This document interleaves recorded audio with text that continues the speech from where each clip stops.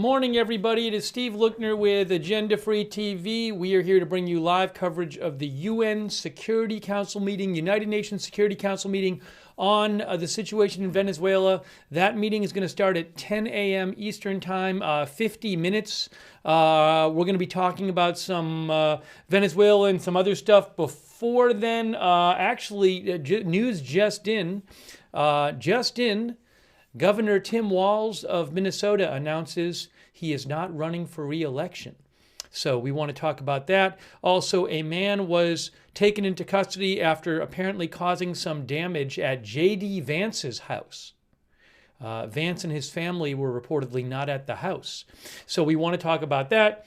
And I know Maduro is making a court appearance this morning, I believe, but that's not going to be televised. I don't believe it's going to be televised because it's in federal court. So the hearing itself won't be televised. But we may have some video regarding that as well.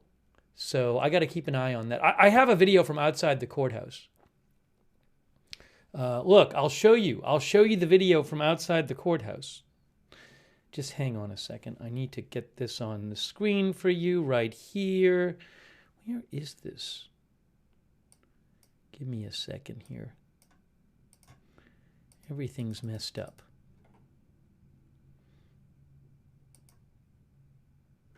Look, this is outside the courthouse in New York. That is the courthouse where Maduro is going to be appearing. So we have that as well. I don't know if we'll see him on that shot, though.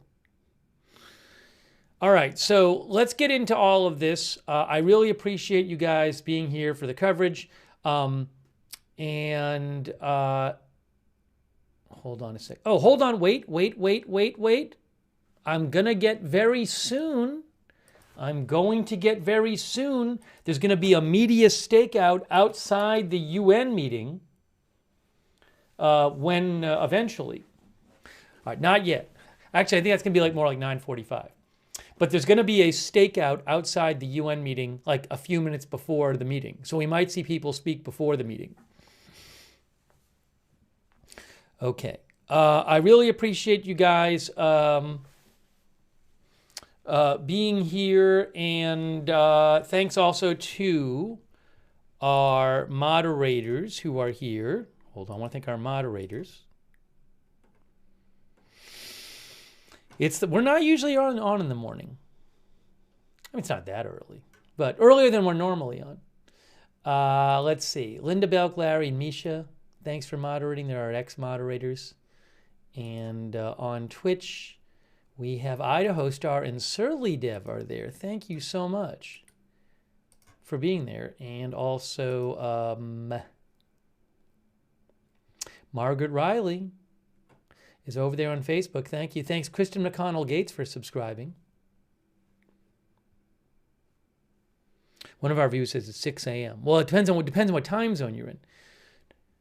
Hey, Carms. I'm on the Eastern time zone. Carms, thanks for moderating over there on YouTube. Okay, let's real quick. I want to just as we were coming on the air, this Tim Walz statement came out. So we reported last night that we were reporting about this on the broadcast last night, that it was anticipated that there were reports that came out in Minnesota last night that Tim Walz was going to announce today that he is out, that he is not running anymore for governor in Minnesota. This comes in the midst of this a lot of attention has been given lately to these fraud scandals in Minnesota. So you can see there's AP. Tim Walz, Democrats' 2024 VP candidate, will not run for a third term as Minnesota governor. Now he might be doing. I heard he might be doing some sort of in-person announcement today, and it's possible that will come during the Security Council hearing. So if he speaks during the Security Council hearing, I may go to his speech for a few minutes depending on what's going on. I mean, but I think I had heard that was supposed to be maybe at noon Eastern time. I don't know, so I'll have to keep an eye on that. The Security Council meeting will be on for a little while. I think it'll be several hours. So, we might cut in as that happens. And hold on a second here.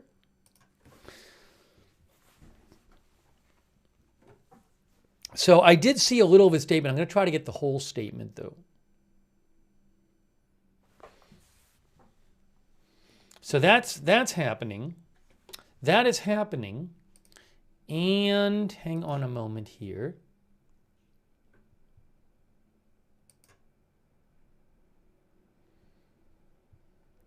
I want to tell you about the guy who was arrested for damaging J.D. Vance's home. We got to talk about that as well. A lot of news this morning.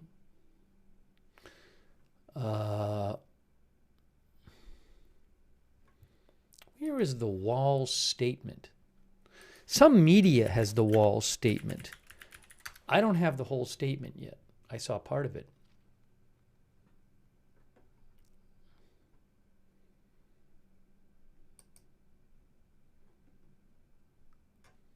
So part of his statement, Tim Walz, who is not running again as governor, part of his statement is, according to Sahil Kapoor, in September I announced I would run for a historic third term as Minnesota's governor, and I have every confidence that if I gave it my all, I would succeed in that effort. But as I reflected on this moment with my family and my team over the holidays, I came to the conclusion that I can't give a political campaign my all. Every minute I spend defending my own political interests would be a minute I can't spend defending the people of Minnesota against the criminals who prey on our generosity and the cynics who prey on our differences. So I have decided to step out of the race and let others worry about the election while I focus on the work. All right, so that's, when I get the whole statement, maybe we can look at more of that.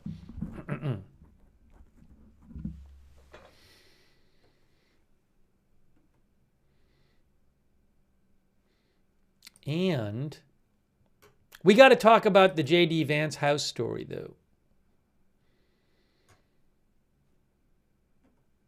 Let me show you that.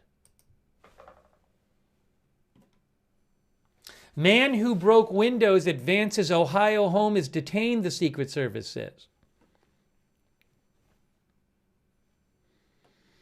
Let me read some more comments here. By the way, our viewer, speaking of the UN meeting, which is coming up, our viewer Jay Quayo says UN defends a dictator while no statements on Iran's struggle. UN was a joke, is a joke, and will always be a joke.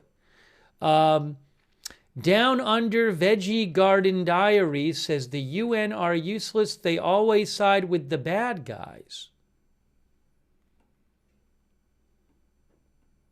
Our viewer Tyler Brock is wondering if Tim Walz will run for president.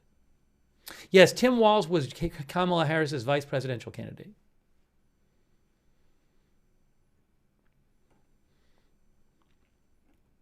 Our viewer Turtle Hands thinks that Minnesota will still have elected Walz. Forza thinks Tim Walz is going to jail. Thanks Jan L. Johnson for watching. Michelle Differenderfer says too much happening. Okay, so again, we're going to be bringing you live coverage of the UN meeting. It starts at 10. Before it starts, in a little bit before it starts, we're going to get some video from outside the meeting. Maybe some of the representatives will speak to the press before the meeting. So we're keeping an eye on that. But let's talk right now about man who broke windows at Vance's Ohio home is detained. AP says a man who broke windows at Vice President J.D. Vance's Ohio home and caused other property damage was detained early Monday, the U.S. Secret Service said. The man was detained shortly after midnight by Secret Service agents assigned to Vance's home east of downtown Cincinnati, said the Secret Service. The man has not been named. The Secret Service heard a loud noise at the home around midnight and found a person who had broken a window with a hammer and was trying to get into the house. According to two law enforcement officials who were not publicly authorized to discuss the investigation, the man had also vandalized a Secret Service vehicle on his way up the home's driveway. It's interesting that he got all the way to the house. The home in the Walnut Hills neighborhood on hills overlooking the city was unoccupied at the time, and Vance and his family were not in Ohio. The Secret Service is coordinating with the Cincinnati Police Department and the U.S. Attorney's Office as charging decisions are reviewed. Walnut City is one of the city's oldest neighborhoods and is home to historic sites, including the Harriet Beecher Stowe House. Confidence in God says not good. Mama 4 says terrible.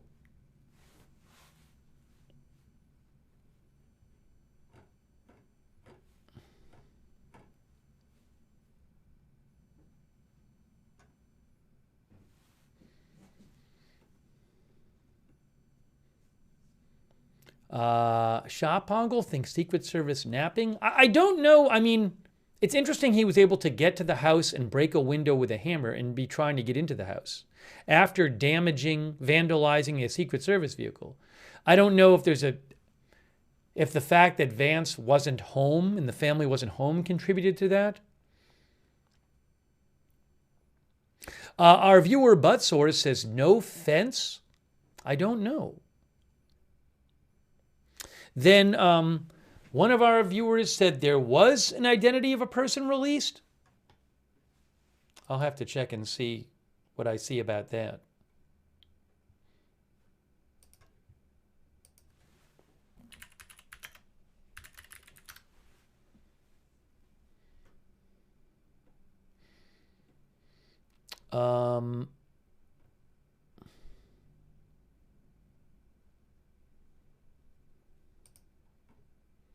All right, I'll keep an eye out. Hold on a second here.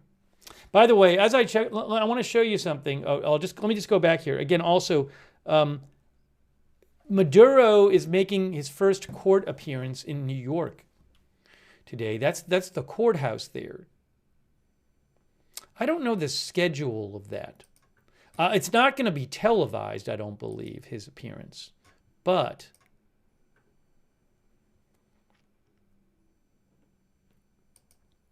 Maduro and his wife are expected to appear at noon before a judge for a brief but required legal proceeding that will likely kick off a prolonged legal fight over whether he can be put on trial in the U.S., says AP. AP says the couple were transported under armed guard early Monday from the Brooklyn jail where they've been detained to a Manhattan courthouse. The trip was swift. A motorcade carrying Maduro left jail around 7:15 a.m. and made its way to a nearby athletic field where Maduro slowly made his way to a waiting helicopter. The chopper flew across New York Harbor and landed at a Manhattan heliport where Maduro, limping, was loaded into an armored vehicle.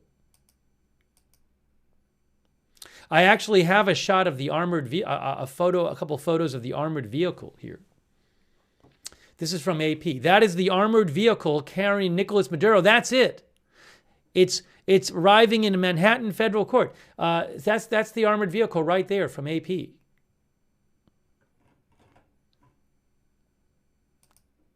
And then here's another picture of the armored vehicle right there.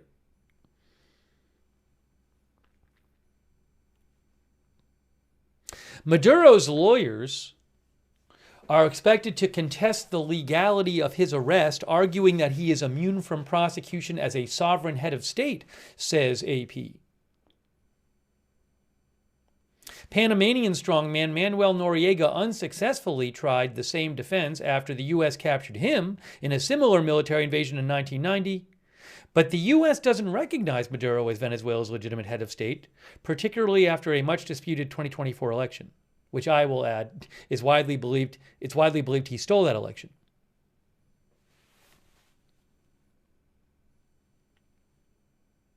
The U.S. seized Maduro and his wife in a military operation Saturday, capturing them in their home on a military base. Trump said the U.S. would run Venezuela temporarily, but Secretary of State Marco Rubio said Sunday it would not govern the country day to day other than enforcing an existing oil quarantine. Trump suggested Sunday he wants to further extend American power further in the Western Hemisphere. Speaking aboard Air Force One, Trump yesterday called Colombia's president, Gustavo Petro, a sick man who likes making cocaine and selling it to the United States, and he's not going to be doing it very long.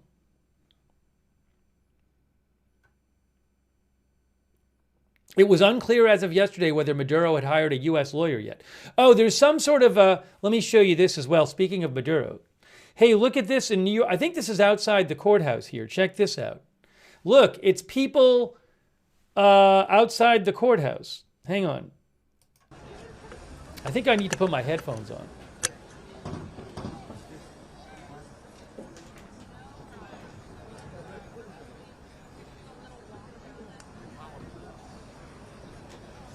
Do this.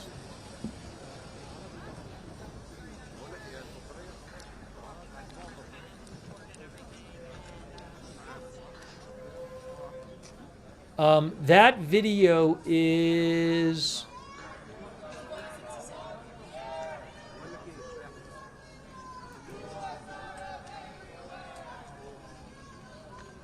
I think this is outside the courthouse here.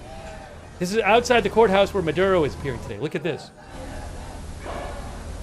The audio isn't great, but... there's a couple of signs that say Free President Maduro and his wife now. Those green signs say Free President Maduro and his wife now.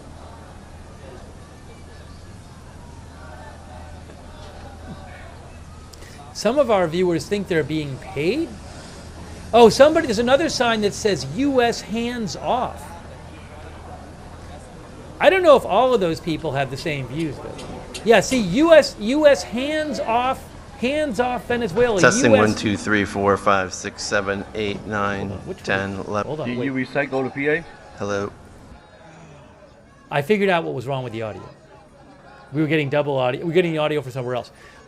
So this appears to be a protest of people in New York that we were just seeing, which was people who were against the U.S. intervention in Venezuela.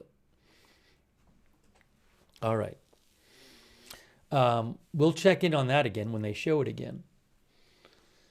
So we're waiting. The UN Security Council meeting, which we are going to show you, starts in about a half an hour. And we should be getting some video there before. Now, Tim Walz is going to speak at noon Eastern time about not running... about me sneezing, about not running for governor again. So what we might do, we might end up showing you the Tim Walz remarks in the middle of the UN Security Council meeting. I might cut in and show you Tim Walz remarks. So we'll see how that all plays out. But that's in a couple hours. What else was I going to do here? Oh, I know what I need to do. Hold on. Give me one moment here. Just give me one moment. Let me just do something real quick here. I need to get something up on the screen here.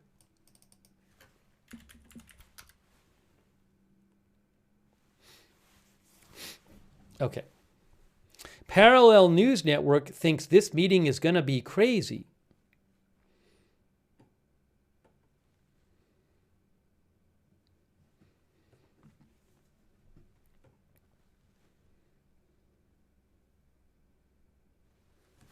Ukrainian spy says crazy how Venezuelans are cheering about Maduro being captured, but Americans who never stepped foot in Venezuela and know nothing about the country are chanting to free him.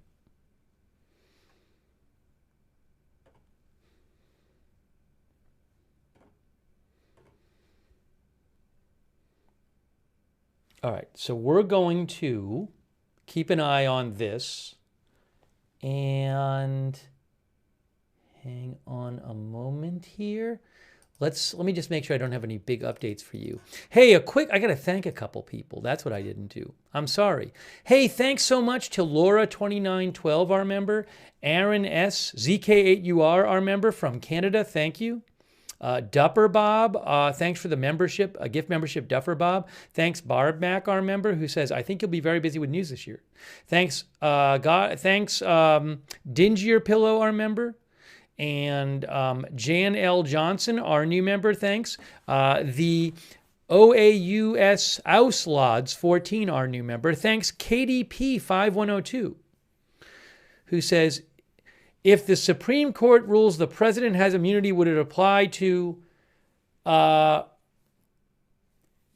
No, the Supreme Court's ruling, was it last year about presidential immunity, was about the United States president. So that would, I don't believe that would apply. Now, maybe I'm wrong, but my understanding is that the Supreme Court ruling last year, that there was a big ruling about presidential immunity. That's about the U.S. president. That's not about another country's president, as far as I know. As far as I know. And I haven't read anything saying it would apply here. But I don't know what his legal team is going to argue. That would be my guess, though. But if it turns out I'm wrong, you can tell me I was wrong. I am not a legal expert. Thank you, Electronic Progression, our new member.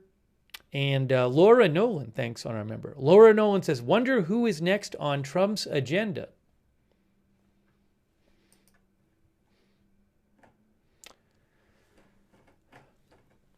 In about 13 minutes, we should get some video from outside the UN meeting before it starts. Irish Sweetness thinks Greenland might be next. President Trump did say yesterday that the U.S. needs Greenland. He repeated, as he said before, he said the U.S. needs Greenland for its national security.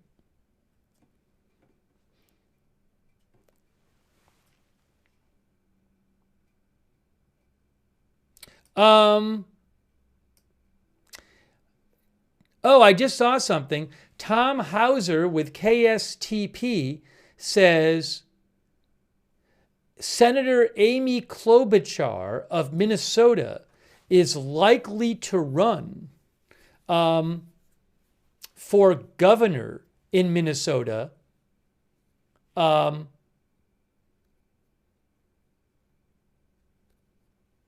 That's what Tom Hauser of KSTP says a source close to Senator Klobuchar says, if Governor Walz decides not to run, which he has decided not to run, she will likely run for governor.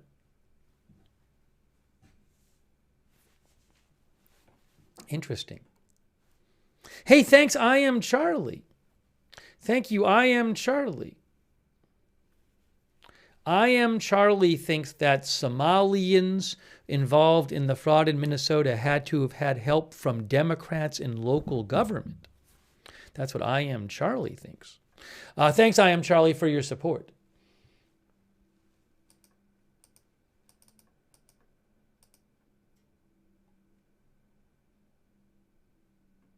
Again, Maduro is going to appear in court at 12, but I don't believe that'll be televised.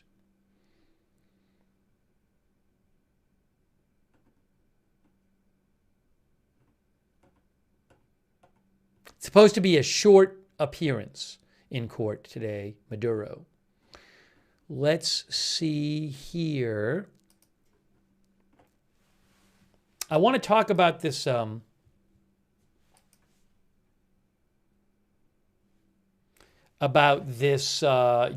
meeting. There's been so much other stuff going on this morning. I haven't even had really time to talk about the UN meeting.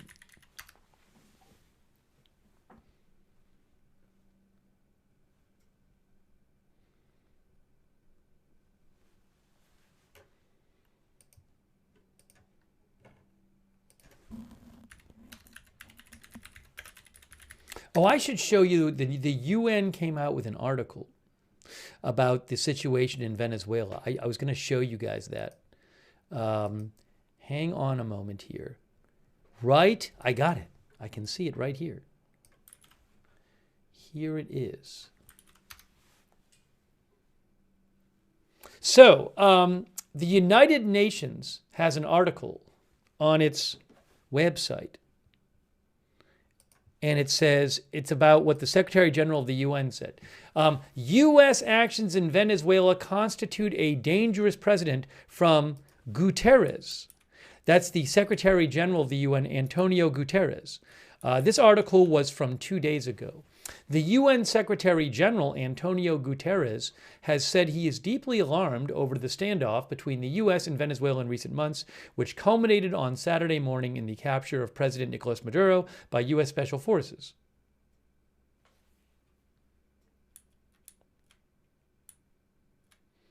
The Secretary General is deeply alarmed by the recent escalation in Venezuela, culminating with today's U.S. military action in the country, which has potential worrying implications for the region, said the Secretary General on Saturday.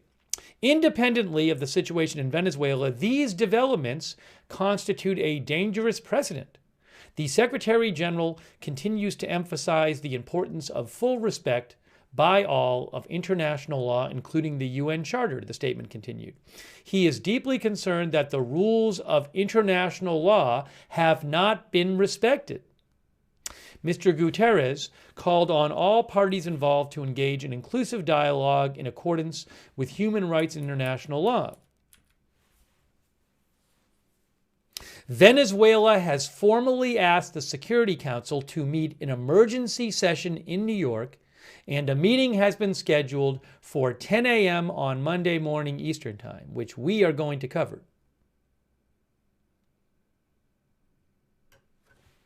Might does not make right, says the UN article. Responding to the crisis, President of the UN General Assembly, Annalena Baerbock, said the guiding framework in the days ahead must be the UN Charter, which is not an optional document. She said Article 2 of the UN Charter clearly stipulates that all member states of the UN, including the US, need to refrain from the threat or use of force against the territory or political independence of any other nation. A peaceful, safe, and just world for everyone is only possible if the rule of law prevails instead of might makes right, she warned. Oh, by the way, let me just go back real quick. Hey, guys, this is the group of protesters outside the courthouse in New York, New York. I think this is from the signs. It looks like protesters who want the U.S. out of Venezuela.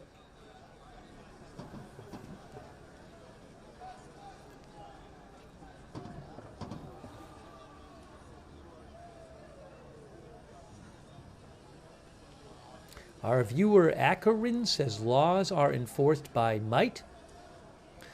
You can see that green signs. One sign says U.S. out of Latin America and Caribbean. One sign says U.S. hands off Venezuela. So this is a protest in New York, New York.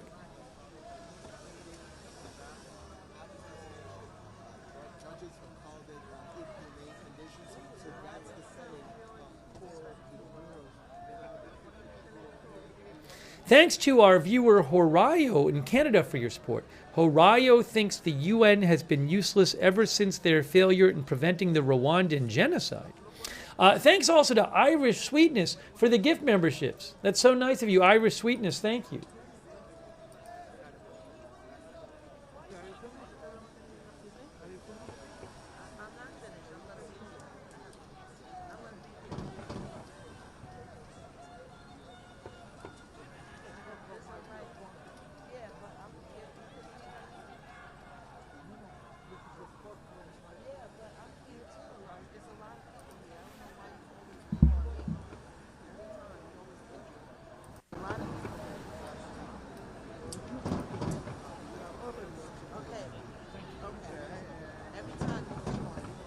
So we're just taking a look at this protest outside the courthouse, I believe, where, oh yes, this is across the street from the courthouse where Maduro will appear today. This is across the street from the courthouse.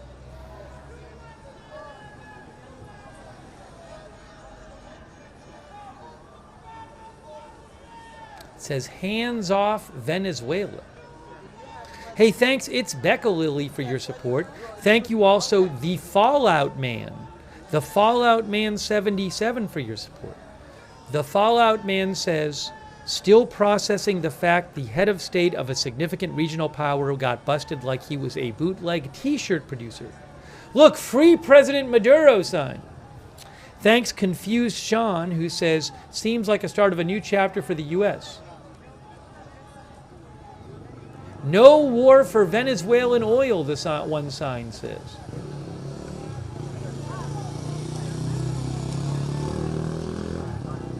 Angelia Bibliophilia says the UN is dead to me.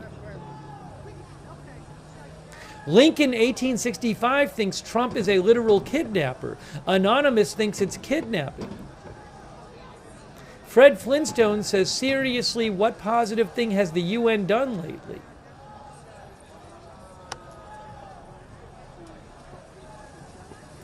This is a live shot outside the courthouse, across the street, where Maduro is appearing today.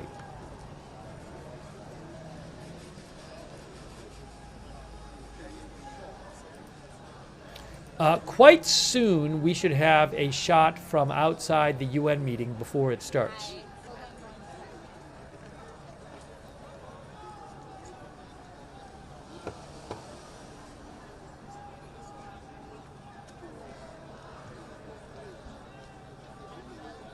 CBS News' Hunter Woodall reports that Senator Amy Klobuchar of Minnesota is considering a run for governor in Minnesota now that Tim Walz says he's not running again. I think it was KSTP, a reporter for them, had said that she would likely run.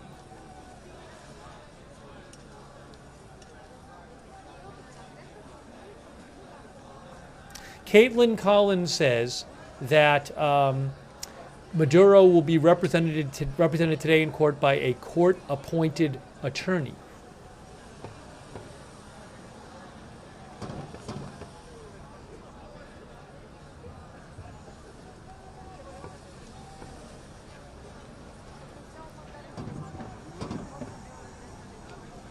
Hey, thanks to Totally Not an ICBM for your support, who says, so it's okay for the Democrats to use it as a talking point in 2020, but when it is acted on, it is wrong.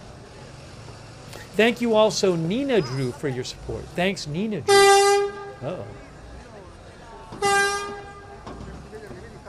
Wow.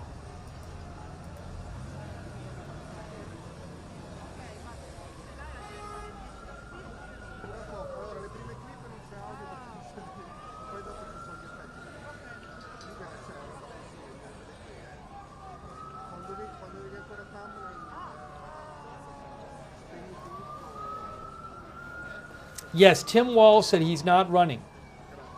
He's going to be speaking at noon Eastern time. We may cut into that later. But I'm showing you this live footage we have right now outside the courthouse where Maduro is appearing.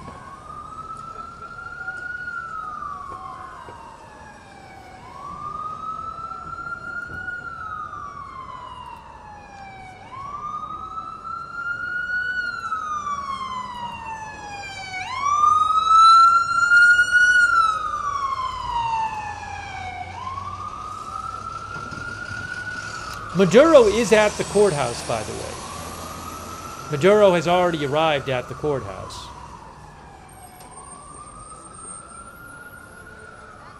Hey, thanks so much to Cool Stuff TF2. That's so nice of you. Cool Stuff says, all the happy and joyous reaction of the Venezuelan people for their dictator being deposed and hope for their country brimming, and the left is calling to release Maduro. They went from no kings to free dictators real quick. That's what Cool Stuff says.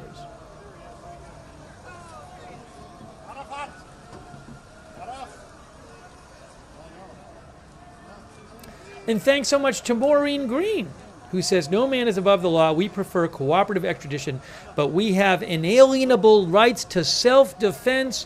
More simply, mess around, find out. Thanks, I am Charlie as well.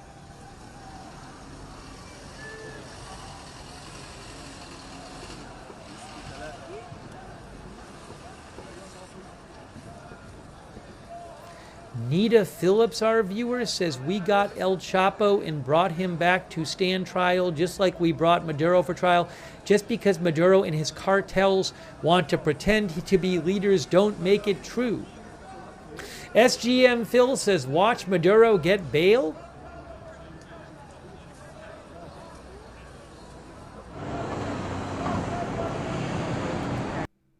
Matthias Joseph Win-Seaman says the vice president of Venezuela is surely their new leader and not USA, right? Well, President Trump says the USA is running things.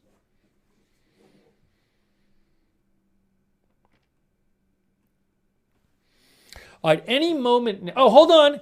Guys, look what we have here. Look what I'm going to switch to. Check it out. Check this out. Oh, this is great. Check this out, guys. It's the UN. Wow, it's outside the meeting at the UN. Maybe somebody will speak beforehand, but that is the United Nations. Right there.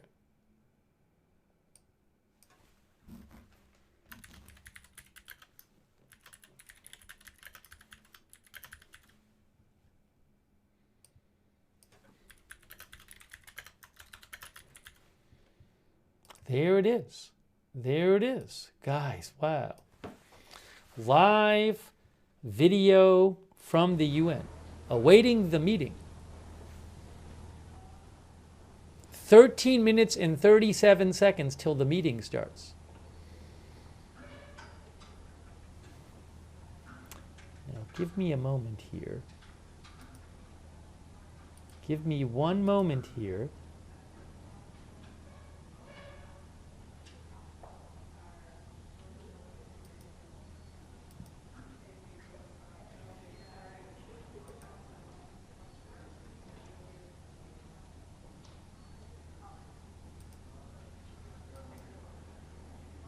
Okay.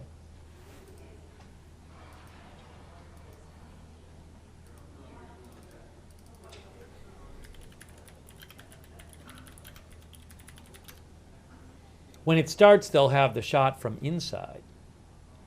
Hang on a moment. What is this? Is this?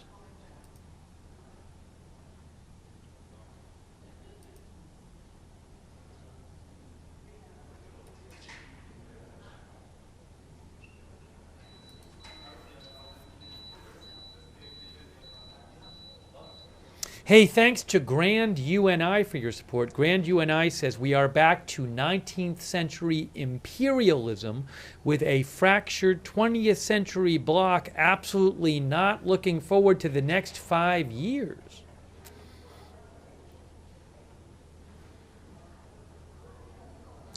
Nita Phillips says, I'm so happy for the people of Venezuela. May they move forward and prosper in every way.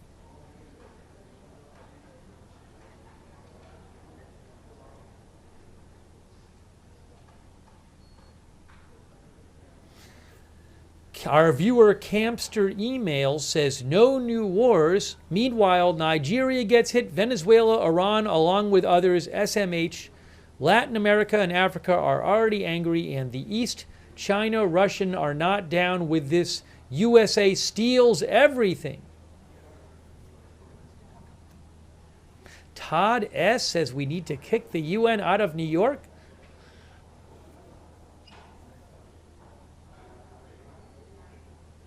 Weasel Man says today would be a great opportunity for the U.S. to pull out of the UN.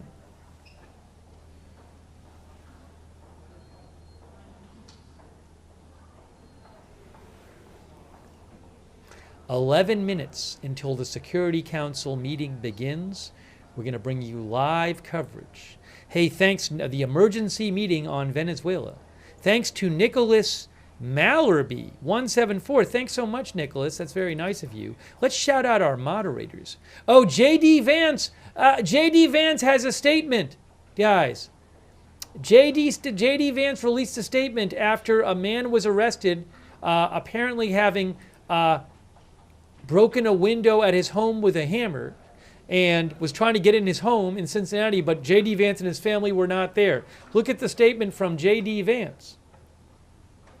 I appreciate everyone's well wishes about the attack at our home. As far as I can tell, a crazy person tried to break in by hammering the windows. I'm grateful to the Secret Service and the Cincinnati police for responding quickly. We weren't even home as we had already returned to D.C. One request to the media: we try to protect our kids as much as possible from the realities of this life of public service.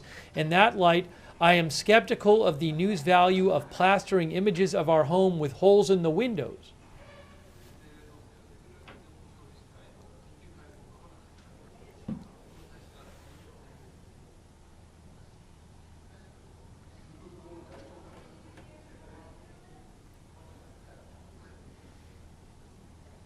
Okay.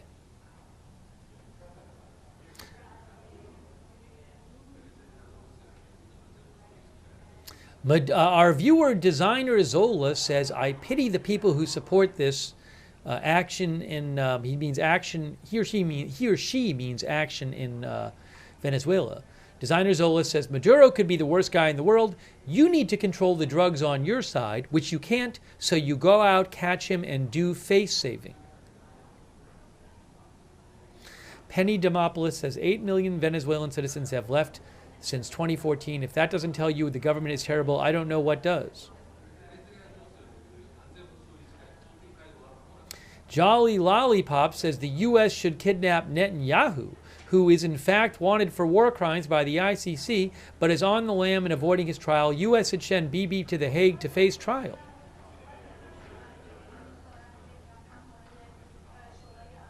Bogan thinks Maduro's crimes are why we need an international court, but the UN doesn't want one. But the US doesn't want one. That's what the Bogan said.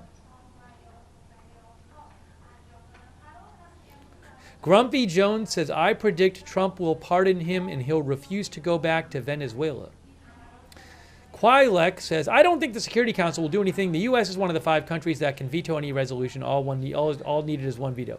Yeah, I think the meeting, the point of the meeting is not going to be that they take some action because of the veto power you talked about, but it'll be a forum for different countries to talk about their views on this.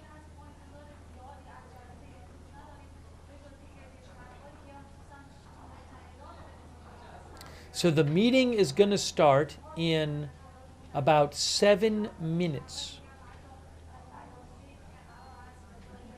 Live coverage coming up.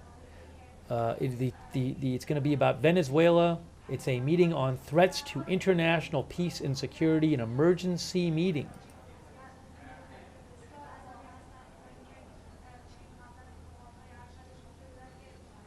There is a microphone in this shot, but nobody has come to speak so far outside the meeting.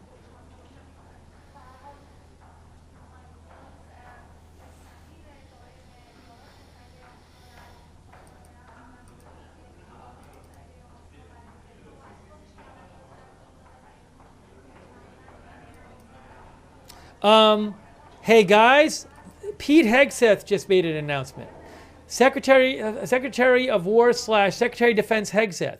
This announcement is about when Mark Kelly and other Congress members I think it was a video where they told soldiers that they didn't have to follow unlawful orders and they shouldn't follow unlawful orders. If I'm remembering that right, something like that. Hegseth just posted 6 weeks ago, Senator Mark Kelly and 5 other members of Congress released a reckless and seditious video that was clearly intended to undermine good order and military discipline. As a retired Navy captain who is still receiving military pension, Captain Kelly knows he is accountable to military justice, and the Department of War and the American people expect justice. Therefore, in response to Senator Mark Kelly's seditious statements and his pattern of reckless conduct, the Department of War is taking administrative action against Captain Mark Kelly. The department has initiated retirement grade determination proceedings, with reduction in his retired grade, resulting in a corresponding reduction in retired pay. To ensure this action, the Secretary of War has also issued a formal letter of censure, which outlines the totality of Captain, for now, Kelly's reckless misconduct. This censure is a necessary process step and will be placed in Captain Kelly's official and permanent military personnel file. Captain Kelly has been provided notice of the basis for this action and has 30 days to submit a response. The retirement grade determination process directed by Secretary Hegseth will be completed within 45 days. Captain Kelly's status as a sitting United States Senator does not exempt him from accountability, and further violations could result in further action. These actions are based on Captain Kelly's public statements from June through December 2025, in which he characterized lawful military operations as illegal and counseled members of the armed forces to refuse lawful orders. This conduct was seditious in nature and violated Articles 133 and 134 of the Uniform Code of Military Justice, to which Captain Kelly remains subject as a retired officer receiving pay. So they are Secretary of War Hegseth says they are lowering Mark Kelly's retired pay and his retired grade, and they say he's a captain for now.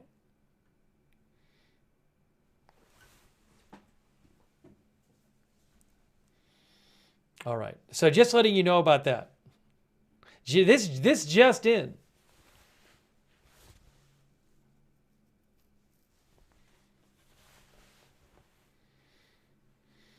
I wonder if I can, we have about 3 minutes till the UN meeting.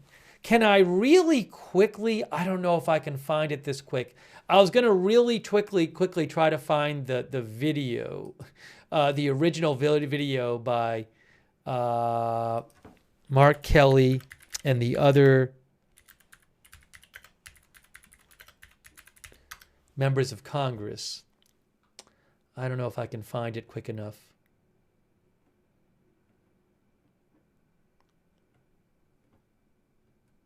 I can find it. I got to find it from the original source though. It's with there's things with like I have to find it from the original source. So I can find the video, but to play it, I got to get the original source. I can't find it right now. I don't think. Anyways, so, well, you can look it up. Look up Mark Kelly illegal orders video or something like that. It's a little off topic, but anyways, I want to let you know about that. That just happened. Here is, oh, you know what I can do? Wait a second.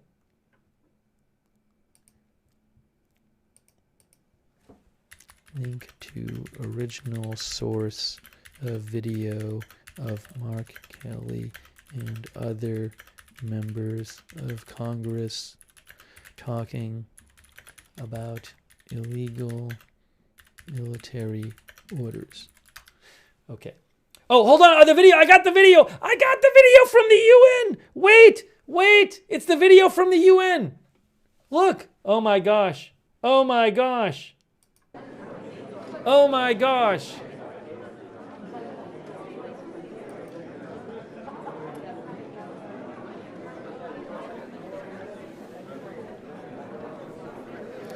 Hey, thank you to Victoria Neeson for your support, and also Chiclete Adams, who I think is from Brazil. Chiclete Adams thinks the U.S. is under a dictatorship and says, do something. Victoria Neeson says, what is it going to take to stop this regime? I think she means Venezuela.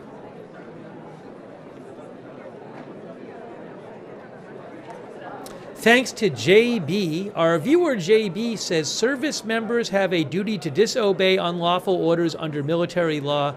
That is this administration's definition of sedition. This is chilling.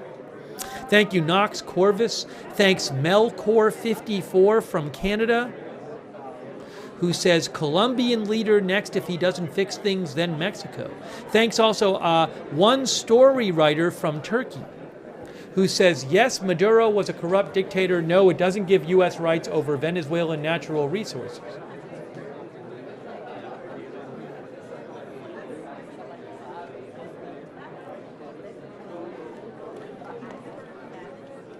Thanks also Tdo417, who says, congratulations to Venezuelans. Venezuela is back with a bright future. Matt Smith thinks the UN is useless nations.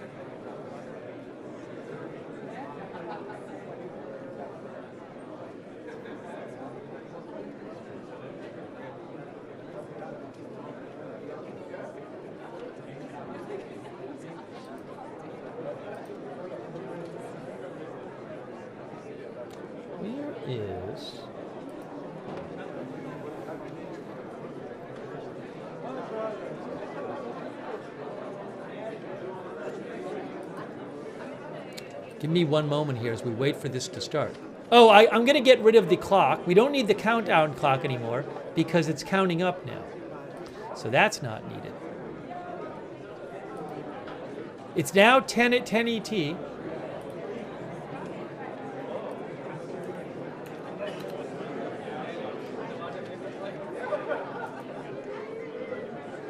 Wow, guys, it's about to happen. We're bringing it to you live here.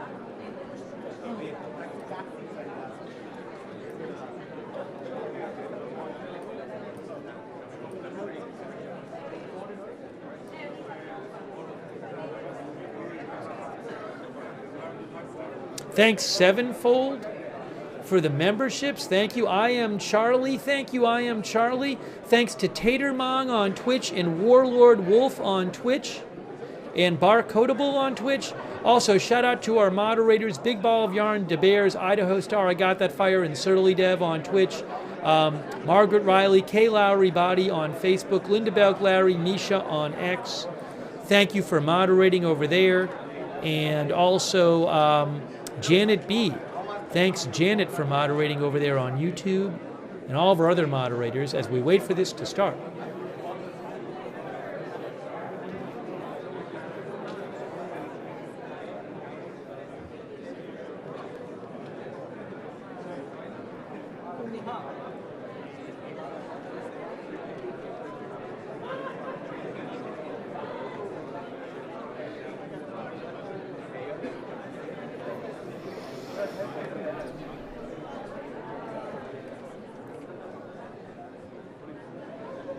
Catastrophe says, I've got my bingo card ready.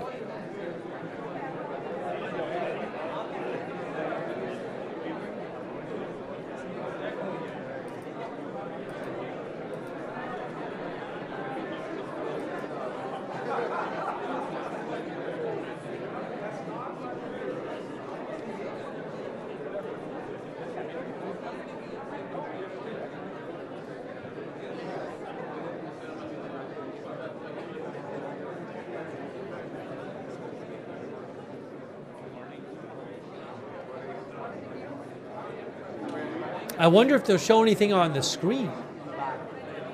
See the screen there. Hang on a moment.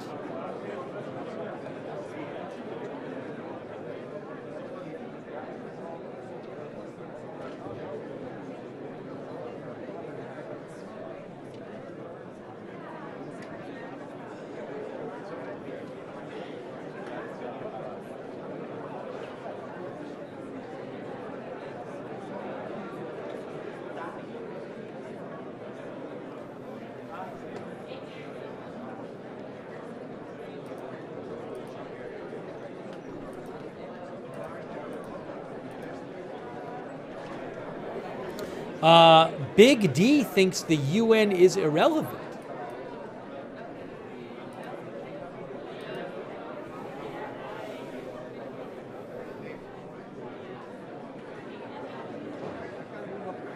Weasel Man says, are any countries going to speak in support of the U.S. or is everyone just going to smack talk about real results?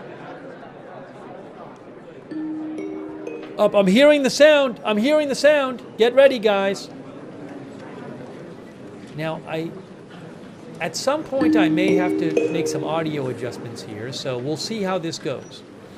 The meeting is starting. Ding, ding, ding.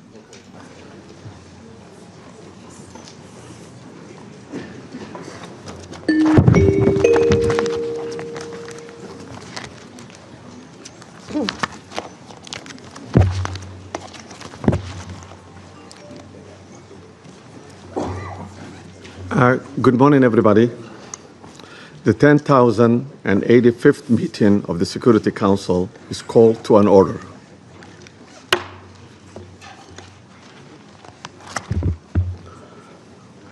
As this is the first formal meeting of the Security Council this year, I should like to extend my warm wishes on the new year to all members of the Security Council, the United Nations, and the Secretariat. In presiding over this first formal meeting of the Council in 2026, I'm happy to welcome the new members, Bahrain, Colombia, Democratic Republic of Congo, Latvia, and Liberia. We look forward to their participation in the work of the Council. Their experience and wisdom will be invaluable assistance in the discharge of the Council's responsibility. I shall also take this opportunity to express the Council's gratitude to the outgoing members, namely Algeria, Guyana, Republic of Korea, Sierra Leone, and Slovenia, for their important contributions to the work of the Council during their terms. I shall also like to take this opportunity to pay tribute on behalf of the Council to His Excellency, Mr. Samuel Zobogar, a permanent representative of Slovenia, for his service as the President of the Council for the month of December. I'm sure I speak for all members of the Council in expressing deep appreciation to Ambassador Zobogar and his team for this great diplomatic skill with which they conducted the Council's business last month. The provisional agenda of this meeting is the threat to international peace and security. The agenda is adopted. In accordance with Rule 37 of the Council's Provisional Rules of Procedure, I invite the representatives of Argentina, Brazil, Chile, Cuba, Eritrea, Islamic Republic of Iran, Mexico, Nicaragua, Paraguay, South Africa, Spain, Trinidad and Tobago, Uganda, and the Bolivarian Republic of Venezuela to participate in this meeting. It's so decided. In accordance with Rule 39 of the Council's Provisional Rules of the Procedure, I invite the following briefers to participate in this meeting. Ms. Rosemary DiCarlo, the Undersecretary General for the Political and Peace-Building Affairs. Mr. Jeffrey Sachs, President of UN Sustainable Development Solutions Network and Director of Center for Sustainable Development at Columbia University, and Ms. Mercedes de Freitas, Founder and Executive Director of Transparencia Venezuela. It's so decided. Security Council will now begin its consideration for item 2 of the agenda. I now give the floor to Ms. Rosemary DiCarlo. Thank you, Mr. President. Today, I'm going to deliver a statement from Secretary General Antonio Guterres, who was not able to be here this morning. Mr. President, members of the Security Council, we meet at a grave time following the 3 January United States military action in the Bolivarian Republic of Venezuela. The broad outlines of the events of Saturday have been widely reported. Early that day, U.S. forces were active across Caracas and in the northern states of Miranda, Aragua, and La Guaira. The extent of casualties resulting from these actions remains undetermined. In a statement on social media on Saturday, President Donald Trump announced the conduct of a, I quote, large-scale strike against Venezuela and its leader, President Nicolás Maduro, end quote. During a press conference on Saturday, President Trump stated, and I quote again, "We are going to run the country until such time that we can do a safe, proper, and judicious transition," end quote. The government of Venezuela has characterized the United States' action as a military aggression carried out in civilian and military areas and as a flagrant violation of the Charter, posing a threat to international and regional peace and security.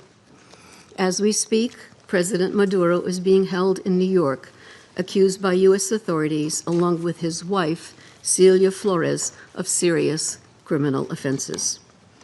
What is less certain is the immediate future of Venezuela.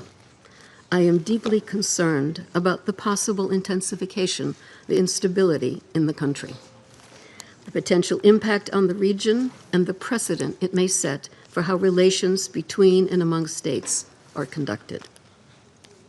Mr. President, the situation in Venezuela has been a matter of regional and international concern for many years now.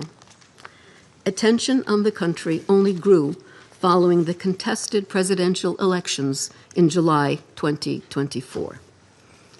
The panel of electoral experts I appointed at the Venezuelan government's request to accompany the elections highlighted serious issues. We have consistently called for the full transparency and the complete publication of the results of the elections. As reported to the Council on 23 December, the Office of the High Commissioner for Human Rights has cataloged serious violations. On 3 January, Venezuelan interim President Delcy Rodriguez invoked an emergency decree throughout the national territory, extending additional security powers to the government. Mr. President, the latest developments follow a period of heightened tensions beginning in mid-August, as discussed in this Council on 2 previous occasions. I have consistently stressed the imperative of full respect by all for international law, including the Charter of the United Nations, which provides the foundation for the maintenance of international peace and security. I remain deeply concerned that rules of international law have not been respected with regard to the 3 January military action. The Charter enshrines the prohibition of the threat or use of force against the territorial integrity or political independence of any state. The maintenance of international peace and security depends on the continued commitment of all member states to adhere to all the provisions of the Charter. Mr. President, Venezuela has experienced decades of internal instability and social and economic turmoil. Democracy has been undermined. Millions of its people have fled the country. The situation is critical, but it is still possible to prevent a wider and more destructive conflagration. I call on all Venezuelan actors to engage in an inclusive, democratic dialogue in which all sectors of society can determine their future. This entails the full respect of human rights, the rule of law, and the sovereign will of the Venezuelan people. I also urge Venezuela's neighbors and the international community more broadly to act in a spirit of solidarity and in adherence to the principles, laws, and rules erected to promote peaceful coexistence. I welcome and am ready to support all efforts aimed at assisting Venezuelans in finding a peaceful way forward.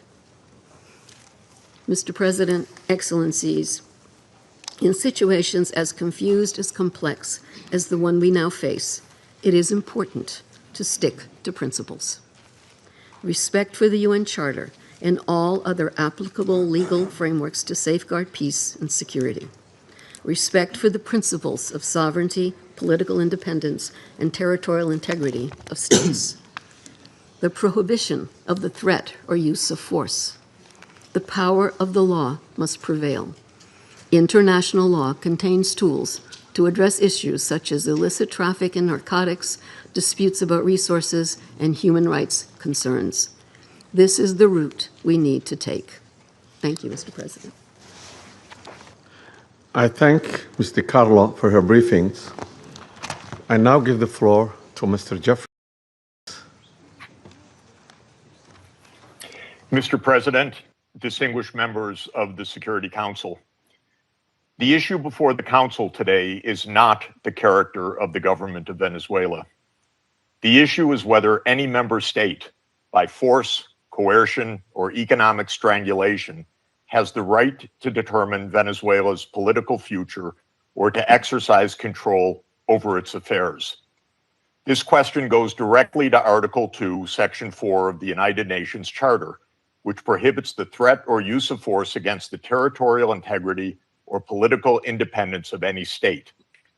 The Council must decide whether that prohibition is to be upheld or abandoned. Abandoning it would carry consequences of the gravest kind. Let me offer some background. Since 1947, the United States foreign policy has repeatedly employed force, covert action, and political manipulation to bring about regime change in other countries. This is a matter of carefully documented historical record.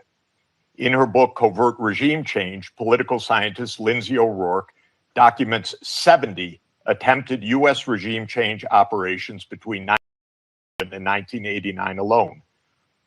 These practices did not end with the Cold War.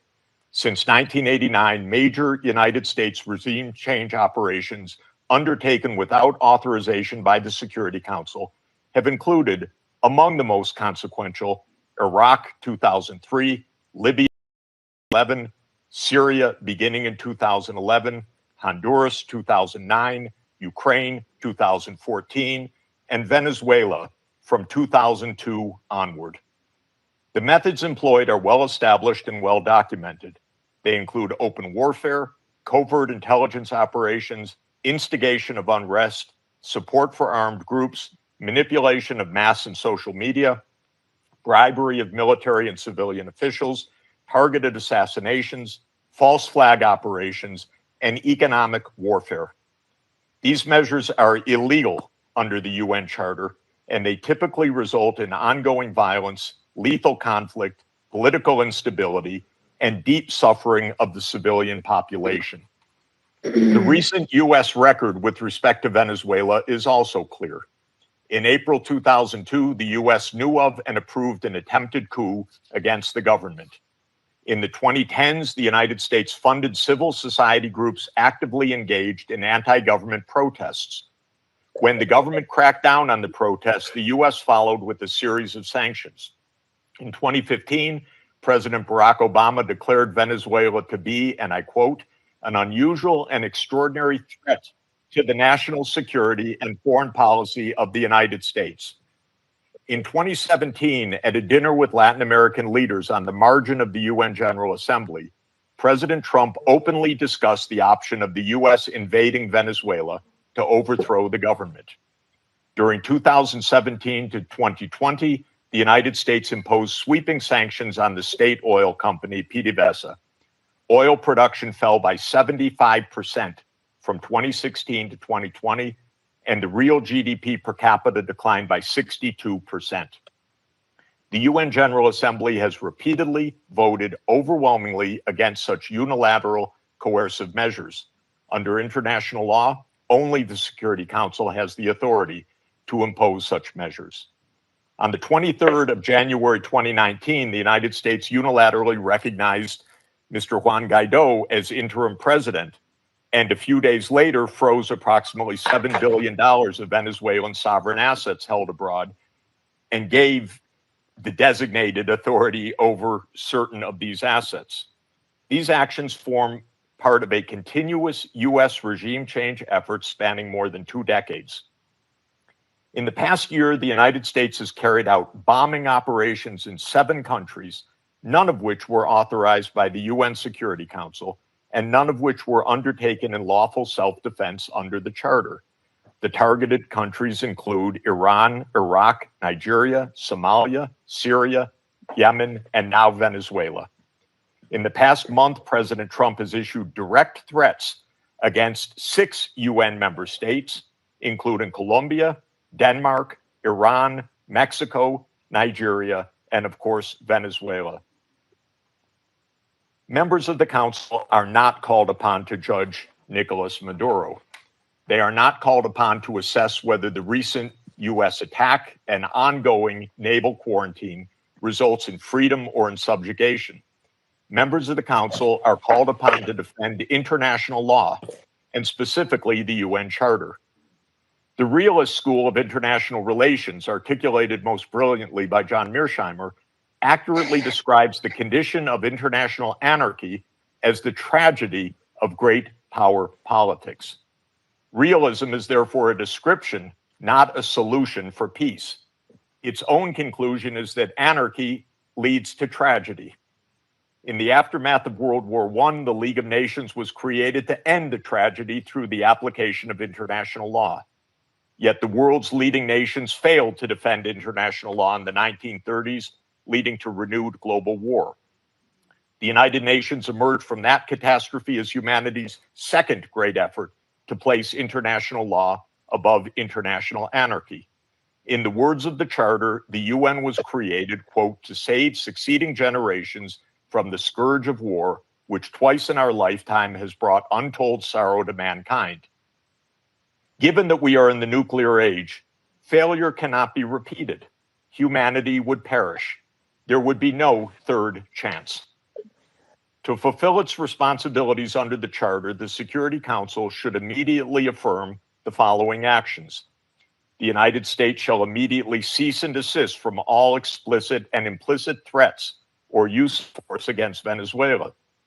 The United States shall terminate its naval quarantine and all related coercive military measures undertaken in the absence of authorization by the UN Security Council.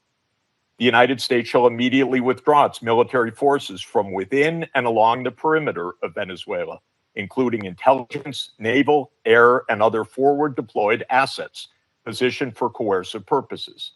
Venezuela shall adhere to the UN Charter and to the human rights protected in the Universal Declaration of Human Rights.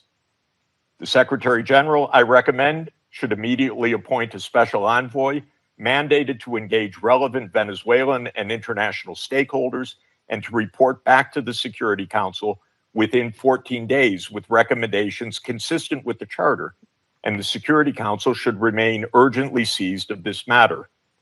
All member states should refrain from unilateral threats, coercive measures, or armed actions undertaken outside the authority of the UN Security Council.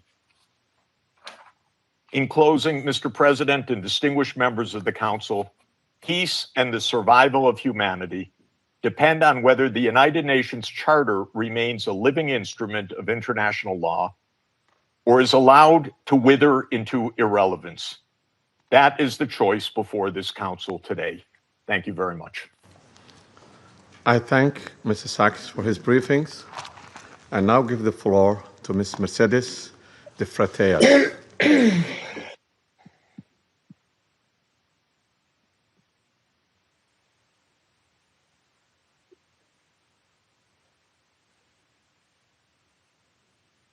We're waiting for her to speak. One moment. One moment. She's on the monitor, but she's not speaking. I wonder if she can't hear them. You can My see her on apology. the monitor. I now give the floor to Ms. Mercedes de Freitas. I don't know if she Good can't. morning. I speak in Spanish. All right, give me one moment. Good morning, ambassadors, representatives of states and governments. Thank you very much for giving me this opportunity to speak. Can you hear me?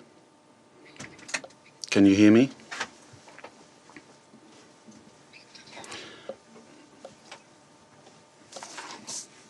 Good morning.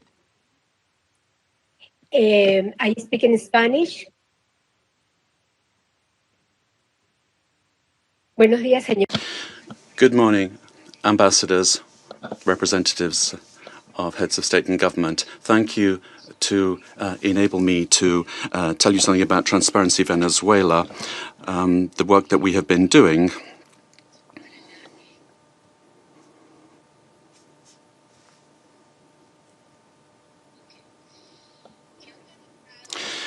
We have organized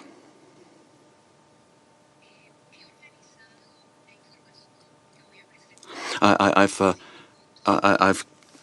organized some information I'm going to put forward to you in 5 points.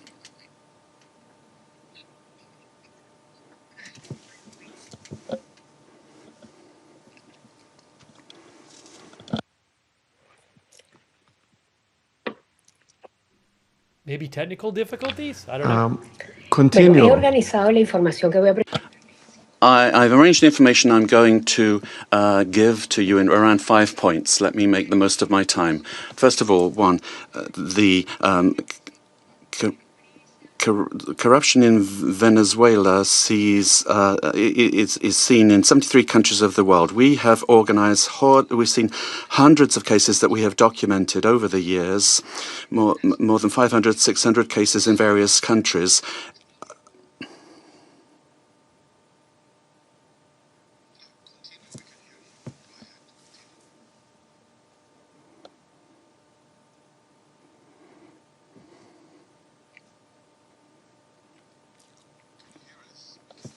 Can you hear us?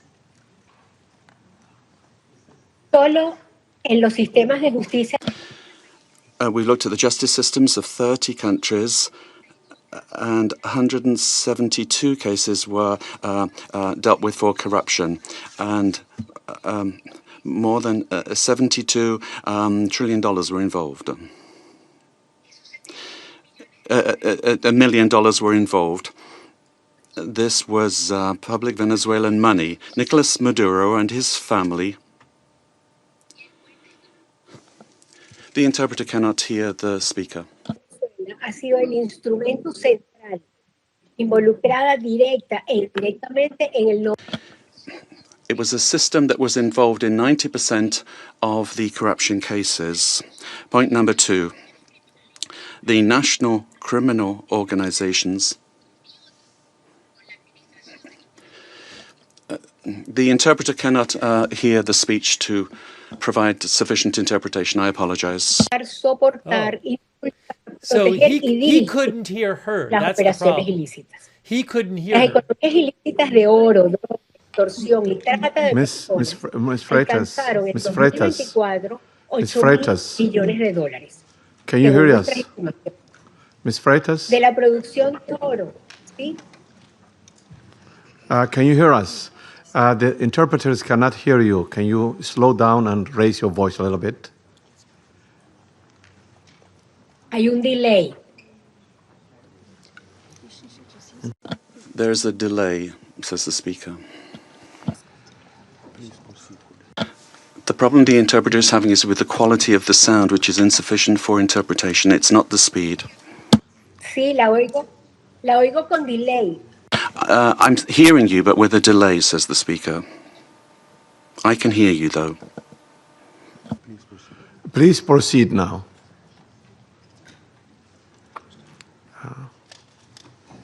Okay, perfecto. Very well.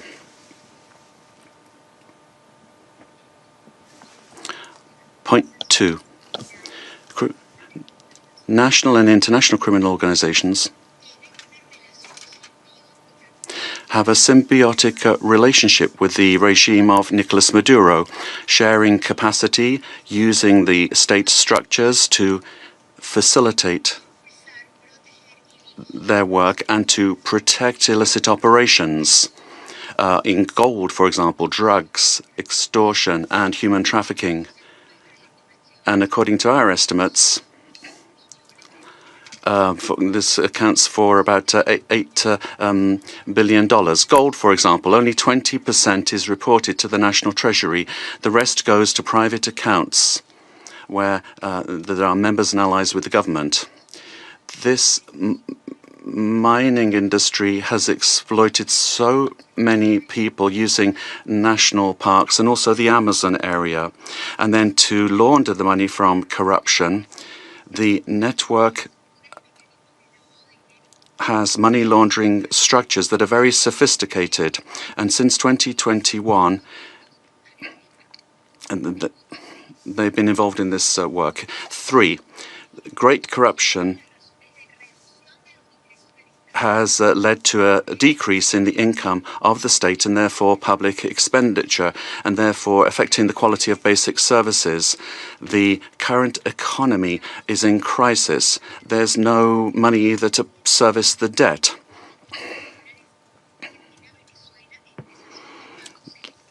And Venezuela has been in technical default since 2017.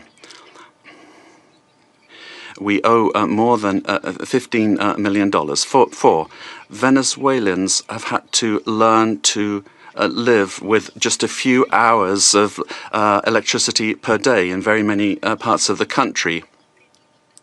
And we've learned to protect ourselves from daily extortion from the armed Colombian group, organized crime groups, but also elements of the state.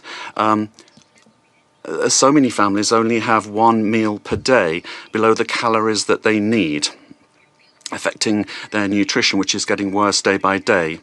Humanitarian programs are not sufficient.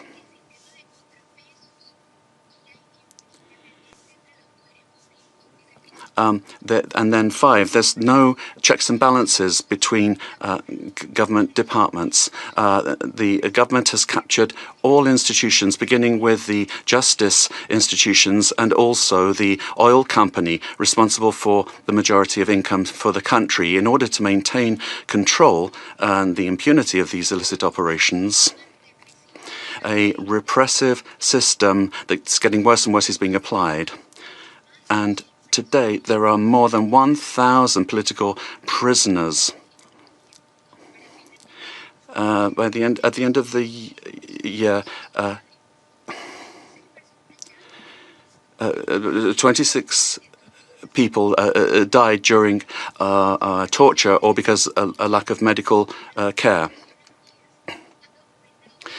United Nations has documented many of these cases.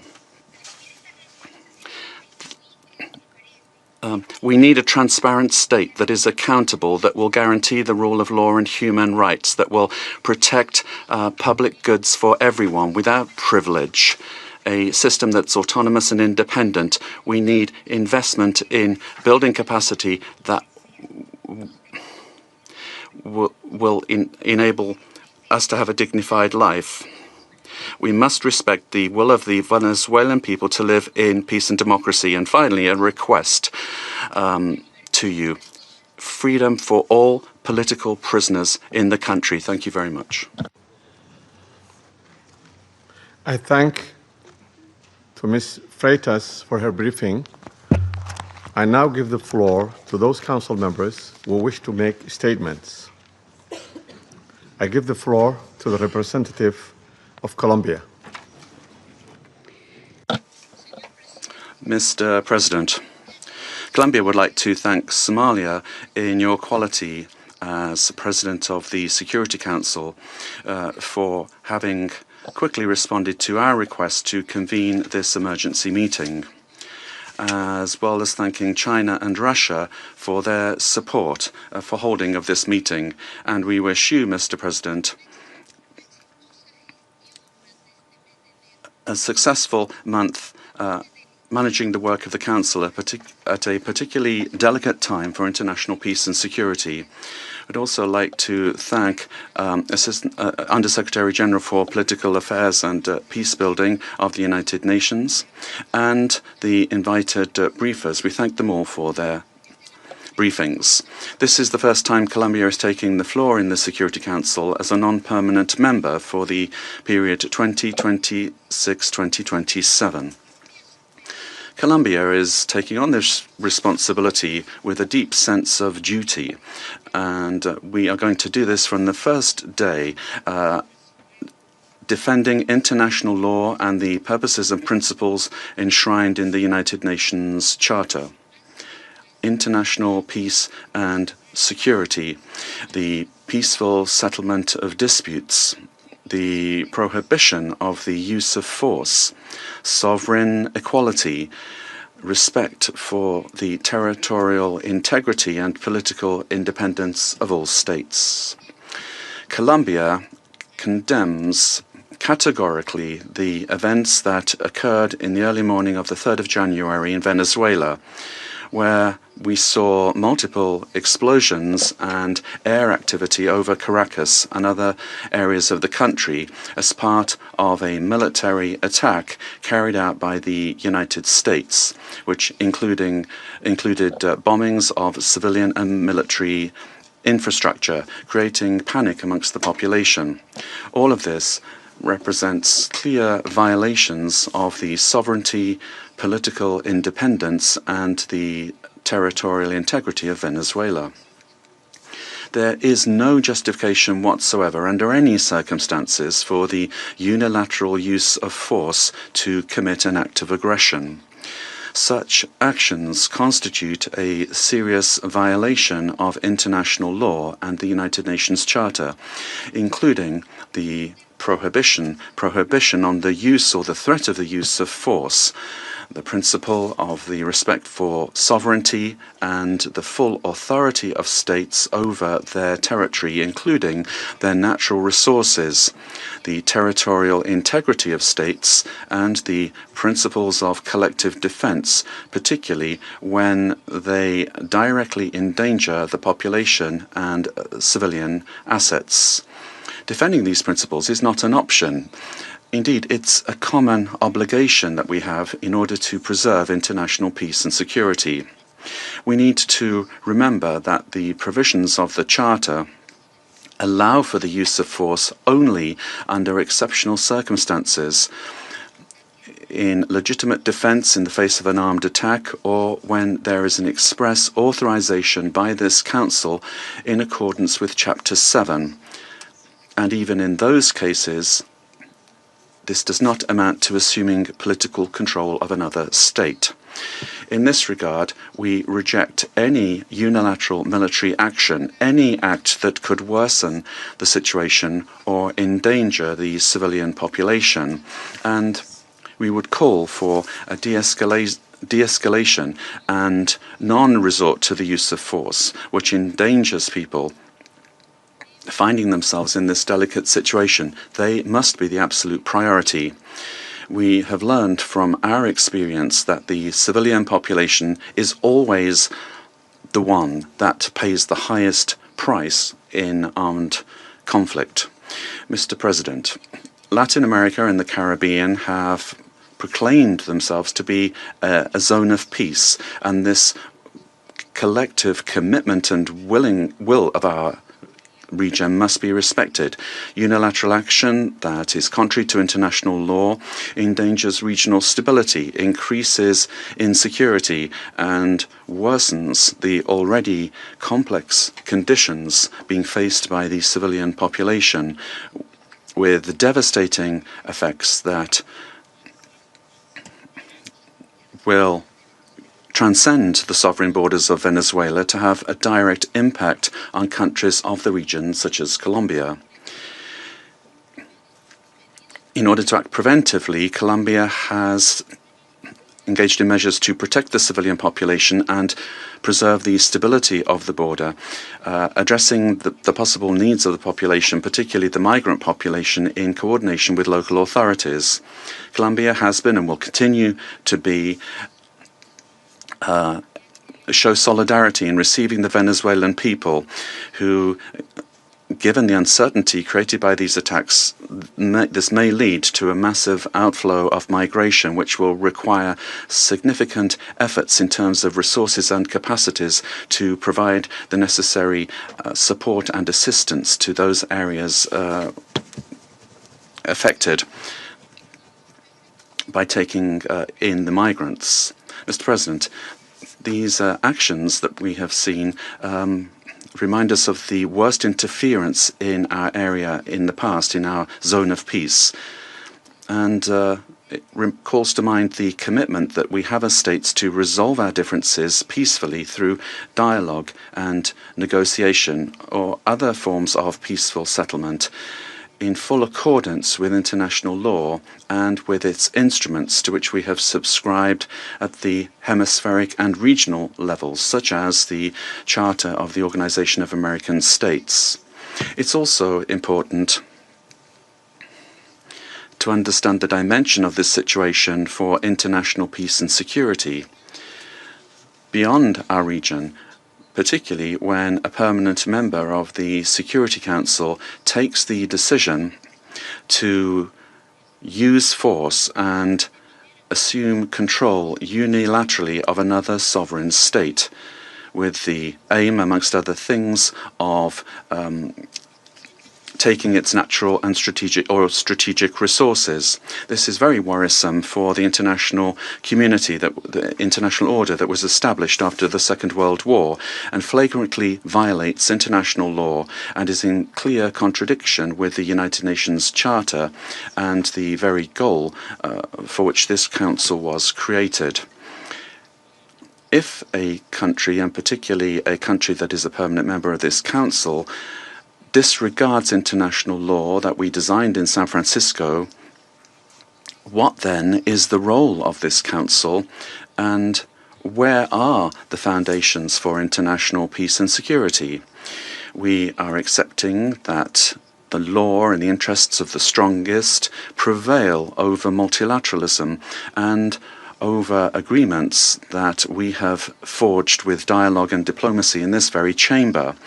Democracy cannot be promoted or defended through violence or coercion, and it cannot be superseded either by economic interests. Democracy can only be built and sustained through respect for the will of peoples, the reaffirmation of the rule of law, through political dialogue and peaceful and inclusive processes.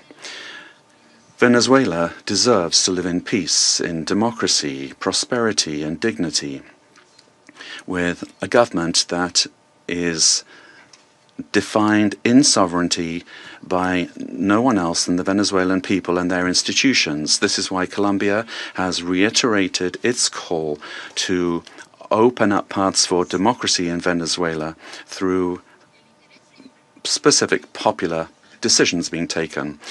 The importance of preserving peace, respect for international law, and the protection of life and human rights must prevail over anything else. Colombia reaffirms its conviction that working tirelessly under these principles in our new role as a non-permanent member of the Security Council is what we plan to do, and we make ourselves available, our good offices available for a diplomatic way out of the current crisis in this brotherly country.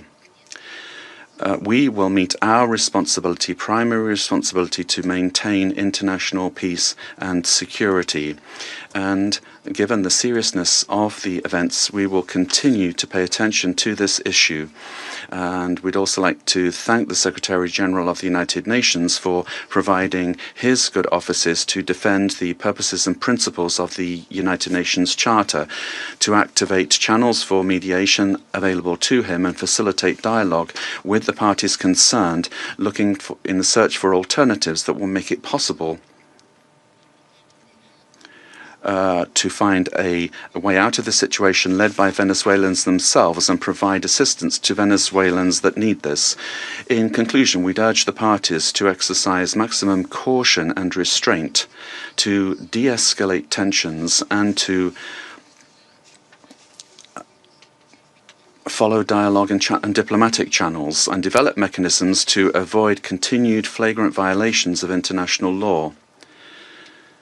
This will require the help of the United Nations and of regional organizations. Thank you very much, Mr. President.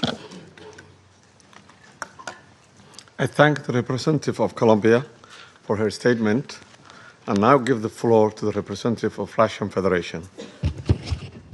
Mr. President, first and foremost, we wish to congratulate you on your accession to the presidency of the Security Council. And second, we wish to welcome the newly elected members of the Security Council. The beginning of this new year shocked all of those throughout the world who cherish the hope that respect for international law and non-intervention in domestic affairs of other states, as well as a reliance upon diplomacy and seeking of compromise, became key principles in the work of the new U.S. administration.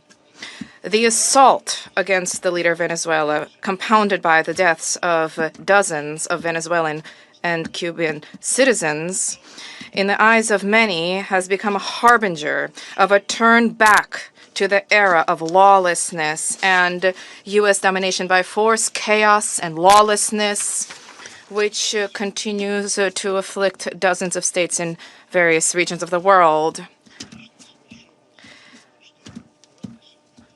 There is no and can be no justification for the crimes cynically perpetrated by the United States in Caracas.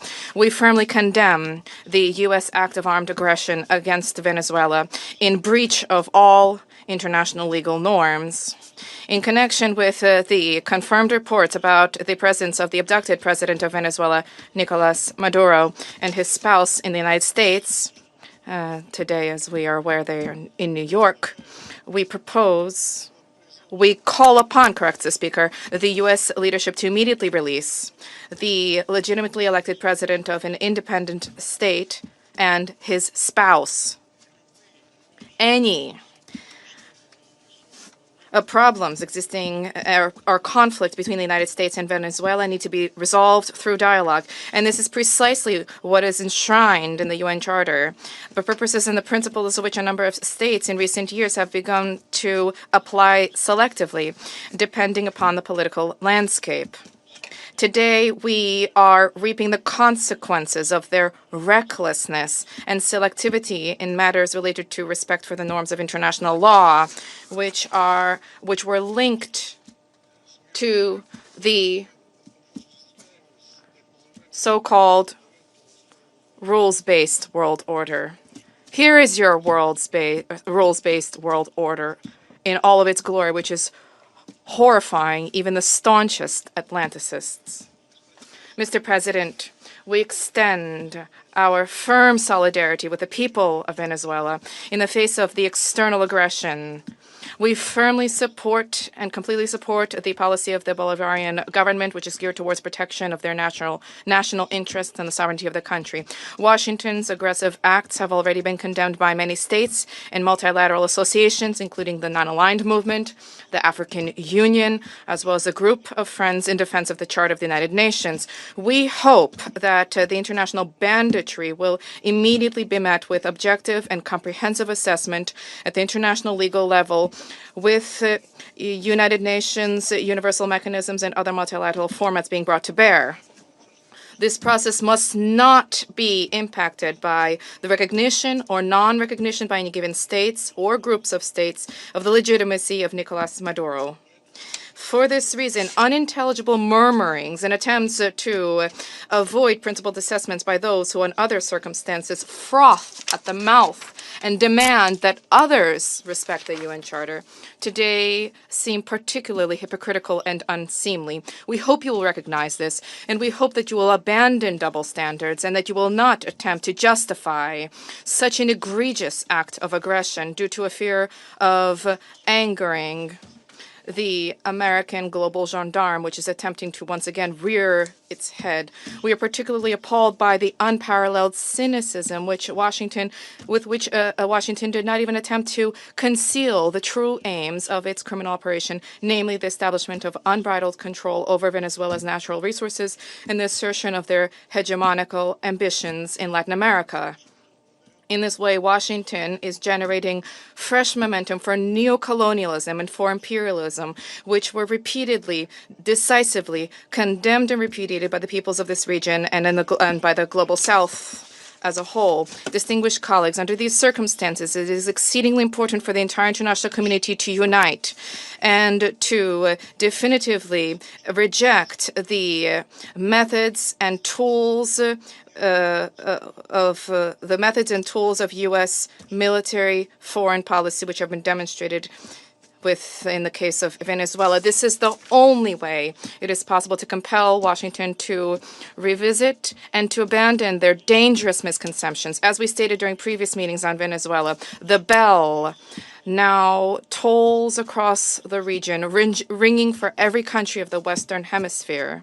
The bell is ringing for all UN member states and for the future of the organization itself. Failing to hear this call today is tantamount to projecting cowardice and a lack of principle, essentially blessing ongoing encroachments of international law and rejecting civilized international conduct as a whole. We cannot allow the United States to proclaim itself as some kind of a supreme judge, which alone bears the right to invade any country, to label culprits, to hand down and to enforce punishments, irrespective of notions of international law, sovereignty, and non-intervention.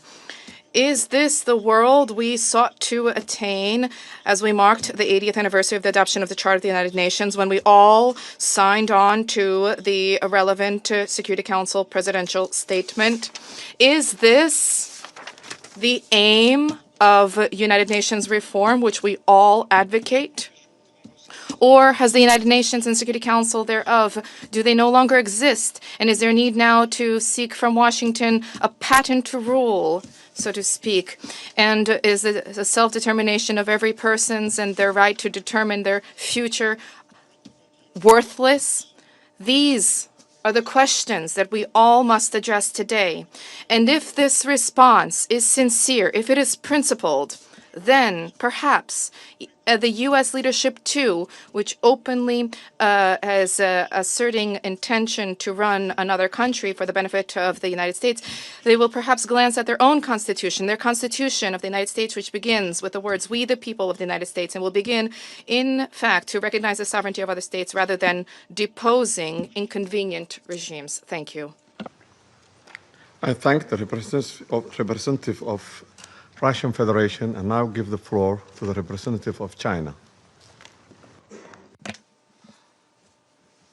President, China supports the Security Council holding an emergency meeting regarding the United States military strikes on Venezuela. And thanks USG DiCarlo for reading out the briefing of the Secretary General Guterres. I have listened carefully to the statements of the briefers, and we welcome to this meeting the permanent representative of Venezuela and representatives of other countries.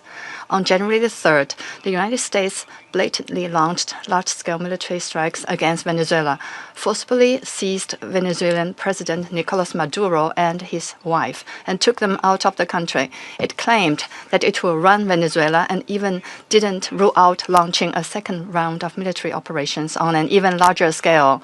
China is deeply shocked by and strongly condemns the unilateral, illegal, and bullying acts of the U.S. For some time now, the international community has repeatedly expressed grave concern over the U.S. sanctions, blockade, and threats of force against Venezuela. The Council convened 2 emergency meetings, during which Secretary General Guterres, many Council members, and countries in the region and beyond unanimously called for abiding by the UN Charter and the international law, maintaining calm and restraint, resolving disputes peacefully, de-escalating tensions, and safeguarding regional stability. However, as a permanent member of the Council, the U.S. has disregarded the grave concerns of the international community, wantonly trampled upon Venezuela's sovereignty, security, and legitimate rights and interests, and seriously violated the principles of sovereign equality, non-interference in internal affairs, peaceful settlement of international disputes, and the prohibition of the use of force in international relations. These principles constitute the fundamental tenets of the UN Charter and form the cornerstone of maintaining international peace and security. The U.S. has placed its own power above multilateralism and military action above diplomatic efforts posing a grave threat to peace and security in Latin America and the Caribbean, and indeed internationally.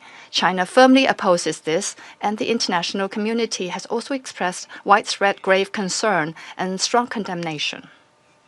We urge the U.S. to heed the overwhelming voice of the international community, abide by international law and the purposes and principles of the UN Charter, cease infringing upon the sovereignty and security of other countries, stop toppling the government of Venezuela, and return to the path of political solutions through dialogue and negotiations.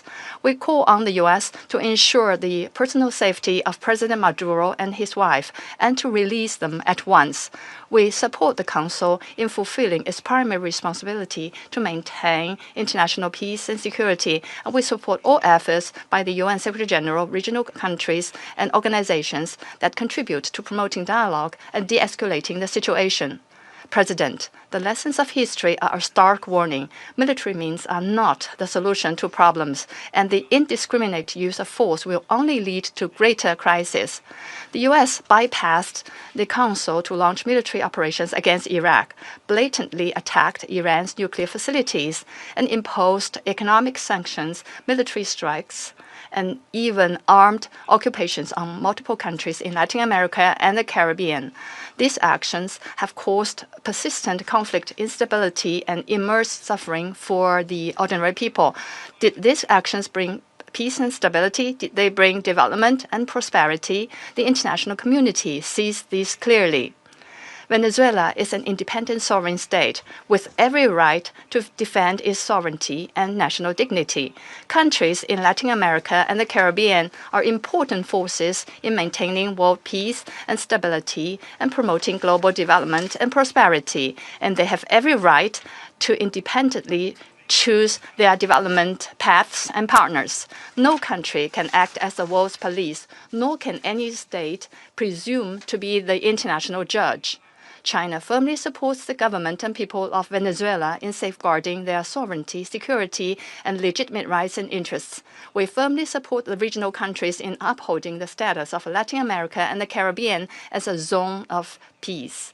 We demand that the United States change its course, cease its bullying and coercive practices, and develop relations and cooperation with regional countries on the basis of mutual respect, equality, and non-interference in international affairs. China stands ready to work with the regional countries and the international community to strengthen solidarity and cooperation, uphold fairness and justice, and jointly safeguard peace and stability in Latin America and the Caribbean. I thank you, President. I thank the representative of China for the statement, and now give the floor to the representative of Liberia. Thank you, Mr. President. I have the honor to deliver this statement on behalf of the A3 members, namely the Democratic Republic of Congo, Somalia, and my own country, Liberia. We thank the presidency for promptly convening this important meeting. We congratulate Somalia on assuming the presidency of the Security Council this month and warmly welcome all new members. The A3 appreciates USG DiCarlo's comprehensive briefing and listened carefully to the remarks offered by civil society representatives. We also welcome the representative of Venezuela and the representatives of the region to this meeting. Mr. President, the A3 aligns itself with the recent communique of the African Union on the situation in the Bolivarian Republic of Venezuela and continues to monitor developments there with deep concerns. In particular, we note reports regarding the detention of President Nicolás Maduro and his wife and incidents involving Venezuelan institutions. Such developments present serious challenges not only to Venezuela's internal stability, but also underscore the imperative to safeguard the broader peace and security of the region. The A3 remains steadfast in its commitment to the fundamental principles of international law, including the full respect for the sovereignty and territorial integrity of states as enshrined in the Charter of the United Nations in the interest of regional stability and international peace. We believe these are essential foundations for international cooperation and peaceful coexistence.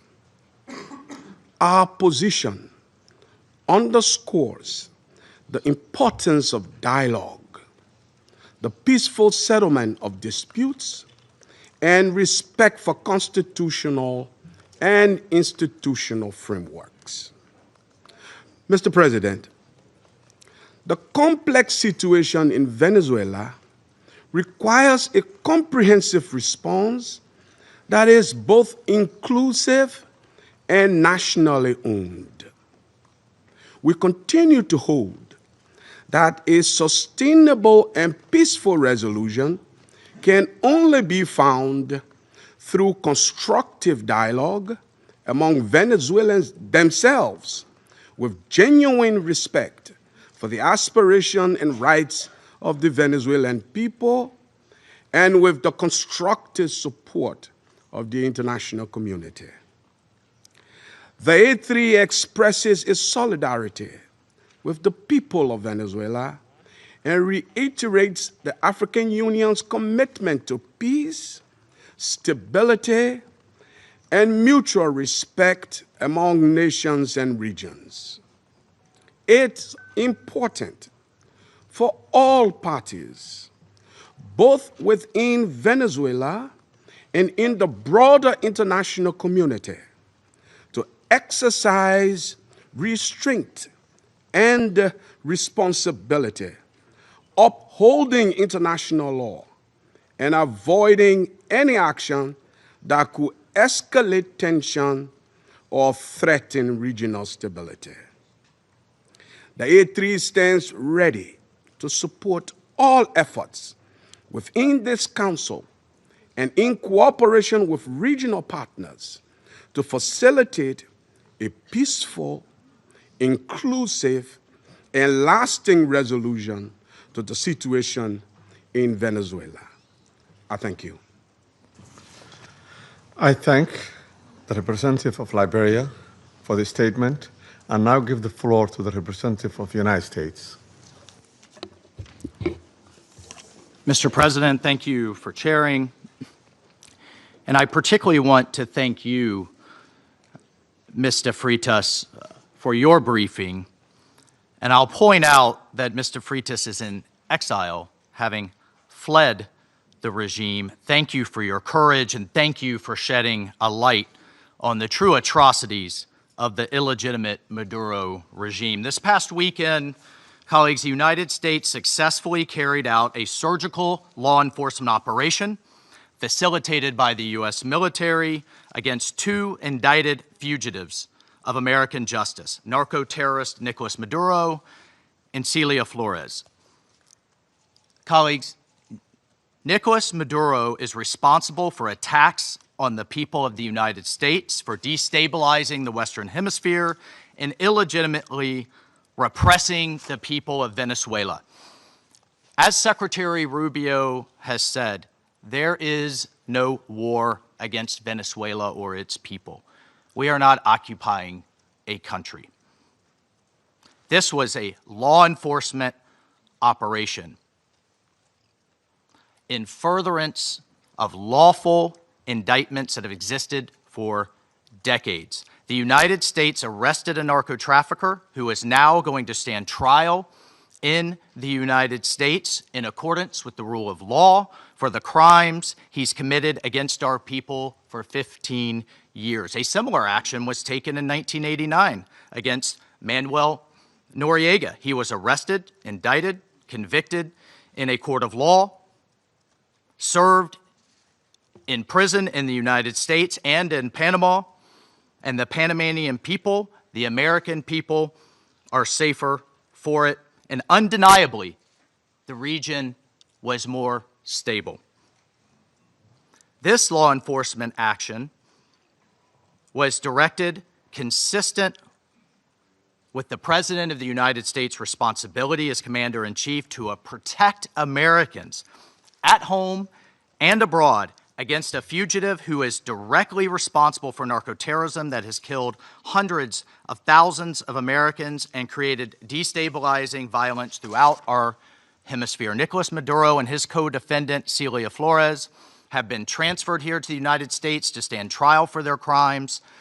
Maduro was indicted by a grand jury in the Southern District of New York and faces very serious criminal charges for his involvement in a wide-ranging conspiracy to conduct narcoterrorism, to traffic cocaine and other drugs, and conducting international weapons trafficking. The overwhelming evidence of his crimes will be presented openly in U.S. court proceedings. Colleagues, Maduro is not just an indicted drug trafficker. He was an illegitimate so-called president. He was not a head of state. For years, Maduro and his cronies have manipulated Venezuela's electoral system to maintain their illegitimate grip on power. In fact, just 2 years ago in 2024, a UN panel of experts report found that the election in that year was absolutely and completely a farce and fell well short of the most basic transparency and integrity measures essential to upholding credible elections. If the UN and the United Nations in this body confers legitimacy on an illegitimate narco-terrorist and the same treatment in this charter of a democratically elected president or head of state, what kind of organization is this?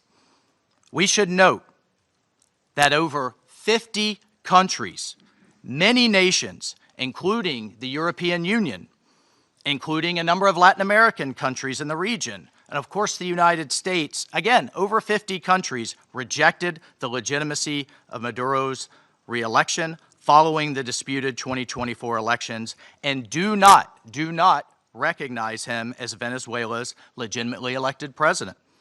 Maduro unlawfully refused to peacefully cede power after the Venezuelan people voted him out of office in the 2024 election.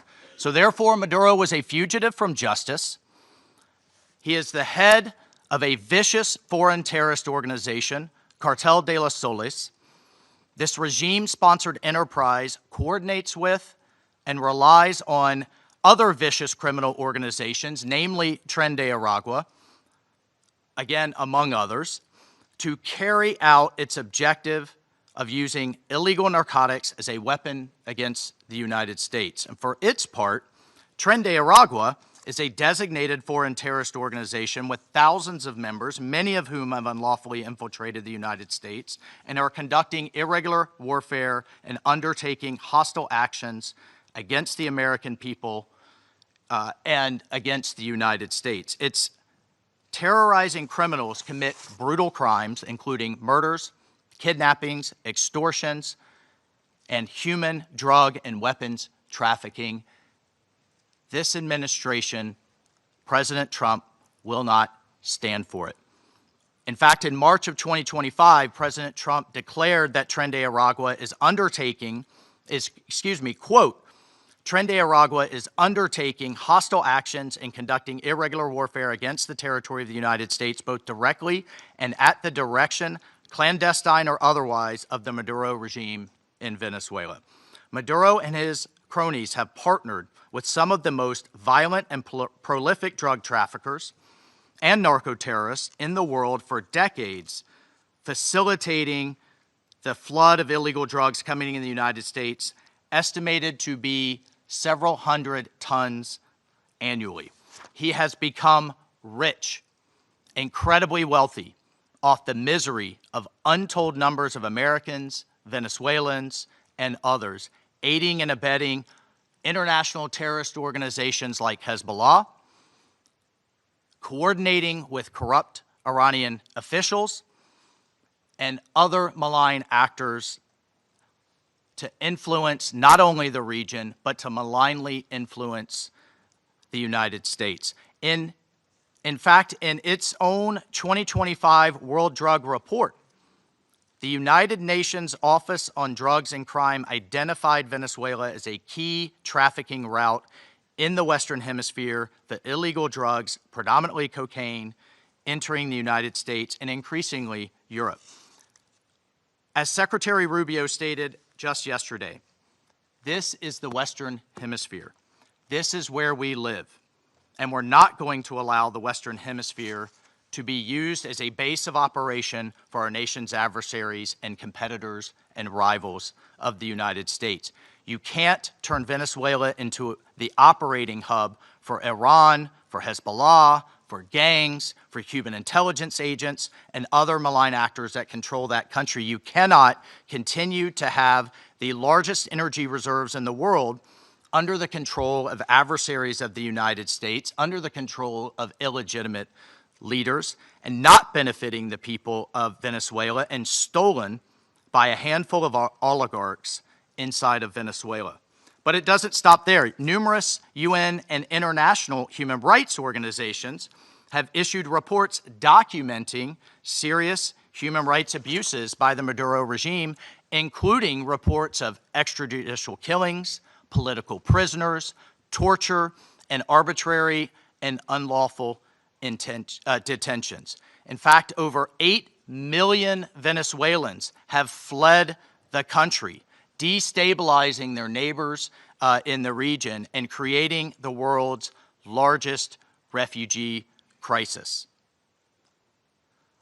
Members of this council, colleagues, the United States wants a better future for Venezuela. We believe a better future for the people of Venezuela and for the people of the region and the world is stabilizing the region and making the neighborhood that we live in a much better and safer place. And this is why millions of Venezuelans that have fled this brutal regime are celebrating and cheering around the world as this body pontificates, including those celebrating are including in my home state of Florida, where hundreds of thousands of Venezuelans have fled this regime's brutality. I want to reiterate, President Trump gave diplomacy a chance. He offered Maduro multiple off-ramps. He tried to de-escalate. Maduro refused to take them. President Trump made it clear that the narco-terrorism must stop, and yet it continued. The United States will not waver in our actions to protect Americans from the scourge of narco-terrorism and seeks peace, liberty, and justice for the great people of Venezuela. I thank you, Mr. President. I thank the representative of the United States and now give the floor to the representative of Panama. Gracias, señor. Thank you, Mr. President. We'd like to extend a warm welcome to the representatives of Bahrain, Colombia, Liberia, Latvia, and the Democratic Republic of Congo, and who have joined the Security Council as elected members and who are joining us today in the chamber. And we congratulate Somalia on assuming the presidency of the Security Council this month. We'd like to thank Under Secretary General for Political Affairs, Rosemary DiCarlo, for her detailed report representing Secretary General Antonio Guterres. She's briefed us on the situation under discussion today. We're also very grateful for the very valuable presentations by Mr. Jeffrey Sachs and Ms. Mercedes de Freitas. In this context, the Republic of Panama would like to refer to the situation that has taken place in the territory of the Bolivarian Republic of Venezuela, which is of concern due to its possible impact on peace and regional stability. However, in the light of the unfortunate reality of the facts that we have seen, we now need to turn our attention constructively towards the future of Venezuela. However, it's important to point out that in terms of a constant principle of our foreign policy, Panama would like to reiterate our unfailing commitment to multilateralism, to the sovereignty of states, and to the unrestricted respect for international law, especially the principles enshrined in the United Nations Charter, including non-intervention, respect for territorial integrity, and the prohibition of the use of force. This is mentioned in Article 2 of the United Nations Charter. These principles are, and they continue to be, the indispensable framework for the peaceful coexistence between nations. Panama also believes it's necessary to highlight that the situation Venezuela is facing is unfolding in an environment marked by the disregard for the will of its people, as well as by a sustained erosion of democratic institutions. In this regard, Panama reiterates that it does not and will not recognize the authoritarian and illegitimate regime that has held Venezuelan men and women hostage, plunged them into one of the gravest political, social, humanitarian, and security crises in our region. Unfortunately, we have witnessed how the situation has gradually deteriorated under the regime, especially over the last year, with increased systemic erosion of democracy, the hollowing out of institutions, and the rise of authoritarian and repressive practices, which have contributed to an unfortunate outcome and therefore cannot be ignored by the international community. In particular, it is essential to call for the unconditional release of persons detained for political reasons. Many of them have been deprived of their liberty merely for raising their voices in a context in which dissent is not tolerated. From this moment on, we must demand that all political prisoners that the regime continues to hold hostage, Venezuelans and foreigners alike, be released without delay. Their physical well-being and safety must be guaranteed. Likewise, freedom of expression and the unequivocal respect for human rights must be immediately ensured. In this context, Panama underscores that its position does not stem solely from a principled democratic solidarity, but also from direct impact. A Panamanian citizen, Mr. Olmedo Núñez, remains arbitrarily detained in Venezuela without formal charges, without due process, without full access to a defense, and without effective consular guarantees. Added to this is the human impact of a multidimensional crisis that has forced around 9 million Venezuelans, men and women, to leave their homes, compelled to live in displacement and vulnerability as a consequence of the institutional and social collapse generated by the regime. A crisis that has had significant regional repercussions, reflected both in the irregular migration flows from south to north of a significant number of Venezuelan nationals, as well as reverse migration movements, including also a lot of Venezuelans, the effects of which are felt particularly in countries of transit and destination that this affects, including Panama. And this has decisively contributed to illegal migration. In the face of this reality, Panama issues a clear and firm call for Venezuela's short-term future to be fully democratic.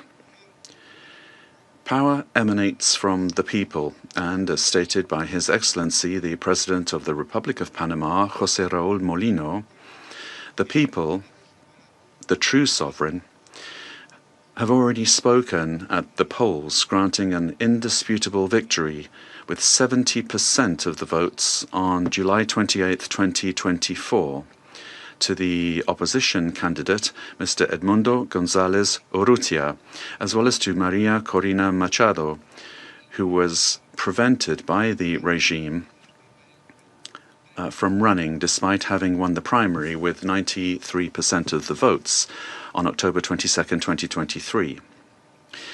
Additionally, the popularity of both has increased in recent months, including among police and military sectors. The elected government has the teams and work programs ready to be implemented immediately, guaranteeing an orderly transition that provides the rule of law, respect for human rights, and confidence. In line with this commitment, Panama proudly safeguards the electoral records that reliably certify said victory as testimony to the inalienable right of the Venezuelan people to determine their own political destiny.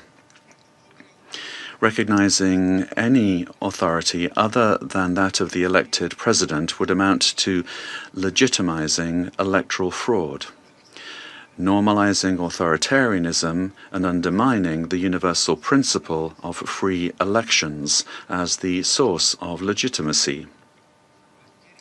Likewise, any attempt to establish a permanent government headed by figures from the repressive apparatus, such as Delcy Rodriguez, would constitute continuity of the system and not a genuine transition.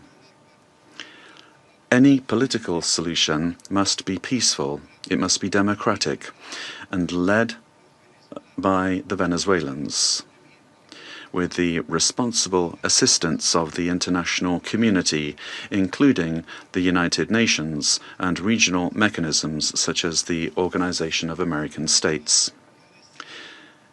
Panama does not wish and would like to avoid a scenario in which Venezuela's reality simply evolves into a change from one crisis to another, one crisis replacing another. There can be no genuine transition with Madurismo if it remains, or if we have the same power structures preserved under new names. Any arrangement that keeps figures associated with the repressive apparatus at the center of governance would, in practice, constitute continuity of the system and not a real transition. Comparative experience shows that merely nominal transitions tend to prolong conflicts, intensify migratory flows, and perpetuate regional instability to the detriment of international peace and security. Panama will always stand in solidarity with an orderly and democratic transition process, anchored in the popular will already expressed at the polls on July 28, 2024, aimed at restoring democratic institutions through an interim period strictly limited in time, the sole purpose of which is to create the conditions necessary for the effective exercise of the Venezuelan people's right to self-determination. As a country that recovered its democracy and sovereignty, Panama can state clearly that there can be no peace without legitimacy, nor legitimacy without democracy, and that every democracy is ultimately based on respect for the popular will. Mr. President, Panama, due to our commitment to multilateralism and international law, in its capacity as member of the Security Council, will continue to contribute responsibly to collective efforts aimed at preserving peace, strengthening democracy, and supporting legitimate and sustainable solutions anchored in the sovereign will of peoples and respect for international law. Thank you very much. I thank the representative of Panama for the statement and now give the floor to the representative of Latvia. Thank you, Mr. President. At the outset, I would like to congratulate Somalia on assuming the presidency of the United Nations Security Council in January, and wish you all success. Latvia takes its seat on the Council with a profound sense of honor and responsibility for this role. And let me thank Under-Secretary General Rosemary DiCarlo for today's briefing on behalf of the Secretary General, and I thank the invited briefers. The Security Council bears primary responsibility for the global efforts to uphold peace, security, and rule of law worldwide. Latvia recalls that under all circumstances, the principles of international law and the UN Charter must be upheld. All efforts now focus on ensuring de-escalation and stability in Venezuela based on inclusive dialogue and broad societal support. Latvia encourages all relevant actors to prioritize diplomatic efforts and work collectively towards a peaceful, democratic, and sustainable future for Venezuela. Latvia stands in solidarity with the people of Venezuela and their right to freedom and democracy, rights that were not respected by the Maduro regime during 2024 presidential elections and before, and which remain unmet to this day. The regime of Nicolás Maduro was rooted in mass repression, corruption, organized crime, including drug trafficking, and posed a grave threat to security of the region and the world. It has repeatedly violated the UN Charter and undermined international law, including through open support for Russia's aggression against Ukraine. The Maduro regime does not represent the will of the Venezuelan people and has relied on widespread, systematic repressions of human rights across the country to maintain power.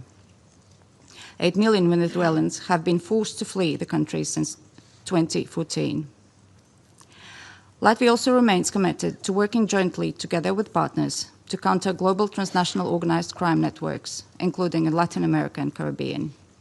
Such criminal activities place the lives of countless people at grave risk, particularly women and children. Addressing these challenges requires sustained cooperation in full respect of international law. Latvia continues to closely monitor the situation in Venezuela and stands prepared to continue working with its partners to support a peaceful, democratic, and just transition that reflects the aspirations of the Venezuelan people. And I thank you. I thank the representative of Latvia for her statement and now give the floor to the representative of Denmark.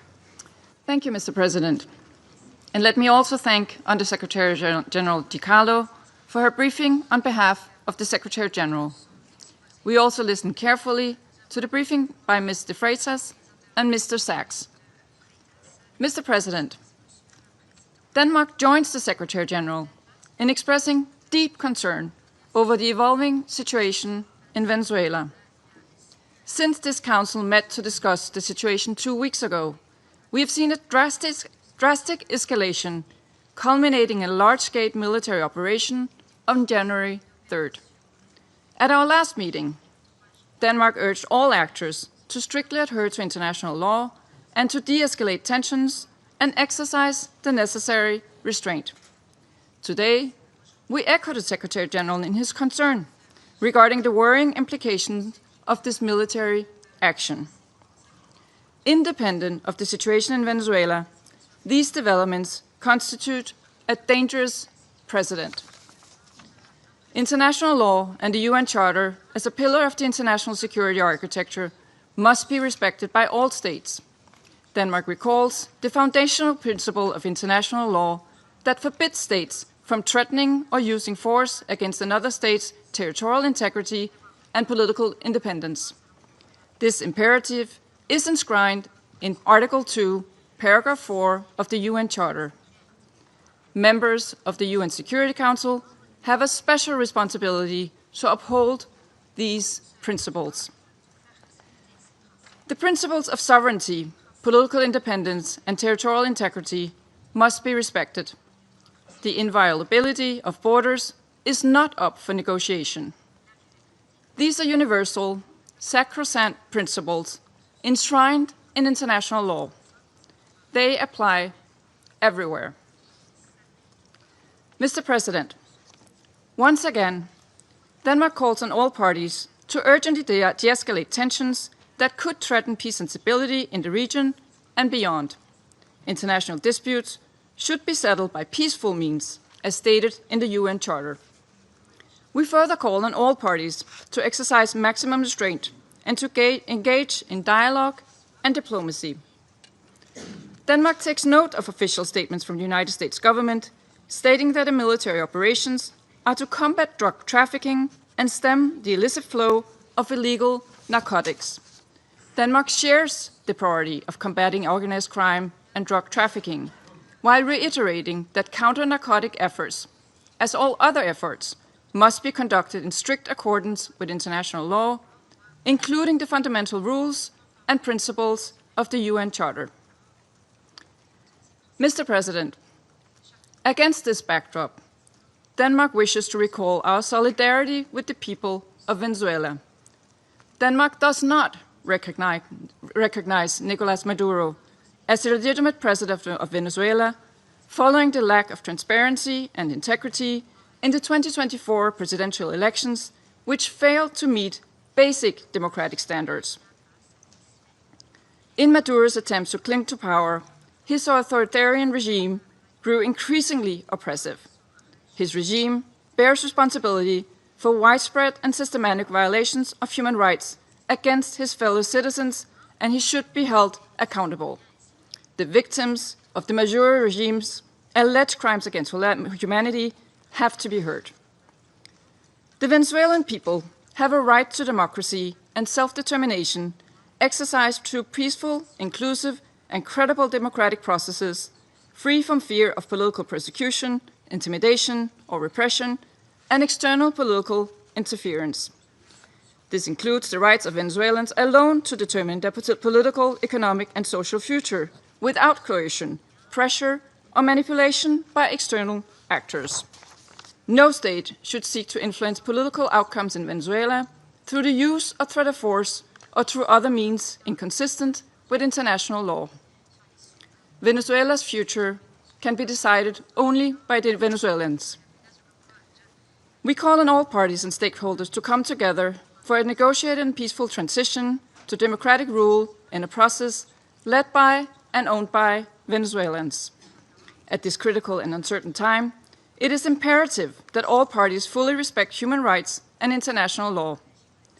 Denmark remains committed to supporting Venezuela and the aspirations of its people on its path to lasting political stability. I thank you. I thank the representative of Denmark for her statement, and now give the floor to the representative of the United Kingdom.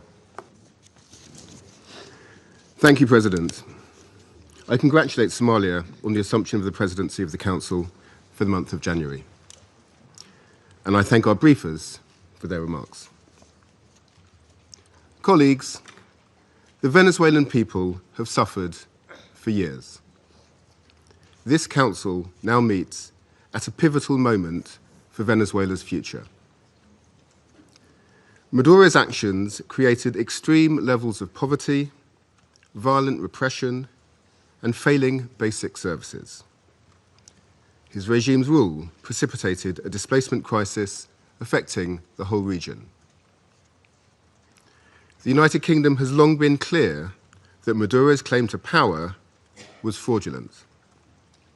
To date, Venezuela's National Electoral Council has failed to publish the full results of the July 2024 presidential elections, and independent domestic and international reports also observed significant irregularities and a lack of transparency.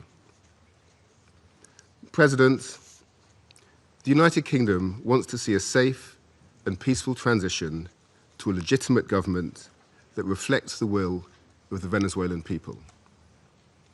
They deserve a government which reflects their vote at the ballot box and delivers a more stable, prosperous future for all Venezuelans. Finally, President, the United Kingdom reaffirms its commitment to international law and the principles enshrined in the Charter of the United Nations. These foundations are essential for maintaining global peace, security, and the rule of law. I thank you. I thank the representative of the United Kingdom for his statement and now give the floor to the representative of France. Merci, Monsieur le Président. Thank you, Mr. President. First and foremost, I wish to congratulate you upon your presidency of the Security Council during the month of January. I also wish to thank Madam Rosemary DiCarlo for having conveyed to us the information from the Secretary General of the United Nations on the recent developments which have taken place in Venezuela. Mr. President, France has continued to stand in solidarity with the Venezuelan people as they face the crisis that has been plaguing them for far too many years. Specifically, and in particular, since the summer of 2024, on the 20th of July, 2024, the Venezuelan people exercised their right to vote peacefully in order to shape the future of their country.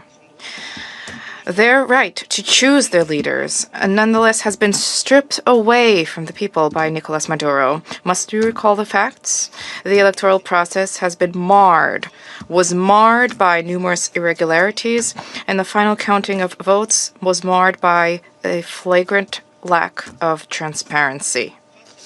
In light of the democratic aspirations of the Venezuelan people, Nicolás Maduro has systematically responded with the repression of dissident voices, of members of the opposition, and of civil society, as well as with numerous arbitrary detentions. France has always expressed itself with clarity about the fact that these practices are unacceptable and that respect for human rights must be upheld. Mr. President, the military operation which has led to the capture of Nicolás Maduro runs counter to the principle of peaceful dispute resolution and runs counter to the principle of non-use of force. The proliferation of violations of the Charter of the United Nations and of violations of international law by states vested with responsibility as permanent members of the Security Council chips away at the very foundation of the international order. Contravening the principles of the Charter, including the principle of respect for independence and the territorial integrity of states, undermines the foundation of the United Nations and weakens international peace and security. France remains faithful and committed to respect for the Charter of the United Nations and of the principle of peaceful dispute resolution. We have an obligation to uphold these principles at all times and in all places. Respect for these principles is indispensable. Mr. President, France wishes to reiterate our commitment to respect for the will of the Venezuelan people. The transition which is currently being opened up for Venezuela needs to be peaceful and democratic and carried out in a manner which respects the choice of the Venezuelan people, a sovereign people. This transition must be led by and for the Venezuelans. France stands ready, alongside states in the region and our partners at the European Union, to uphold dialogue with a view to the restoration of the free, democratic expression in Venezuela. We stand ready to support regional stability. This also needs to be the role of the Security Council. Thank you. I thank the representative of France for the statement and now give the floor to the representative of Bahrain. Sayyid Rais, أود بداية. Mr. President, I wish to take this opportunity to congratulate first and foremost the Federal Republic of Somalia and its presidency of the Security Council during this month of January. We wish you every success. We also wish to take this opportunity to thank delegations whose mandate at the Council ended, namely Algeria, Guyana, the Republic of Korea, Sierra Leone, as well as Slovenia. We wish to thank them for their significant contributions to the attainment of the goals and the mission of the Council. I also wish to thank Madam Rosemary DiCarlo, Undersecretary General for Political and Peace-Building Affairs, for her valuable briefing related to the latest developments which have taken place in the Bolivarian Republic of Venezuela, and I wish to thank other briefers as well.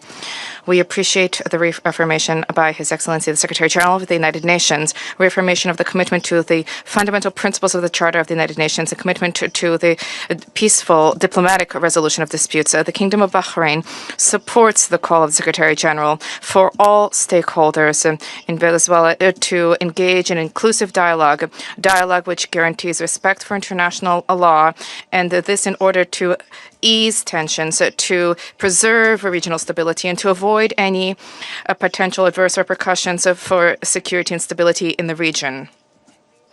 The Kingdom of Bahrain also extends its support for efforts undertaken at the regional and international levels in order to reduce tensions and to enhance diplomatic means in order to provide for international peace and security. The Kingdom stresses the importance of the promotion of international cooperation in order to support all regional and international efforts which are geared towards combating international organized crime, trafficking in drugs, as well as scourges which are related to this. This undermines the stability of societies, undermines achievement of sustainable development. Therefore, these issues need to be dealt with in accordance with international relevant conventions. By way of conclusion, the Kingdom of Bahrain reaffirms our support for regional and international efforts to achieve a political, lasting solution in the Bolivarian Republic of Venezuela. This needs to be achieved through regional cooperation and with respect for national sovereignty. The goal is to provide for security and stability in Venezuela, to avoid risks of conflict and division, to protect civil peace, and to contribute to the preservation of regional security and stability, as well as international peace and security. Thank you, Mr. President. I thank the representative of Bahrain for the statement and now give the floor to the representative of Pakistan. Thank you, Mr. President. Allow me to begin by congratulating Somalia on its assumption of the presidency for this month and assuring you of my delegation's full support and cooperation. We welcome the new members joining the Council. I thank Undersecretary General Rosemary DiCarlo for reading out the remarks of the Secretary General and the valuable briefing. We also take note of the views shared by Mr. Jeffrey Sachs and Ms. Mercedes de Freitas. I welcome the participation of the permanent representative of Venezuela alongside the representatives of other countries from the region and beyond in the meeting. Mr. President, Pakistan views the recent developments in Venezuela with profound concern.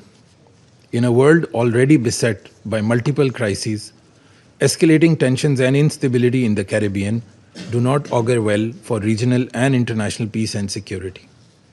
The UN Charter enjoins us to refrain from the threat or use of force against the territorial integrity or political independence of any state.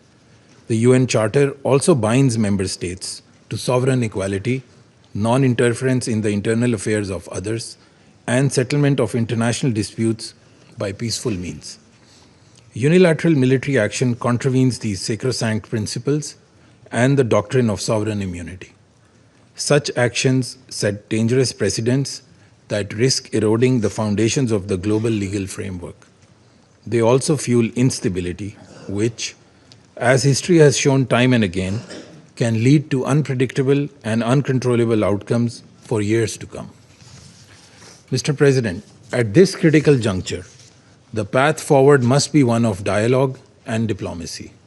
Durable solutions to political differences can only be found through peaceful means, with full respect for the will of the Venezuelan people, free from any external interference. We hope that Latin American and the Caribbean region, as a zone of peace, will remain free from conflict and confrontation, and continue its march towards enhanced regional cooperation and improved prosperity for the people. We urge all parties to exercise maximum restraint, de-escalate tensions, pursue peaceful coexistence, refrain from any actions that could exacerbate the volatile situation, and engage in dialogue, including by utilizing the sincere offers of mediation. The good offices of the Secretary General also always remain available for that purpose.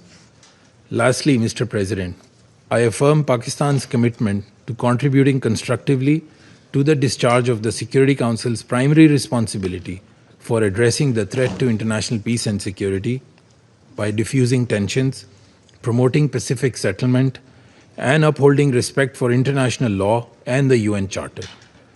Peace and stability of Venezuela and the welfare and prosperity of its people, with full ownership, must be the overriding objective of all efforts. I thank you.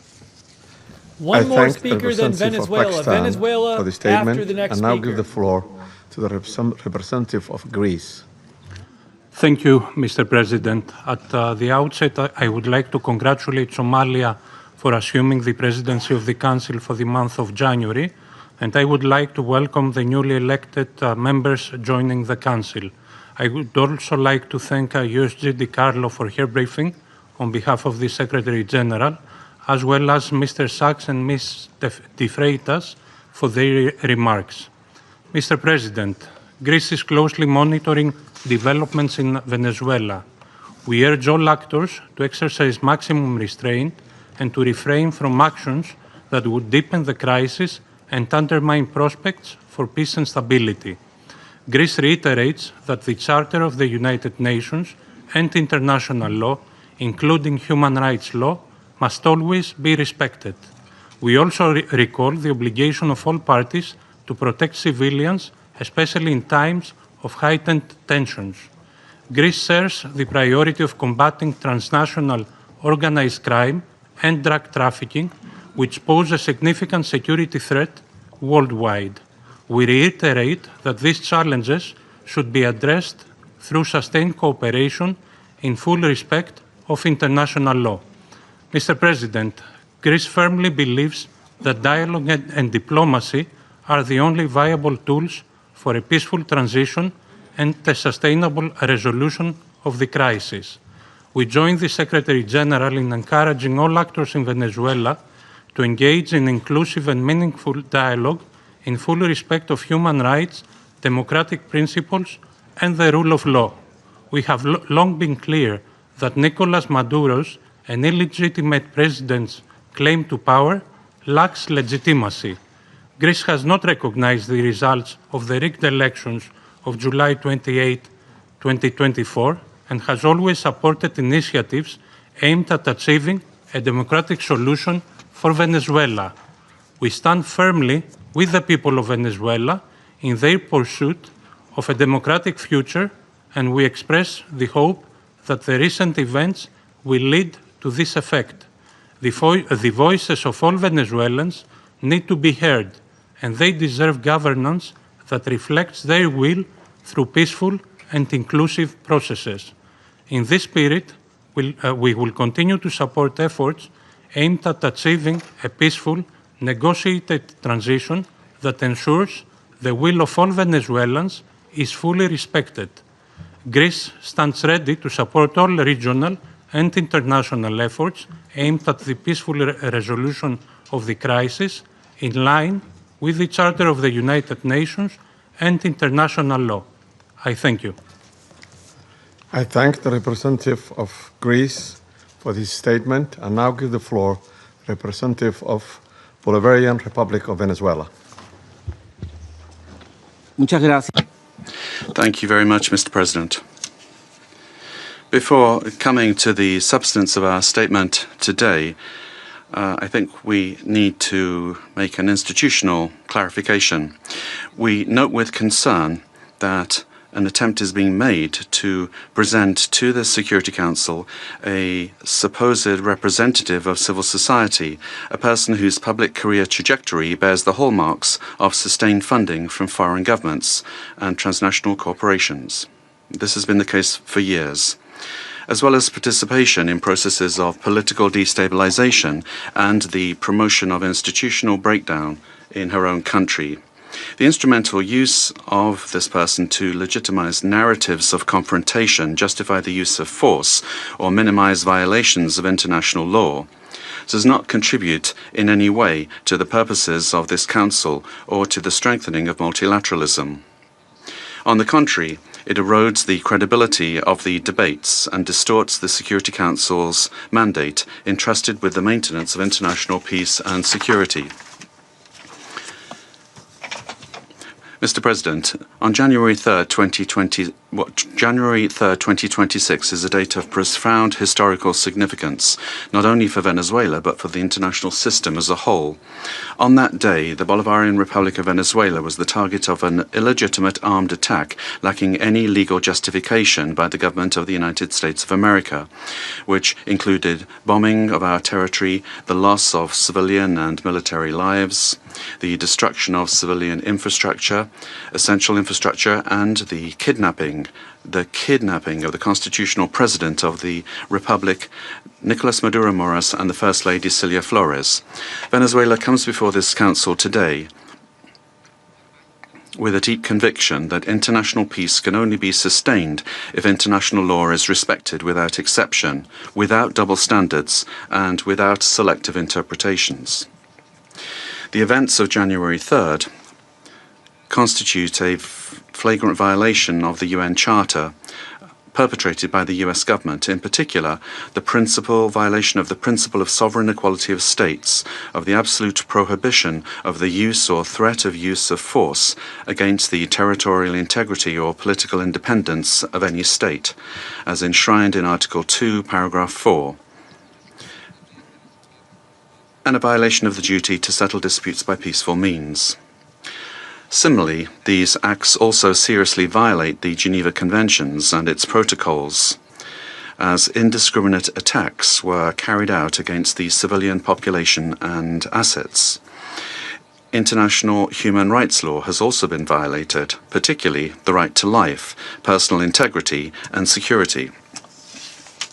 Of particular seriousness is the kidnapping of the President of the Republic by the government of the United States of America, which constitutes a direct violation of an essential norm of the international legal order, namely the personal immunity of heads of state in office. This immunity is not an individual privilege. It is an institutional guarantee that protects the sovereignty of states and the stability of the international system. Its disregard not only affects Venezuela, but also sets an extremely dangerous precedent for all states represented in this chamber, regardless of their size, power, or alliances. Mr. President, General Assembly Resolution 3314 clearly defines as an act of aggression the bombing of the territory of one state by the armed forces of another state, as well as the invasion or occupation, even without formal annexation. The events we are denouncing here unequivocally fit this definition. In 2004, the International Court of Justice affirmed that occupation exists when a state exercises effective control, even without formal annexation or the continuous presence of troops. Security Council Resolution 242, for its part, emphasizes that the acquisition of territory by force is inadmissible, while General Assembly Resolution 2625 establishes that the territory of a state shall not be subject to military occupation as a result of the use of force in contravention of the UN Charter. Allowing such acts to go without an effective answer would amount to normalizing the replacement of law by might, while eroding the very foundations of the collective security system. Today, it is not only Venezuela's sovereignty that is at stake, the credibility of international law, the authority of this organization, and the validity of the principle that no state can set itself up as a judge, party, and executor of the world order are also at stake. Mr. President, we cannot ignore a central element of this US aggression. Venezuela is the victim of these attacks because of its natural resources. Our country's oil, energy, strategic resources, and geopolitical position have historically been factors of greed and external pressure. When force is used to control resources, impose governments, or redesign states, we are faced with a logic that harks back to the worst practices of colonialism and neocolonialism. Accepting such a logic would mean to open the door to a deeply unstable world in which countries with greater military capacities can decide by force the political and economic destinies of other states. This scenario not only threatens Venezuela, it threatens international peace and security as a whole. If the kidnapping of a head of state, the bombing of a sovereign country, and the open threat of further armed action are tolerated or downplayed, the message sent to the world is a devastating one, namely that the law is optional and that force is the true arbiter of international relations. Venezuela firmly believes in diplomacy, dialogue, and peaceful coexistence among nations. That has always been our historical position, and it remains so today, even in the face of an aggression of this magnitude. It is precisely that commitment to peace, the one that was violated on the 3rd of January. Therefore, Venezuela urges this Security Council to fully assume its responsibility and to act in accordance with the mandate conferred upon it by the Charter of the United Nations. In that regard, we request, A, that the government of the United States of America be demanded to fully respect the immunities of President Nicolás Maduro and First Lady Celia Flores, as well as their immediate release and safe return to Venezuela. 2, that the use of force against the Bolivarian Republic of Venezuela be clearly and unequivocally condemned. Thirdly, that the principle of non-acquisition of territory or resources by force be reaffirmed. And 4, that measures aimed at de-escalation, the protection of the civilian population, and the restoration of international law be adopted. Mr. President, in spite of the seriousness of the events, Venezuela would like to inform this body and the international community that its institutions are functioning normally, that constitutional order has been preserved, and that the state exercises effective control over all of its territory. In accordance with our constitution, Executive Vice President Delcy Rodriguez is being sworn in as acting President of the Republic, thereby guaranteeing institutional continuity, stability, and internal peace. We wish to convey a message of serenity, confidence, and hope to the Venezuelan people. Venezuela is a nation that believes in peace, work, and dignity. Our commitment is to diplomacy and law, and the law is firm and unwavering. We defend our sovereignty without renouncing our values. We bet on dialogue without accepting imposition. We believe in a future of coexistence, development, and mutual respect among nations. We trust that this Security Council will rise to the historic moment facing humanity and choose the path of legality, collective responsibility, and peace. Thank you very much, Mr. President. I thank the representative of the Bolivarian Republic of Venezuela. I'll now give the floor to the representative of Argentina. Buenos días. Good morning, and thank you very much, Mr. President.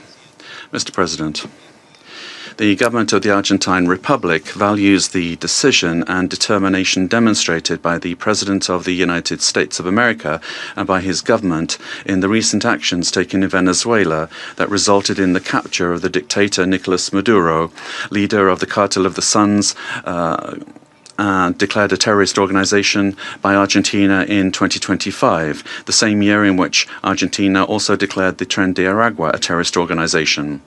The Argentine Republic trusts that these events represent a decisive step forward against narco-terrorism that affects the region, and at the same time open a stage that will allow the Venezuelan people to fully recover democracy, the rule of law, and respect for human rights, in accordance with the principles of international law, and put an end to the oppression exercised for years by the authoritarian regime that plunged the Venezuelan people into poverty and forced 8 million Venezuelans to have to flee their country.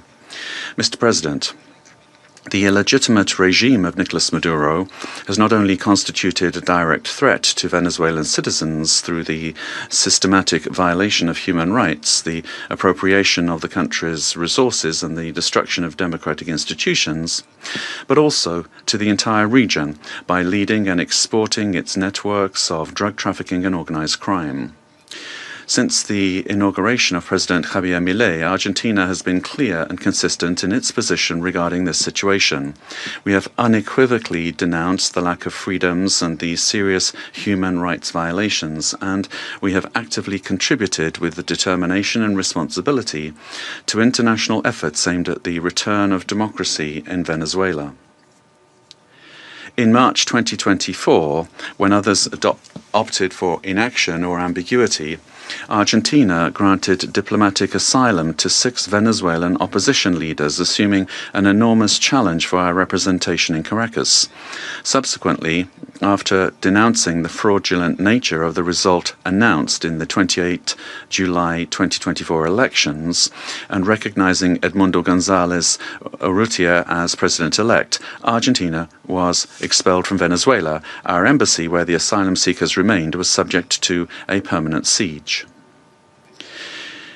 Despite these pressures, the Argentine Republic maintained its unwavering conviction to continue denouncing the situation in Venezuela and to act in every available international forum so that Venezuela could once again embrace freedom and democracy.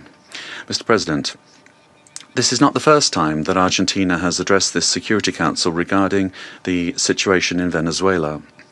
On the 23rd of December last, we expressed our deep concern over institutional and humanitarian deteriorating situation, noting the effects of the illegitimate regime of Nicolás Maduro transcended the domestic sphere and negatively affected regional stability, constituting a concrete threat to hemispheric security.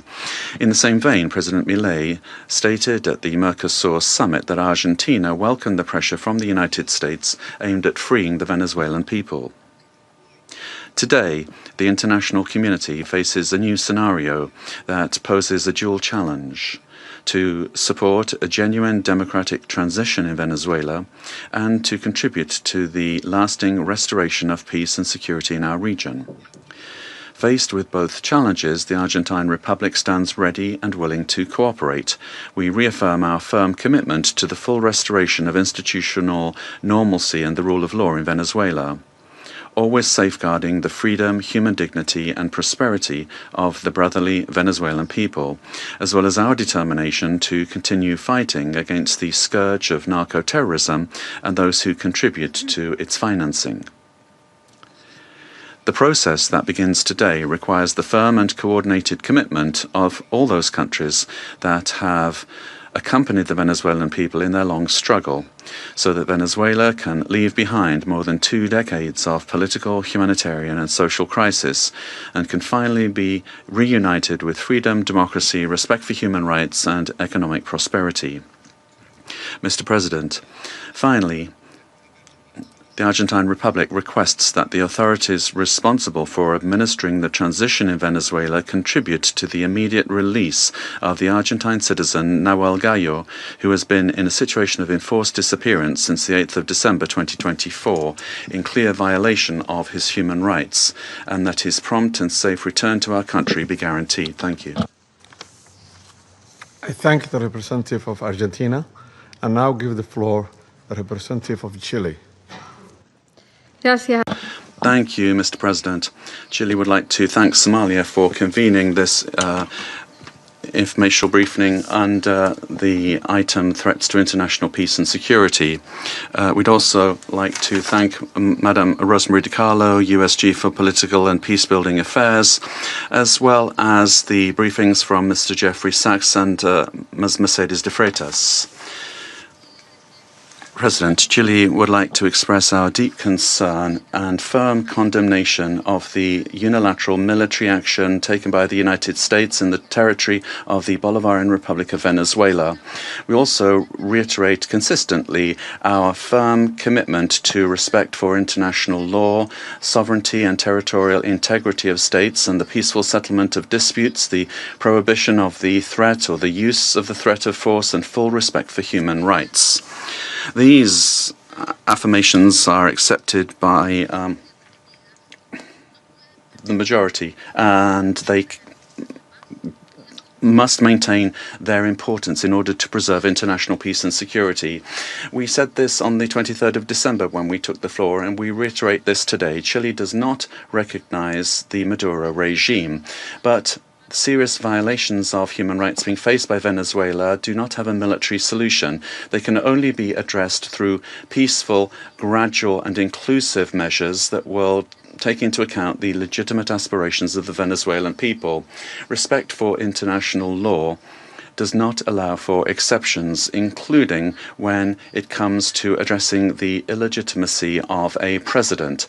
Problems must always be solved within the normative framework that we have provided for ourselves as nations. The future of Venezuela must include free elections, citizen participation, and international assistance, and not with actions that could create dangerous precedents or escalate tensions in the region with serious consequences for the population.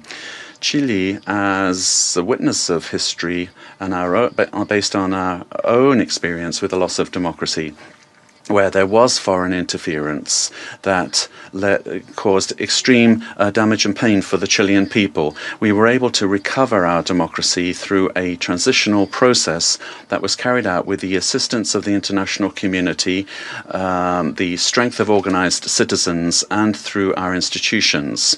Mr. President, Chile would like also to underscore the urgent need to continue with coordinated efforts multilaterally to address transnational organized crime. And we're also convinced that Latin America and the Caribbean must continue to be a zone of peace, because that zone of peace not only serves Latin America and the Caribbean, but the entire world. An armed conflict will have devastating humanitarian consequences in Venezuela and in the region. It will worsen the suffering of the civilian population and worsen even further the displacement, insecurity and vulnerability aspects of the situation. We reiterate that any differences must be dealt with exclusively through peaceful means in strict respect for international law, the sovereignty of states, and the prohibition of the use or the threat of the use of force. As was recently indicated by the heads of state of Brazil, Chile, Mexico, Uruguay and Spain, we express our concern with regard to any attempt to control government administration or foreign ownership of strategic assets. This would be against international law and would threaten the political, economic and social stability of the region. Mr. President, given this complex scenario, Chile welcomes the role that could be played by multilateral fora. And here, particularly, we would refer to the role of the United Nations, and particularly the role that could be played by the Secretary General and by this Council, with the consent of the parties involved to contribute to de-escalating the situation and searching for an understanding that would favor a peaceful and lasting exit to the crisis. Prudent leadership and experience of our organization, as well as the regional organizations and mechanisms, could be very relevant to avoid a further worsening of the situation and to keep open the channels of communication. Chile reiterates its preparedness to support constructive initiatives that will point in this direction and work together with countries of the region and with the international community for stability and mutual understanding and respect for the principles that underpin this organization. Thank you. I thank the representative of Chile for the statement and now give the floor to the representatives of Brazil. Mr. President, we'd like to thank Somalia for convening this emergency session of the Security Council. Brazil categorically and firmly rejects the armed intervention in Venezuelan territory in flagrant violation of the Charter of the United Nations and of international law. The bombings on Venezuelan territory and the capture of its president cross an unacceptable line. These acts constitute a very serious affront to the sovereignty of Venezuela and set an extremely dangerous precedent for the entire international community. The Charter of the United Nations establishes as a pillar of the international order the prohibition of the use of force against the territorial integrity or political independence of any state, except in the circumstances strictly provided for therein. The acceptance of actions of this nature would inexorably lead to a scenario marked by violence, disorder, and the erosion of multilateralism, to the detriment of international law and institutions. The effects of the weakening of international governance and cooperation mechanisms are already evident. The record number since the Second World War of 61 active armed conflicts, the unprecedented figure of 117 million people in situations of humanitarian disaster around the world, reflecting the increase in wars, displacement, and crimes against humanity, such as the genocide in Gaza, and the global increase in military spending, which is approaching the historical mark of $2.7 trillion. As Brazil has reiterated on numerous occasions, the norms that govern coexistence among states are mandatory and universal. They do not admit exceptions based on ideological, geopolitical, political, economic, or any other kind of interests or projects. They do not admit that the exploitation of natural or economic resources justifies the use of force or the illegal change of a government. The multipolar world of the 21st century, which promotes peace and prosperity, must not be confused with spheres of influence. We cannot accept the argument that the end justifies the means.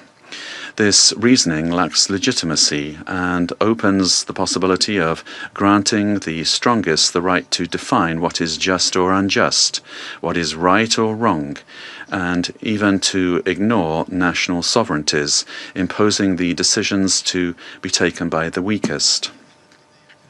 Latin America and the Caribbean have made peace a conscious, lasting, and irreversible choice.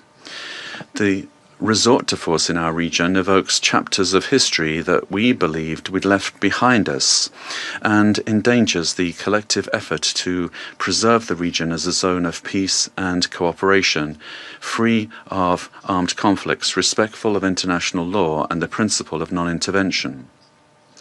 Armed interventions in the past have had profoundly negative and lasting consequences. Contrary to freedom and democracy, those interventions produced authoritarian regimes and serious violations of human rights, leaving as a lamentable result thousands of dead, political prisoners, tortured persons, and disappeared persons whose families still today search for their loved ones as well as justice and reparation.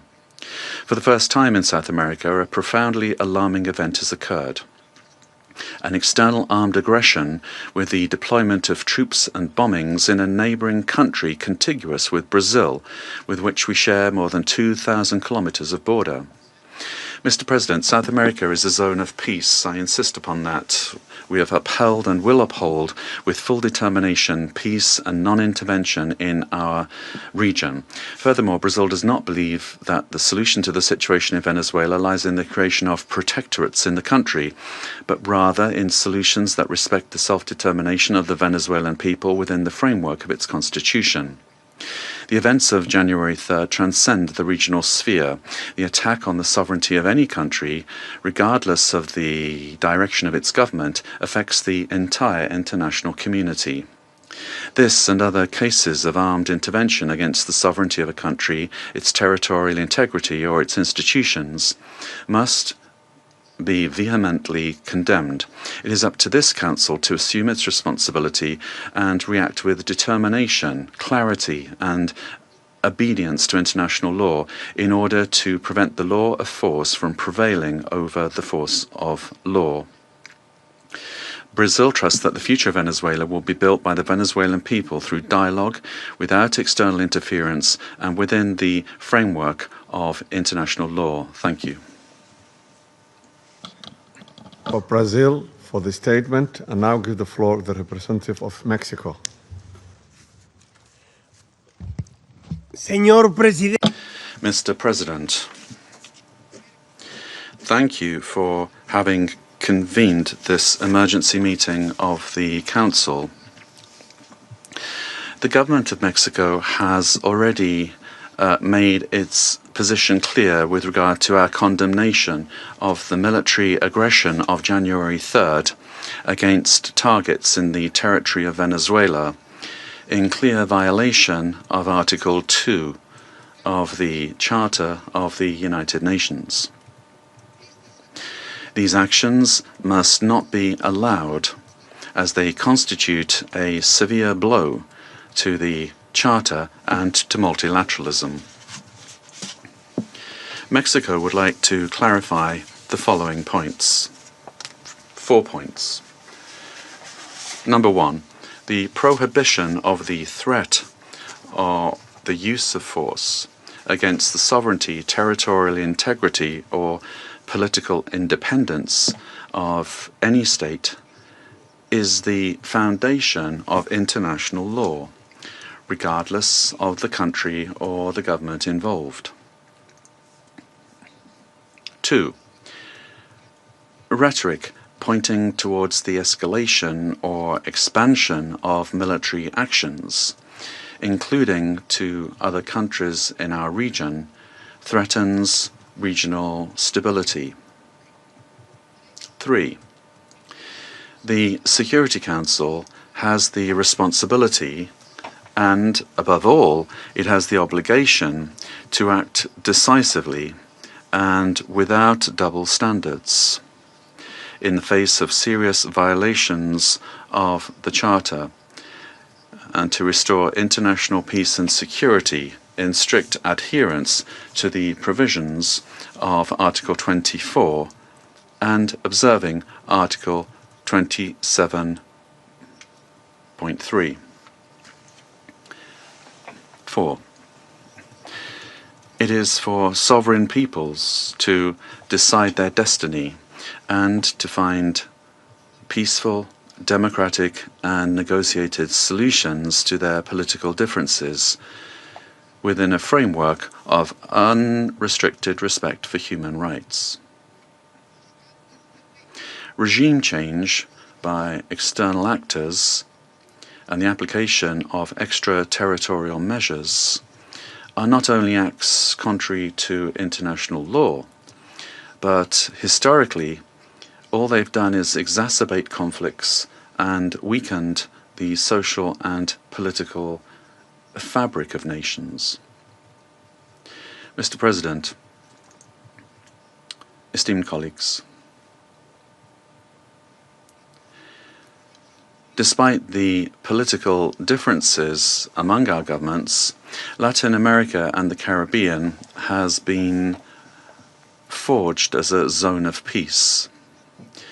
Collectively, we have, for decades now, resorted to the available political and legal mechanisms available in order to peacefully settle disputes. The current violation of this fragile balance gravely endangers the political stability and the security of the region, as well as the well-being of our peoples. Those who justify these acts deny the independent history of Latin America and the Caribbean. Mexico, firm in its constitutional principles of foreign policy and its pacifist calling emphatically reiterates that dialogue and negotiation are the only legitimate and effective ways to resolve existing differences. I reiterate the call of the President of Mexico for the UN to do more to resolve this and other conflicts, including through the good offices of its Secretary General. In view of the events of January 3rd, Mexico reaffirms its willingness to support any effort at facilitating dialogue, mediation, or providing assistance that promotes peace in the region.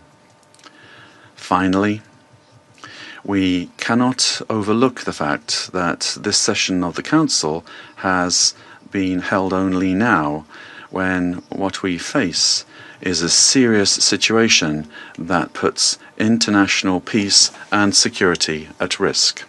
Thank you. I thank the representative of Mexico for his statement and now give the floor to the representative of Paraguay. Gracias, señor presidente. Thank you, Mr. President. The delegation of Paraguay would like to thank the Presidency and the members of the Council for the opportunity to take the floor at this very important session.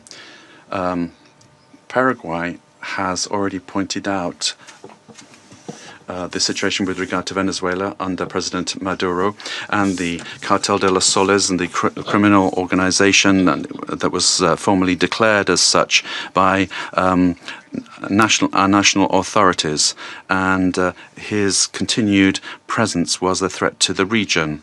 The exit of the leader of that terrorist organization should immediately lead to the restoration of democracy and to the rule of law in Venezuela, making it possible for the popular will expressed at the ballot box will be the foundation for reconstruction in Venezuela.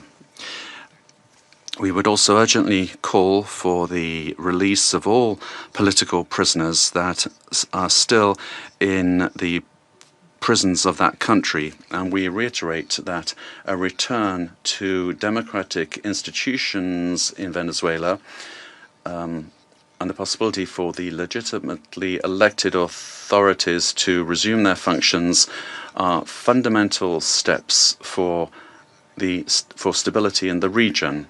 And finally, Paraguay reaffirms our historic commitment to the peaceful settlement of disputes, and we would observe the current events in Venezuela, and we would urge democratic means to be given priority for an ordered transition.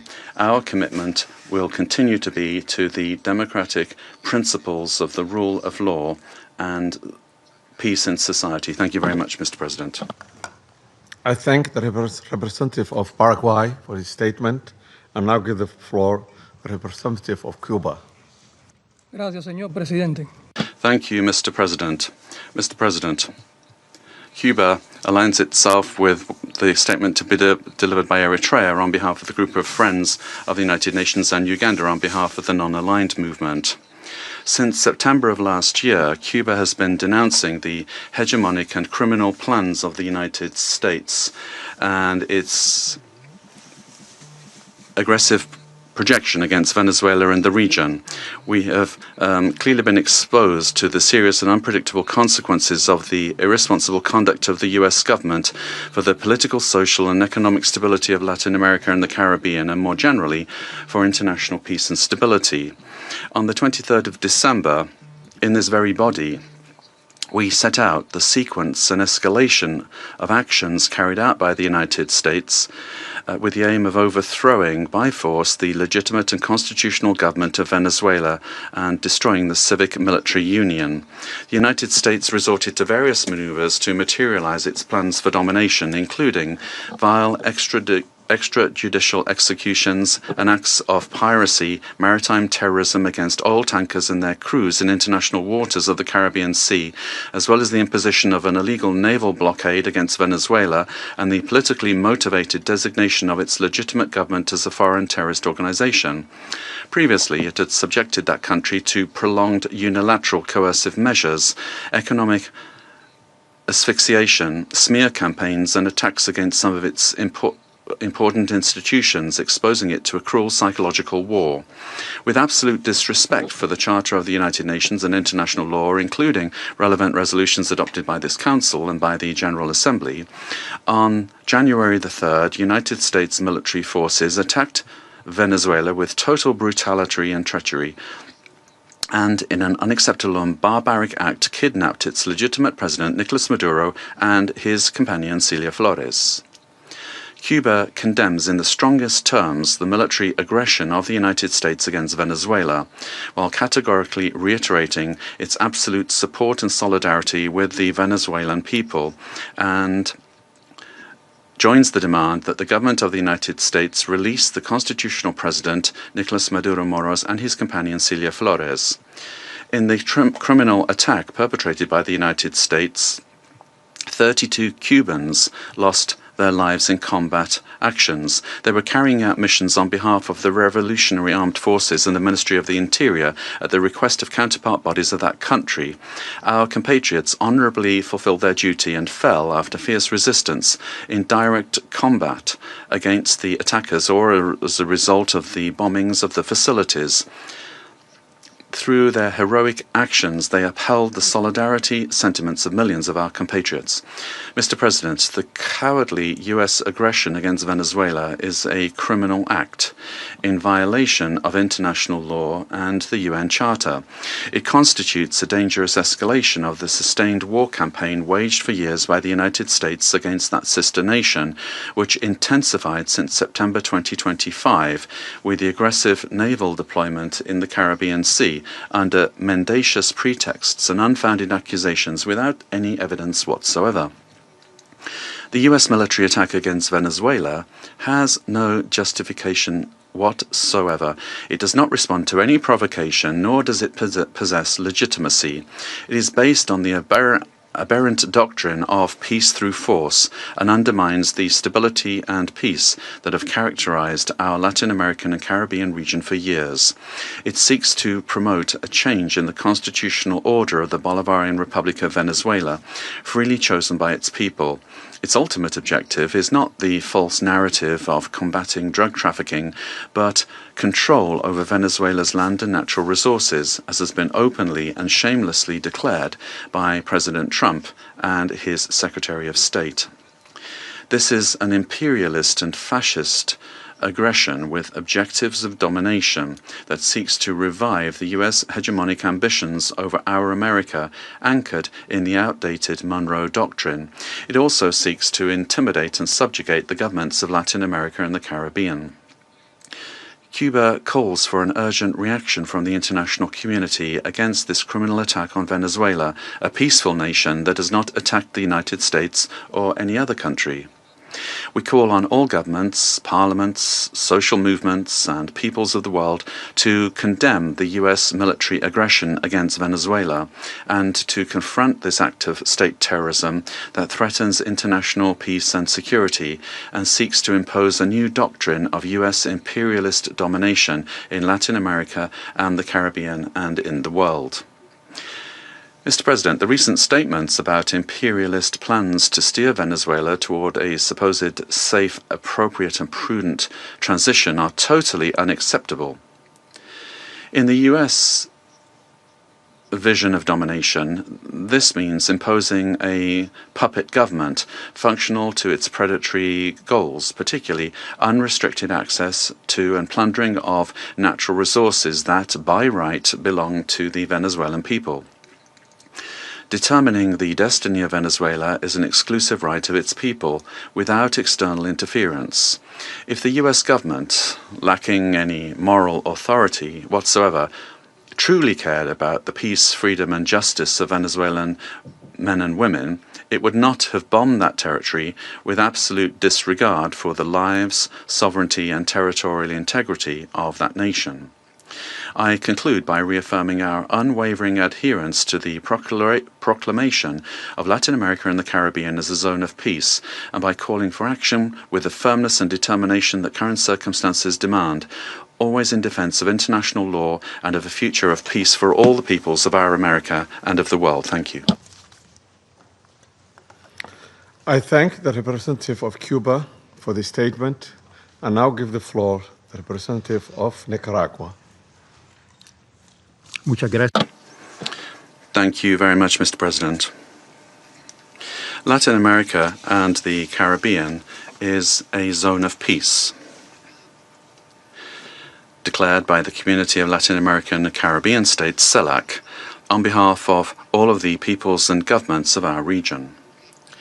This zone of peace must be fully respected by all governments of the world without exception, and in particular by the members of this Security Council responsible for international peace and security. This decision, these desires and aspirations of our peoples, are a noble contribution to world peace, to international law, and to the United Nations Charter. Mr. President, Nicaragua supports what was expressed by the interim president of Venezuela, Delcy Rodriguez, calling for the immediate release of the constitutional and legitimate president of Venezuela, Nicolás Maduro Moros, and the first fighter of the country, Celia Flores. All member states of the United Nations have the duty to respect international law, the spirit, the purposes and principles of the United Nations Charter, the right to sovereignty, self-determination, territorial integrity of states, non-interference, and peaceful coexistence. The Venezuelan people are a dignified people, the people of Bolivar, of Chavez, and of Maduro, and they have never bowed the knee. They defend their right to sovereignty and their right to peace. Nicaragua will always stand with Venezuela. Peace has been deeply damaged, and the human family, the community of nations, the peoples of the world. We urge all of you to respect the dignity of all peoples. Thank you. I thank the representative of Nicaragua for the statement and now give the floor to the representative of Trinidad and Tobago. Thank you, Mr. President. The delegation of Trinidad and Tobago thanks the Security Council for convening this urgent meeting following the recent developments in the Bolivarian Republic of Venezuela. My delegation addresses this council today as a Caribbean nation, a neighbor of Venezuela, and a long-standing advocate for peaceful coexistence and the rule of law. The government of Trinidad and Tobago has taken note of the military operations undertaken by the United States in Venezuela. We remain committed to cooperative efforts led by the United States to disrupt and dismantle networks that enable transnational crime across the Americas, whose activities have had debilitating effects on the security and stability of the region. Trinidad and Tobago remains steadfast in its support of the United States of America's initiatives that strengthen regional security, reinforce the rule of law, and safeguard the well-being of our societies, the Americas. The government of Trinidad and Tobago, while valuing its long-standing and robust partnership with the United States, remains equally committed to maintaining a constructive and respectful relationship with the Bolivarian Republic of Venezuela and continues to uphold peaceful relations with the people of Venezuela. the delegation of Trinidad and Tobago wishes to underscore its long-standing relationship with both the United States and Venezuela, and stands ready to work collaboratively with all partners who share the aspiration of a safer, more prosperous and stable hemisphere. Mr. President, I thank you. I thank the representative of Trinidad and Tobago, and now give the floor to the representative of Spain. Mr. President, at the outset, allow me to congratulate you on assuming the monthly presidency of the United Nations Security Council and wish you every success in the discharge of your duties. I thank you for convening this important meeting, and I also extend my thanks to the Under-Secretary General and Head of Political and Peacebuilding Affairs of the United Nations, Madam Rosemary DiCarlo. Thank her for the information provided today. Spain would like to express our profound concern about what's happened in Venezuela. And as the Secretary General of the United Nations has noted, it constitutes a very worrying precedent with implications for the region and for the world. Respect for the principles of the Charter of the United Nations, particularly the sovereignty and territorial integrity of states and the prohibition of the use or the threat of use of force, is indispensable to ensure international coexistence. Spain defends the validity of an international order that is rules-based, where it is imperative, as set out in Article 2.3 of the Charter, to pursue the peaceful settlement of disputes. We consider that these actions constitute a very troubling precedent for regional peace and security, and we recall that the natural resources of a country are part of its sovereignty. We share the view that the fight against organized crime in the region is a priority, but that fight can only be waged through international cooperation. We also share the view that it is a priority to defend human rights and fundamental freedoms in Venezuela. Spain seeks to work for peace, stability, democracy, progress, and social justice, and that cannot be imposed by force. It can only come through broad dialogue among Venezuelans, leading to a peaceful and democratic Venezuelan solution. It must be the voice of the Venezuelan people that determines the destiny of Venezuela. Spain did not recognize the results of the most recent elections held in Venezuela in July 2024 and has been unequivocal in condemning any violations and threats to human rights. We have provided protection to opposition leaders who have been persecuted and have expressed firm rejection of any undemocratic conduct and abuses against the citizenry, but such condemnation can only be exercised with full respect for international law. Spain will work to unite Venezuelans, men and women, and is committed to dialogue and peace because force never brings more democracy. Thank you, Mr. President. I thank the representative of Spain, and I now give the floor to the representative of South Africa. Thank you, Mr. President. We wish to congratulate the Federal Republic of Somalia for assuming the rotating presidency of the United Nations Security Council for the month of January, and wish you and your delegation all the best in the execution of your responsibilities. We also wish to thank you for convening this debate and affording all UN member states to participate, because the situation in Venezuela concerns all UN member states, given its implications for the credibility of the UN Charter and international law. Mr. President, integral to the maintenance of international peace and security since the establishment of the United Nations is the understanding that no nation can claim to be legally or morally superior to another. We are all nations born out of different histories and contexts, ascribing to the common values and principles enshrined in the Charter of the United Nations.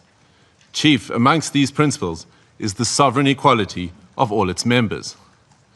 By signing the Charter, we have all committed to settle our international disputes by peaceful means in such a manner that international peace, security, and justice are not endangered. We have also committed to refrain in our foreign relations from the threat or use of force against the territorial integrity or political independence of any state, or in any other manner inconsistent with the purposes and principles of the United Nations. The International Court of Justice has also previously affirmed that international law prohibits the use of force and intervention in another state's affairs. Due to the shortcomings of its predecessor, the League of Nations, the UN was created to prevent countries from resorting to conflict, to settle disputes and prohibit the use of force unless it is done in a legally prescribed manner. In doing so, the UN has played a pivotal role in ensuring peaceful existence amongst nations, including in ending the colonial subjugation by powerful countries over others, underpinned by respect for the equal rights of nations, large and small, and respect for the principle of equal rights and self-determination of peoples. Joining the organization and committing to its principles afforded protection to many of us, with the supposed assurance that no longer would one nation be seen as inferior to another. Unfortunately, when countries ignore the Charter and act contrary to its central premise, it undermines the credibility of the entire system in which we all undertake our international relations. The stability of the international system depends not only on the respect, but on the consistent application of these established legal norms.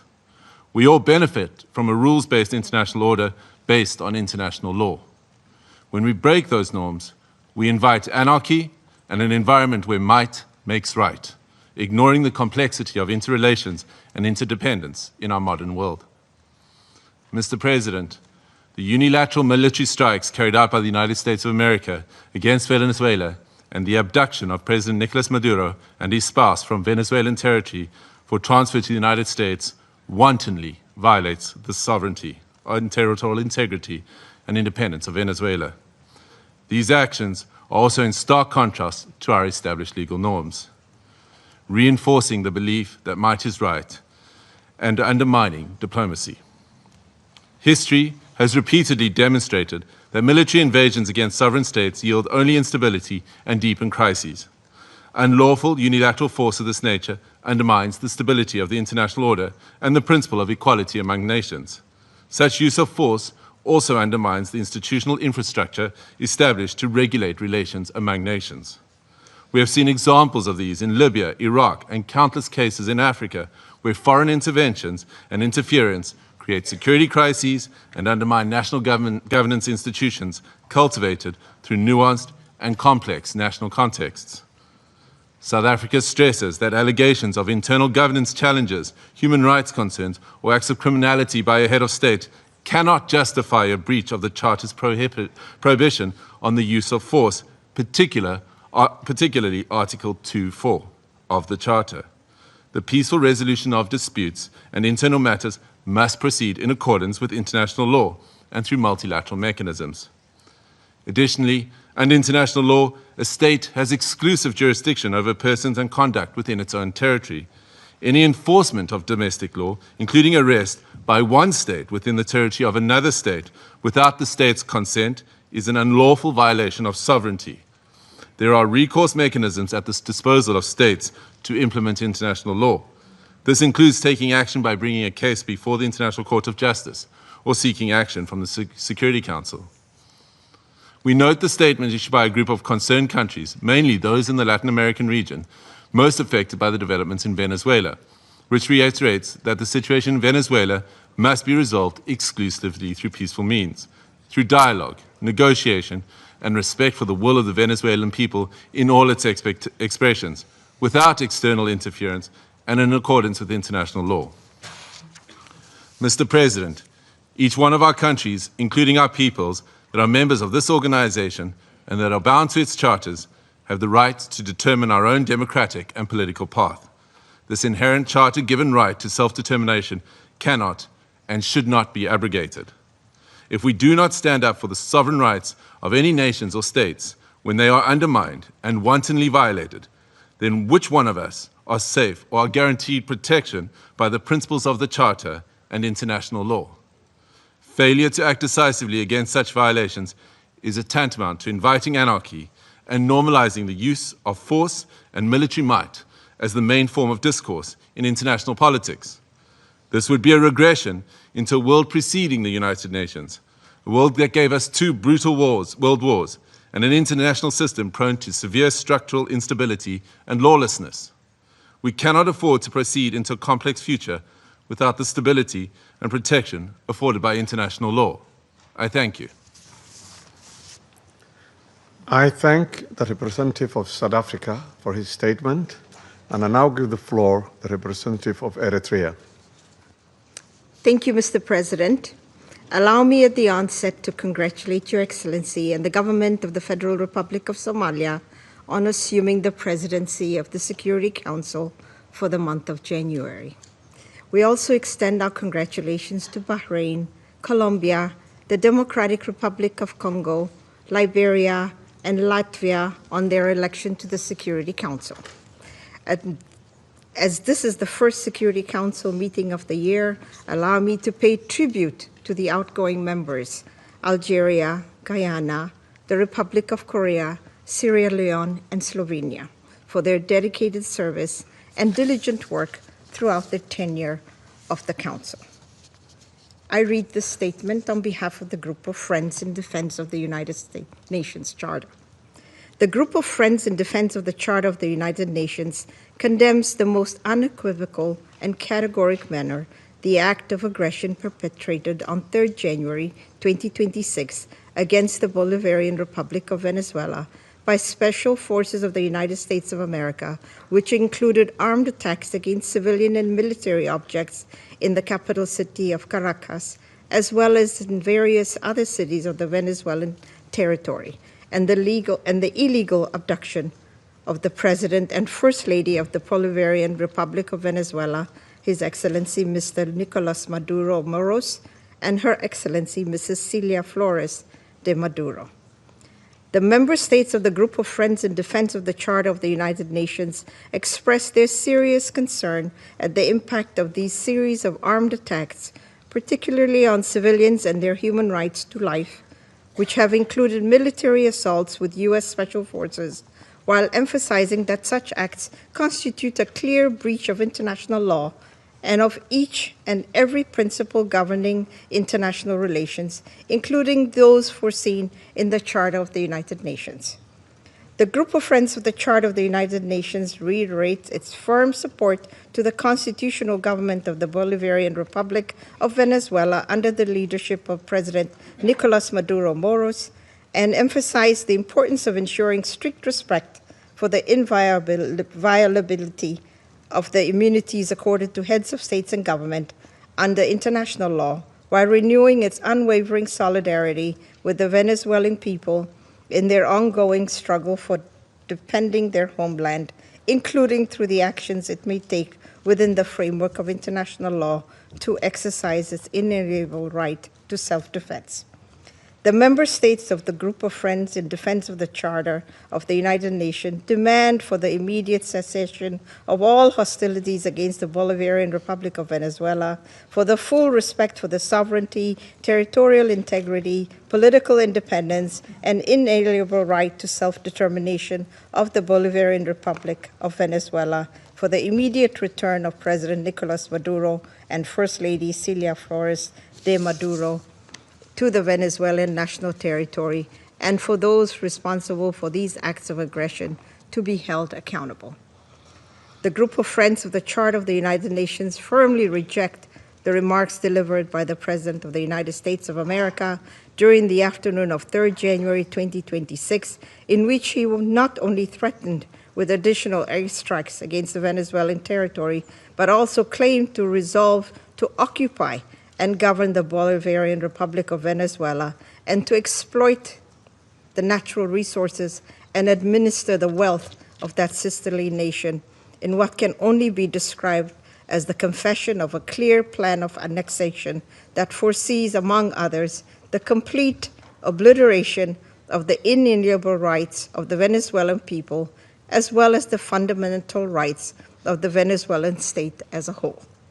The member states of the Group of Friends of the Defense of the Charter of the United Nations call on all relevant international bodies, including the Security Council and the General Assembly of the United Nations, to swiftly mobilize in order to uphold the purposes and principles enshrined in the Charter of the United Nations, and to urgently take appropriate measures to avoid further escalation of the situation on the ground, particularly additional acts of aggression against the sovereignty and territorial integrity of the Bolivarian Republic of Venezuela, and preserve both regional and international peace and security.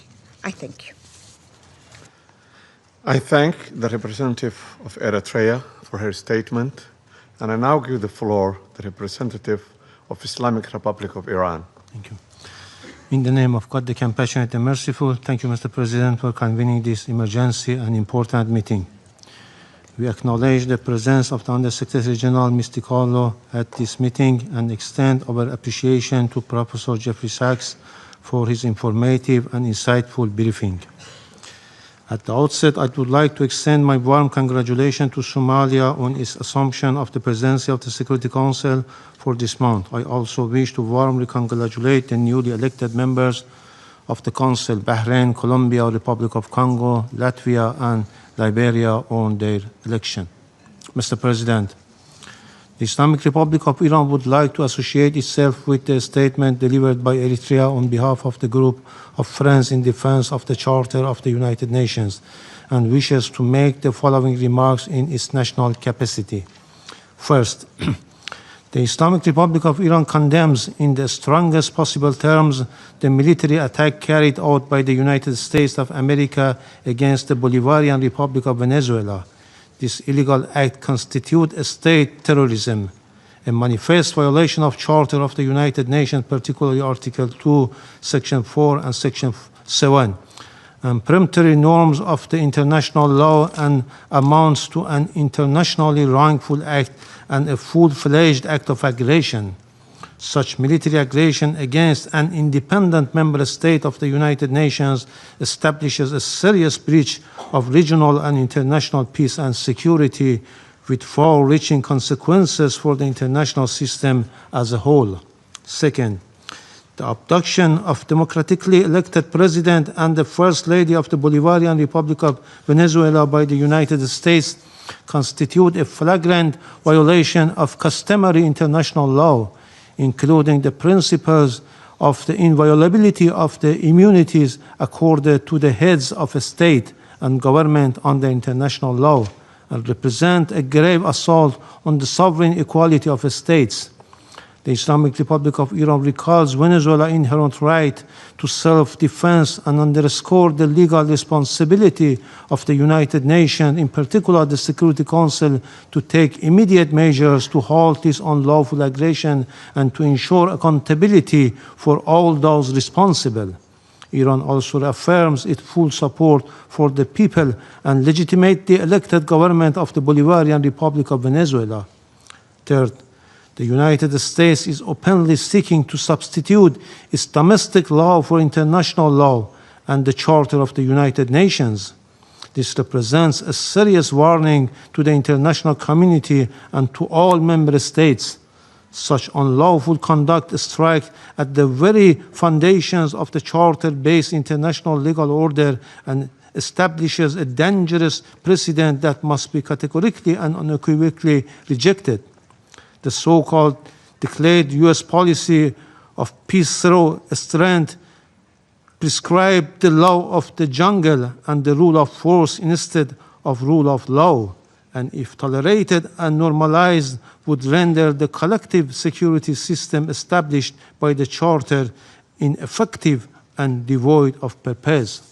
Fourth, the continued inaction and paralysis of the Security Council in the face of the explicit threat and act of aggression by the United States have fostered a dangerous climate of impunity. It has emboldened the United States to persist in unlawful conduct that poses a grave threat to regional and international peace and security. In recent days, the President of the United States had repeatedly issued public threat of the use of force against the Islamic Republic of Iran in manifest violation of Article 2 of the Charter of the United Nations. At the same time, the United States is shedding crocodile tears for the Iranian people and hypocritically claims to support them while maintaining a well-documented record of intervention, the use of force, and the imposition of unlawful unilateral coercive measures against Iran.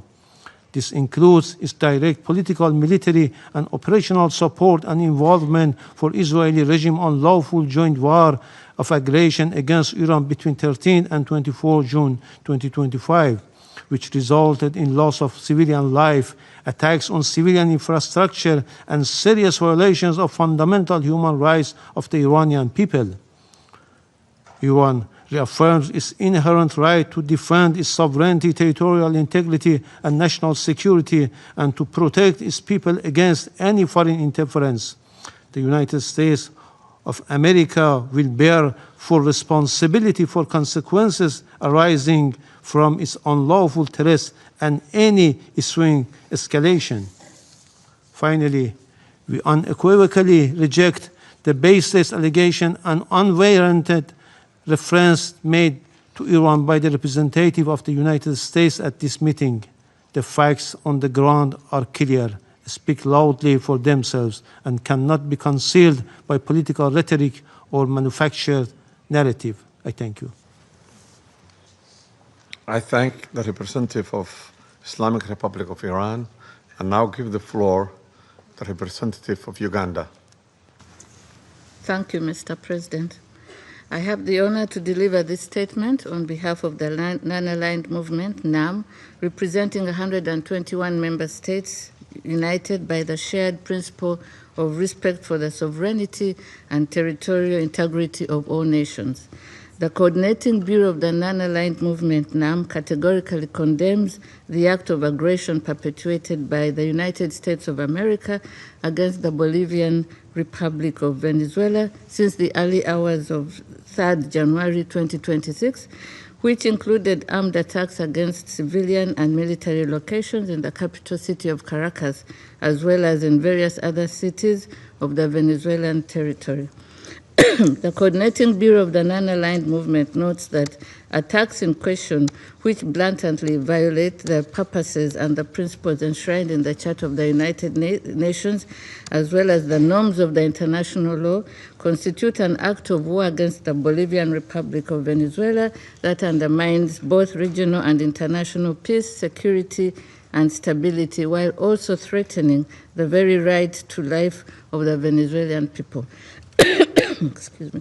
The Coordinating Bureau of the Non-Aligned Movement demands the immediate cessation of all hostilities against the Bolivian Republic of Venezuela, the full respect of the sovereignty, territorial integrity, political independence, and inalienable rights to the self-determination of Bolivian Republic of Venezuela, and that those responsible for those ongoing acts of aggression to be held accountable.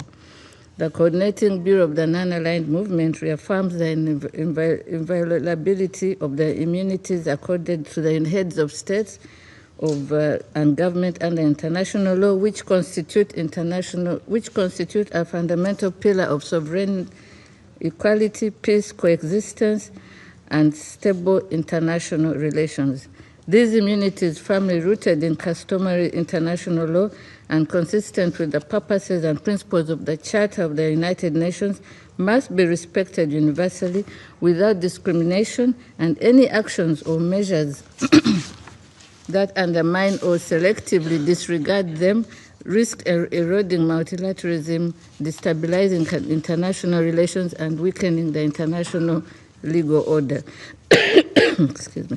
Mr. President, the Coordinating Bureau of the Non-Aligned Movement reiterates its full solidarity with the people and government of the Bolivian Republic of Venezuela at this critical time, and insists that military solutions are not viable avenues for addressing any issues that may be of concern between members of the international community.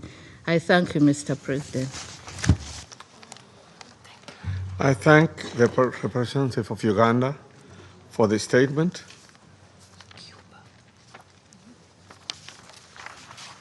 I now give the floor to the representative of Cuba, who has asked for the floor to make a further statement.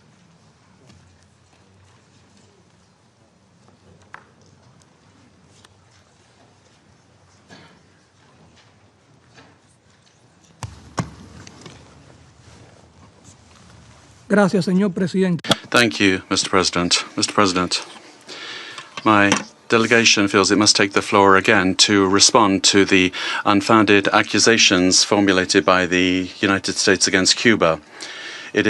We are indignant that those that have led unilateral aggressions and systematic violations of international law pretend to judge other sovereign states with a totally immoral and irresponsible attitude lacking respect. We fundamentally reject the accusations that Cuba has intelligence assets in Venezuela. These kinds of statements lack any factual base and are a clear attempt to take the eyes of the world off the criminal acts of the United States in the region. Cuba strictly respects the sovereignty, independence, and inalienable right of the Venezuelan people to decide their own destiny, as established by the United Nations Charter. Cooperation between both countries is in multiple spheres, has legitimate bases, and is based on bilateral agreements signed by both parties. As has been declared by the revolutionary government, the 32 combatants that fell in terrorist acts perpetrated by the United States were in missions of the revolutionary forces at the request of Venezuela. Those patriots were heroic in their action, showing solidarity with millions of Cubans. These accusations attempt to suggest that Cuba is involved in this way in Venezuela. We categorically reject that. Thank you. I thank the representative of Cuba for the statement. There is no more names inscribed on the list of speakers. The meeting is adjourned. Okay, I don't know what that sound was. The meeting's adjourned. We may hear, so we might see speakers after. I want to see here, because sometimes after the meeting, hold on, sometimes after the meeting you'll get some sort of shot outside, although I don't know if we'll have that. So give me a moment here, and let me just make sure, see if we're getting a shot outside after the meeting, outside the room, because you might have people speak at the microphone.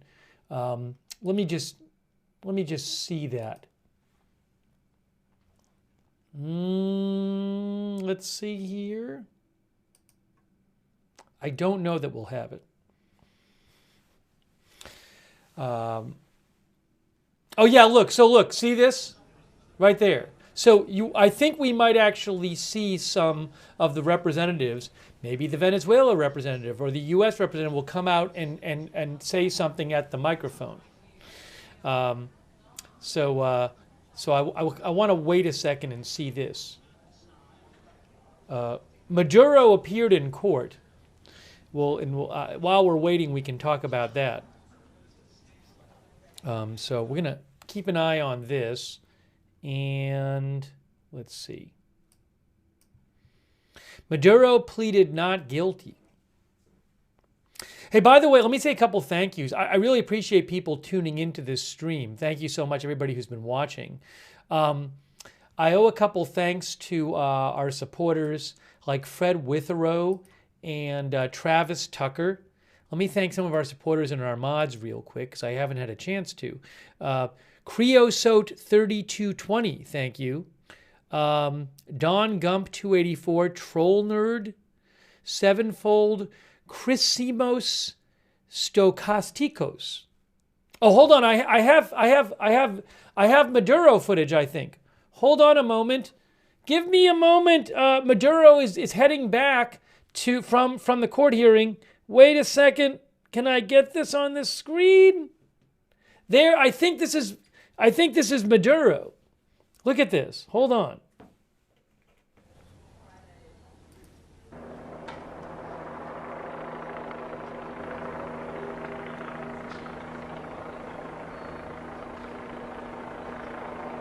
I don't know if he's in that helicopter, but this is a live shot.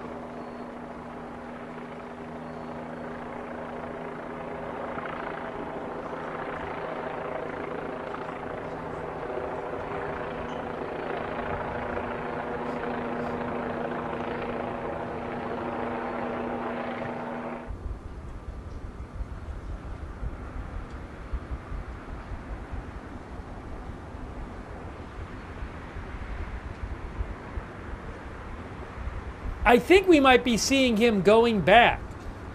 Hold on a second here. I didn't even up the head.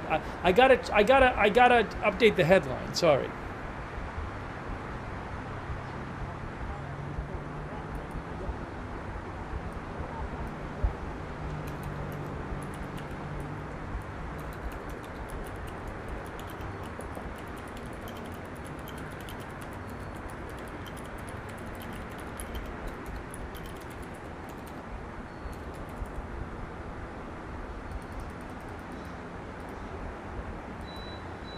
So I think maybe he's going to show up right here.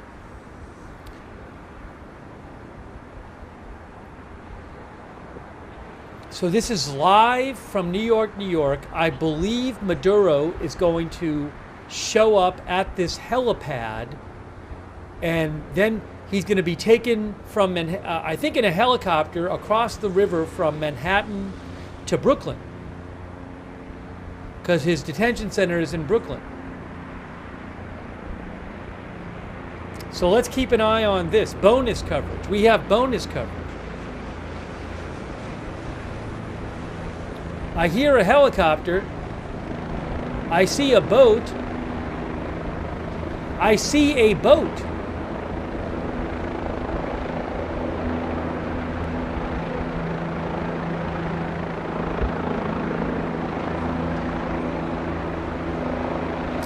Hey, let me thank a couple more people while we're waiting for Maduro. Thank you, Chrisimos Stokastikos, Dupper Bob, Troll Nerd, Irish Sweetness, Connor 5821, Tanner Toxicity, The Malgen, Crazy Yoda. Thank you, Crazy Yoda. Thanks, Elvado1 and Roger Shoemaker and D. Molisevich and Kitsachi for your support.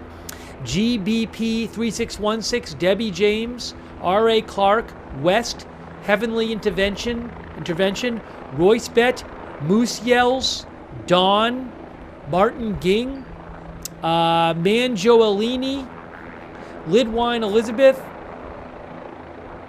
Mick Muffin, Rune 1033, R.A. Clark, Arctic Thigh, Fleshernet, Grumpbeard TV, La Calma, at Sharon Neon Rose, Doala, Michael McIsaac, Mama 457 Rose, Jack MCK, PA Jeeper, Jojo I Am, Dream Squad HD, thank you, Tennessee Tornado, Robert Polson, Olesia, Grumpa, Val Malloy, thank you, and Samuel Gay 6546.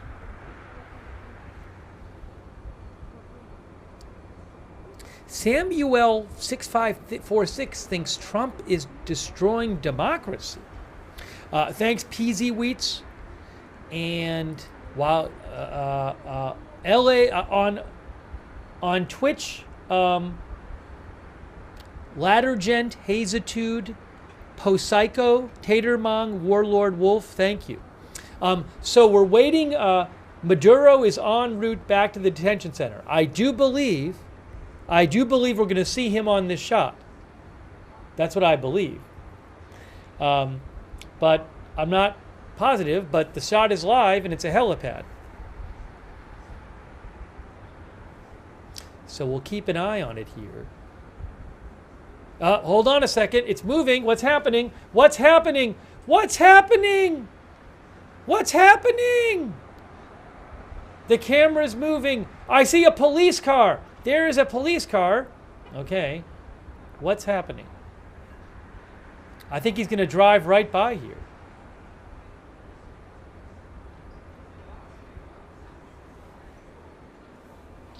Just a few days ago, Maduro was in Venezuela, the country's leader. Now he's in New York, facing criminal charges, heading back to his detention center.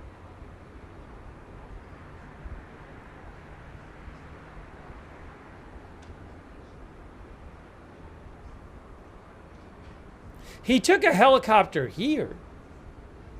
Maybe he's not taking a helicopter back. One of our viewers thinks he's taking the tunnel and not a helicopter. I know he took a helicopter on the way. Would they shut down the tunnel to take him when they could just do a helicopter? Wouldn't a helicopter be easier on other people in New York rather than shutting down the tunnel?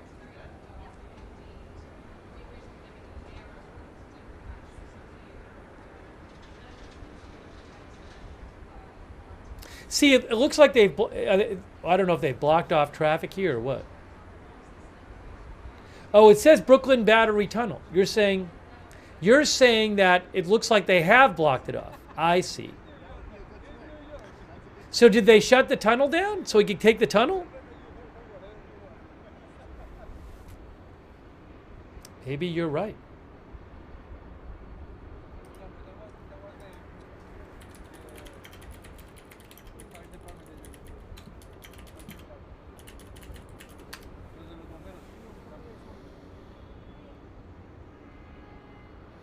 Yeah, the Brooklyn Battery Tunnel does run between Manhattan and Brooklyn.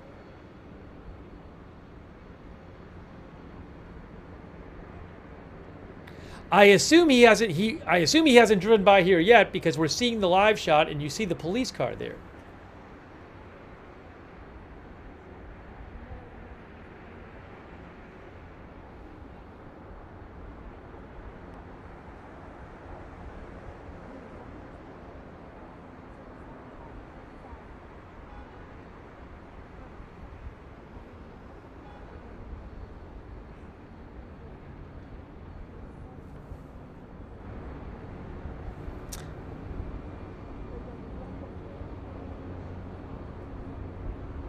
So we're hoping to catch a glimpse sometime shortly.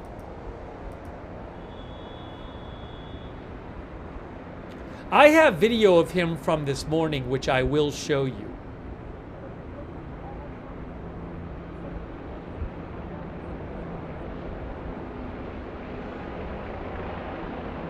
But I'm hearing maybe I'm hearing police helicopters or news helicopters.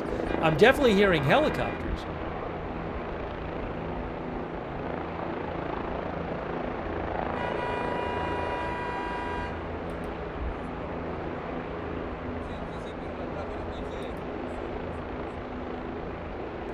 I have access to a helicopter shot. Oh, here, look, breaking news, breaking news. Look at this, guys. It's Maduro. I guess he's in one of those cars. Wow. We are looking at the Maduro, my brain isn't working. The Maduro convoy. Look at this. Breaking news. Wow. Look at all the cars.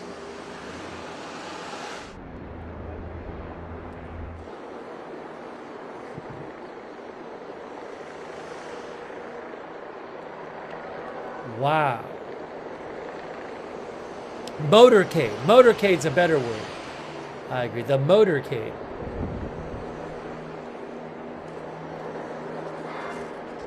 Probably saw 16, 17 cars just go by. All right, gate coming down. Gate coming down. Close the gate. I don't know.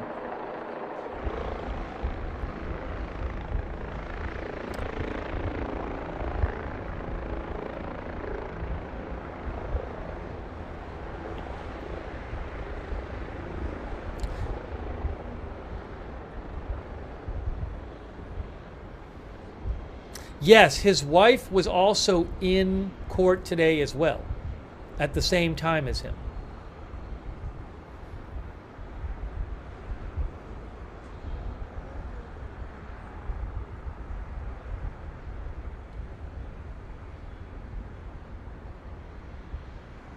One of our Lord Quartz thinks that's it. Lord Quartz thinks we're not going to see them again. Did they just go into the tunnel or something?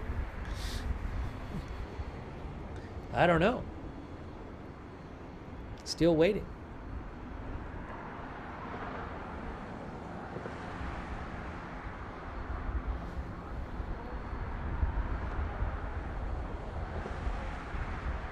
I'm looking at a helicopter shot I don't have the rights to, But the helicopter shot isn't showing anything specific. So I just don't know. Were Hamster says, did he pay the toll? Hey, thanks, Mopulator, for being a member.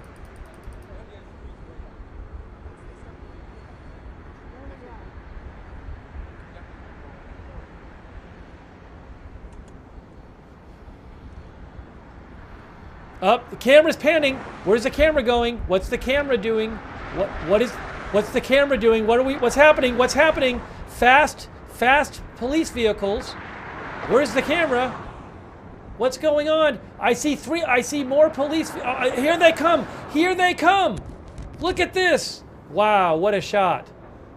What a shot of the motorcade. Oh my gosh. It's like it's in your living room.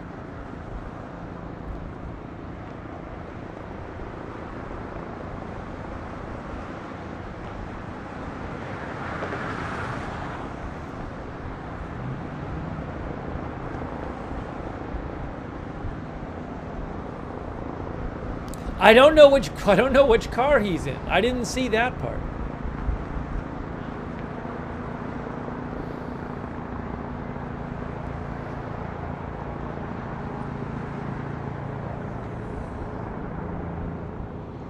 Now where? Now what's happening?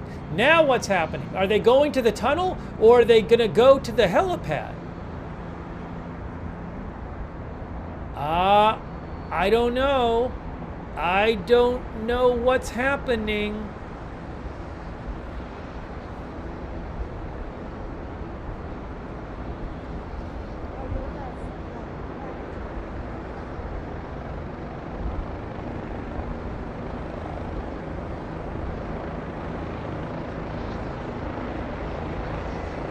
Yes, great point. Our viewers point out the traffic has been unblocked.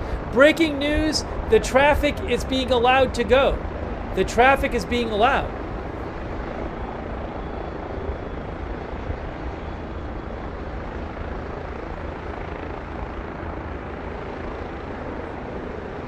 Thank you, Fleshernet. Thank you, Fleshernet. Also, Trouble with the Trees. Thank you, Trouble with the Trees.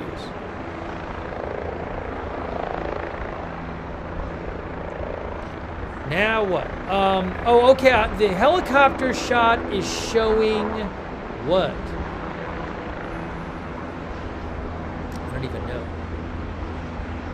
I'm looking at a helicopter shot right now. It's a little confusing. No, hold on. That's not from this. That's from something else.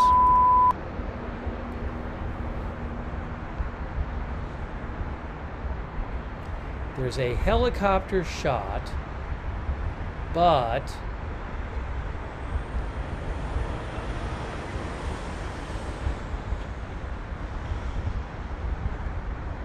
I don't know what it's showing.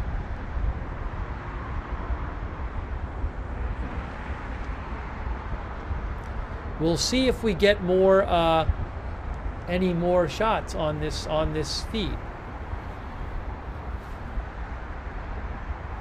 Oh, they're showing a tunnel.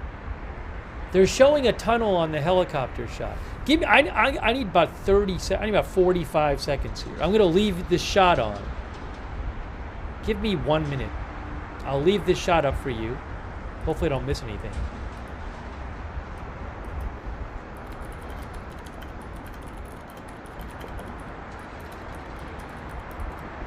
I need a minute. Hold on. Steve will be back in 1 minute. Give me, I'm just going to disappear for a minute.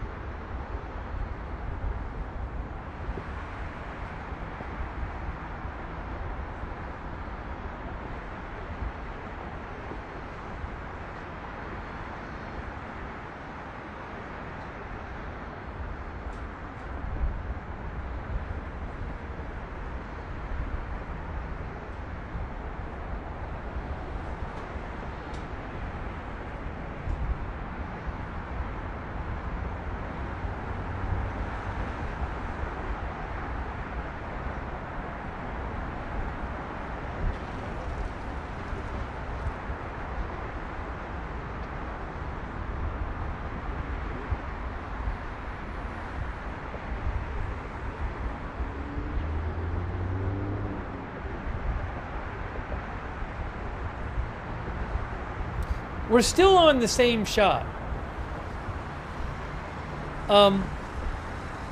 The helicopter shot I'm looking at is showing a tunnel. So maybe they went through the tunnel.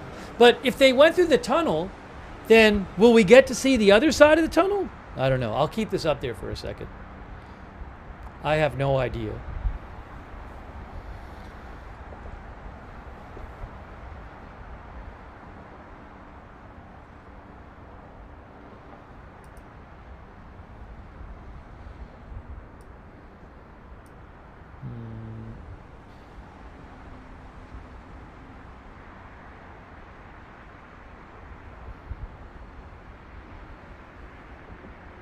Oh, hold on now. I think the helicopter shot is showing something else now. So maybe we'll see something.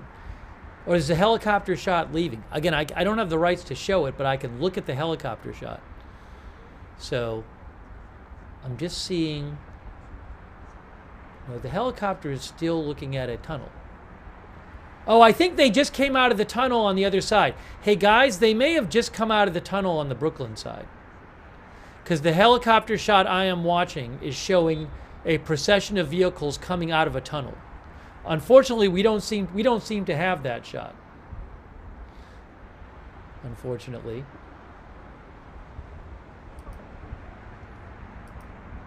But I can see it.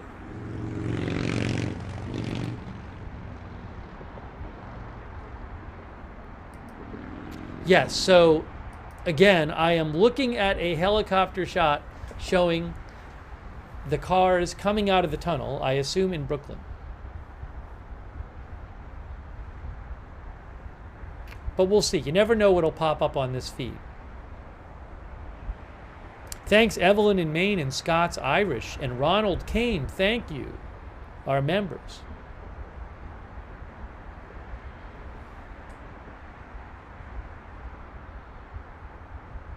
I'm looking at all the news channels, but none of them is showing the.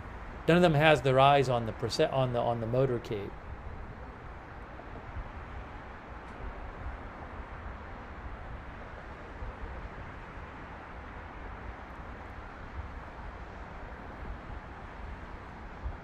Yeah, the helicopter shot is MS Now is showing it, but again, I don't have the rights to it. But there is a helicopter shot that is showing the procession.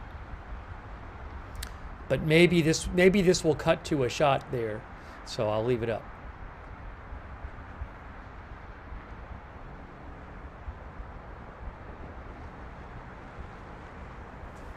Some of you might be watching the.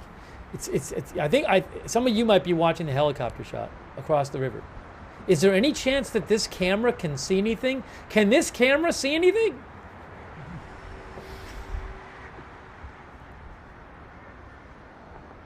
What I'm going to do is I'm going to show you guys after this, I'll show you the video from this morning. I have video of him getting on the helicopter.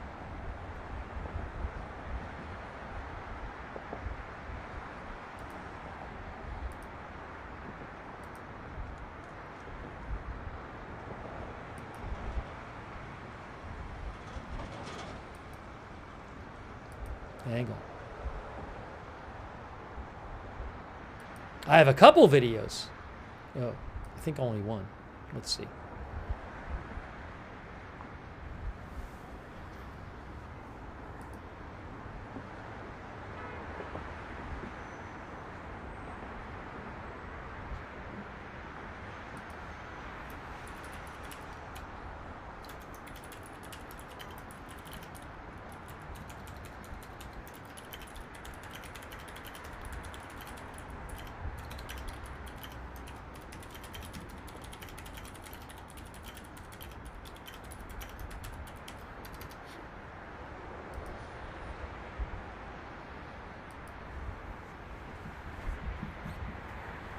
All right, so what I can tell you is, all right, well, here's what we're going to do. This shot isn't really showing us anything. So what we're going to do is, I can tell you that Maduro right now is, his helicopter shots do show that his procession is on the way back to the jail in Brooklyn. I believe he is on the Brooklyn side of, he's in Brooklyn right now, the procession, but I don't have a ground shot of it. If I do get a ground shot, I'll let you know. But I don't have one. But what I can show you guys is a shot from earlier today, in case you missed it, of him on his way to the courthouse. I have it right here. Okay, hold on a second. Here it is. So, and I'll keep an eye on the live just to see if I see anything.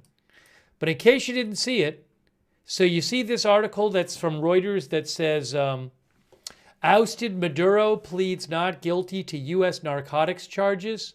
So here's a video from the article. Look at this. Hang on, I'm going to press play right now. There he is. See him? This is from this morning.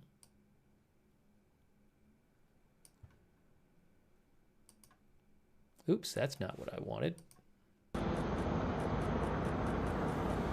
There he is. Oh my gosh.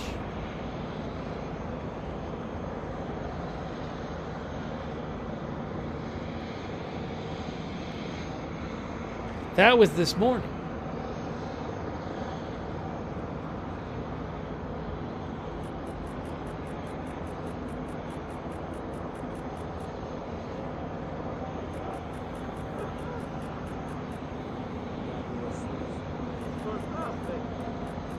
Make that a little bigger.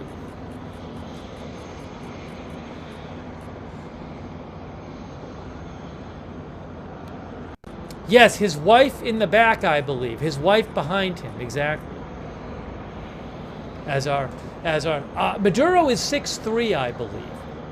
So him and his wife, that was him going, that was from earlier today, him going to the courthouse. Look at this.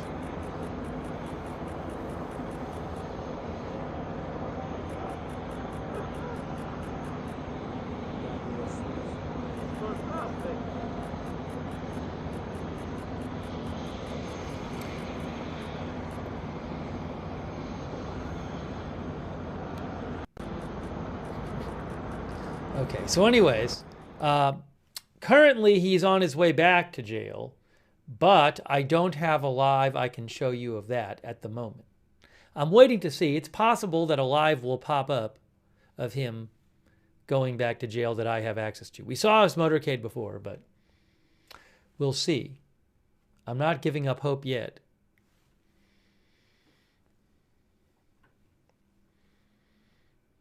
So it's bonus coverage. We covered the whole Security Council meeting, but this is bonus coverage as a. Let me give you a little update here while we're waiting to see if we get any video of him going back to Brooklyn.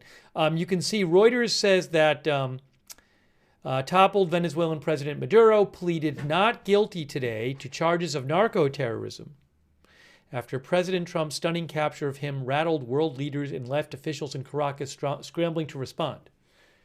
Oh, wait a second. Hold on. I think I have... What is this video? I'm seeing a new video. Hold on. What is this video? What is that video? Why am I seeing a helicopter? What's this? What's this? This is a live shot. What am I looking at here? What am I looking at here? This is live. It's a helicopter. Is it just a helicopter near the jail? Maybe? Is that the jail?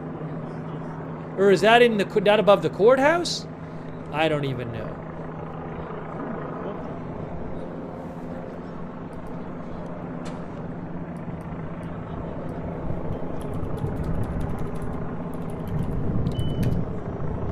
Is this the Metropolitan Detention Center?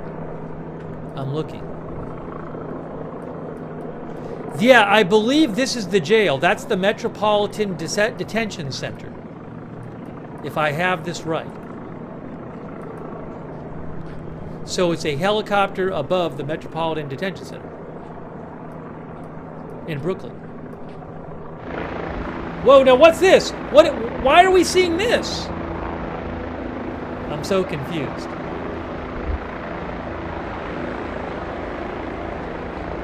Is that a news helicopter? Maybe we're seeing a news helicopter. I thought this was on the Manhattan side, this.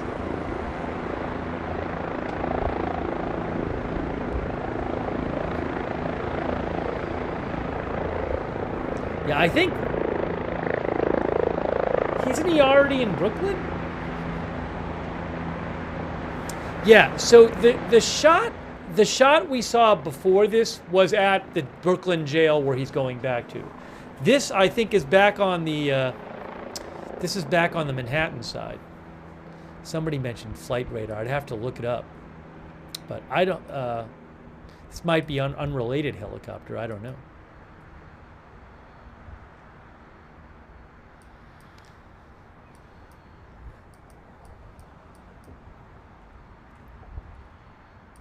I'll do a quick check to see if I can find... I looked on Flight Radar. I'm not seeing a helicopter where this should be, but...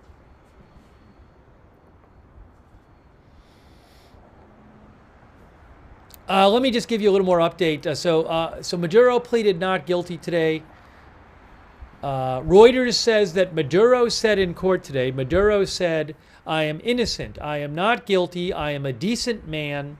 I am still president of my country, he said, through an interpreter before being cut off by the judge.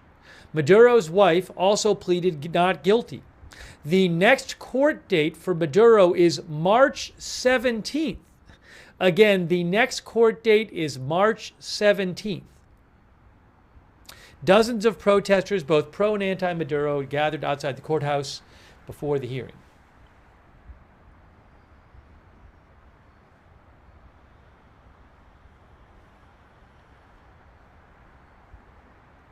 Maduro's lawyer, Barry Pollock, said he anticipated voluminous and complex litigation over his client's military abduction, he called it. He said Maduro was not requesting his release, but may do so at a later time. Maduro's wife's lawyer said she sustained significant injuries, including severe bruising on her ribs, and asked that she be provided x-rays and a physical evaluation.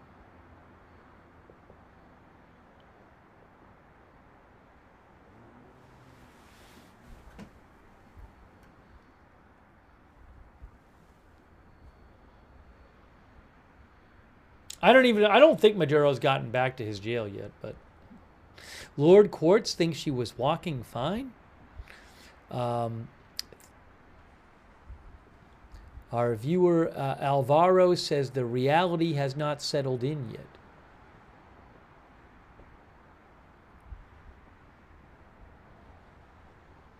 Blue Boxes says, when will Trump invade Greenland?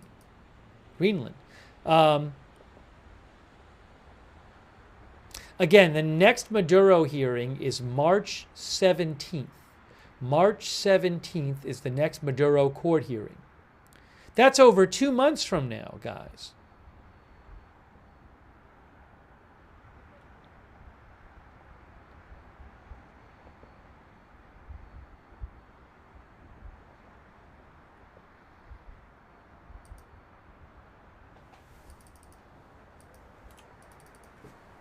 One moment here.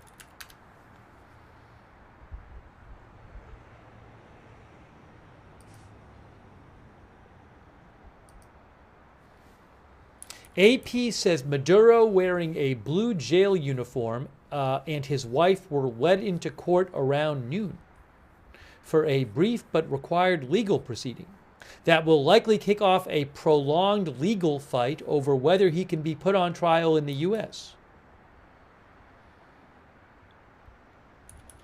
AP says, respectful of court decorum throughout the proceeding, Maduro took copious notes and repeatedly pressed his case that he had been unlawfully abducted.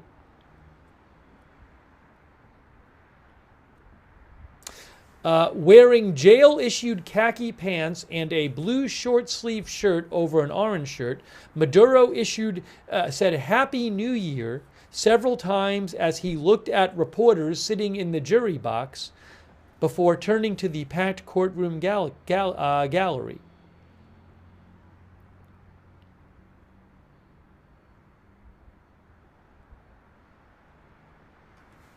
Maduro's wife's temple and eyelid were bandaged in court, as her lawyer said that she had suffered significant injuries during her capture. Her lawyer believes she has a fracture or severe bruising on her ribs, says AP. The judge directed prosecutors to ensure she gets proper care. Also, as Maduro stood to leave the court with federal officers, a man in the audience stood and began speaking forcefully at him in Spanish, calling him an illegitimate president. The man, 33-year-old Pedro Rojas, said later he had been imprisoned by the Venezuelan regime. As deputy U.S. Marshals led Maduro from the courtroom, the deposed leader looked directly at the man and shot back in Spanish, saying, "I am a kidnapped president. I am a prisoner of war."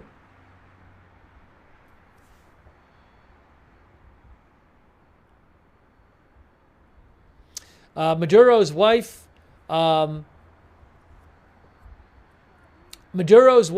Celia Flores, said in court through an interpreter, "I am First Lady of the Republic of Venezuela." She said, asked to enter a plea, she said, "Not guilty, completely innocent."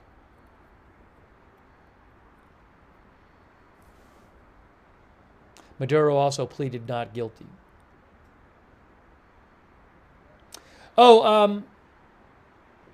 Let's see here.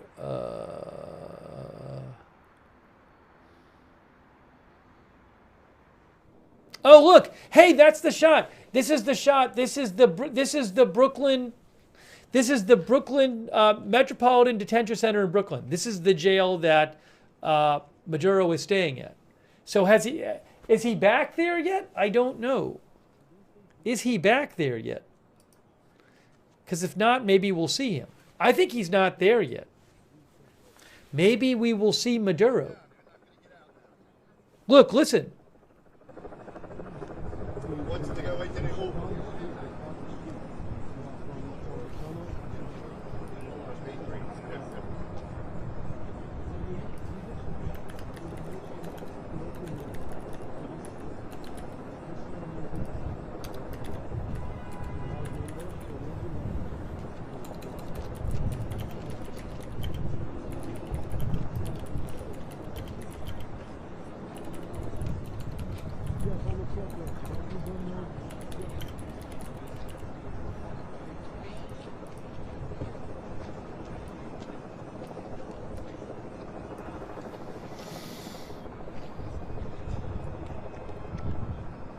So maybe we'll see him.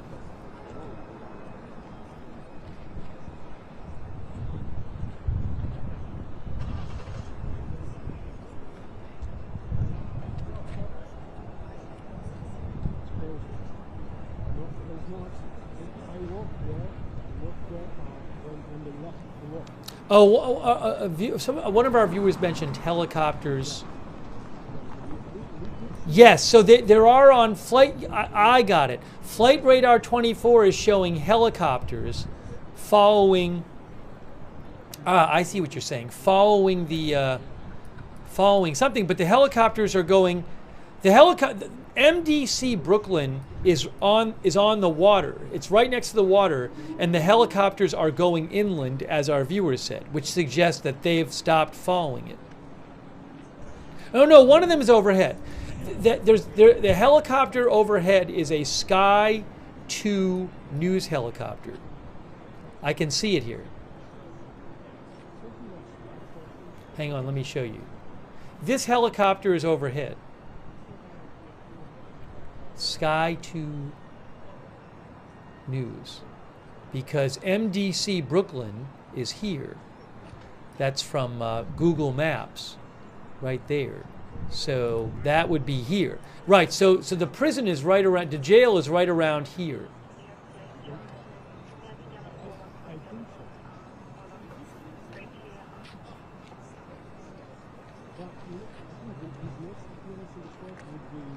I don't know yet if he is back yet.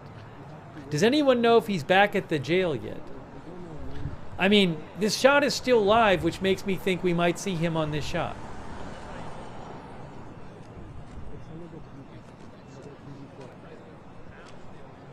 I don't know why we'd be seeing this live shot if he was already back. Oh, is that other helicopter taking off now? Maybe he's back. Oh, so the other helicopter seems to be taking off. So maybe he's already back. Now, Breezy said Sky News showed him back?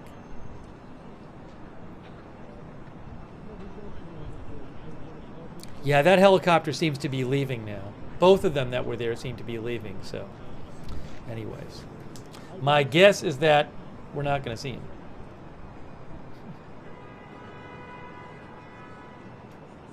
J. Adams Vids thinks he's back in his new home.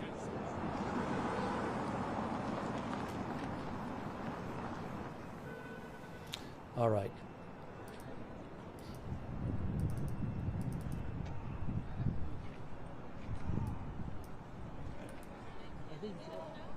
Let me just see if I have any other updates for you right now.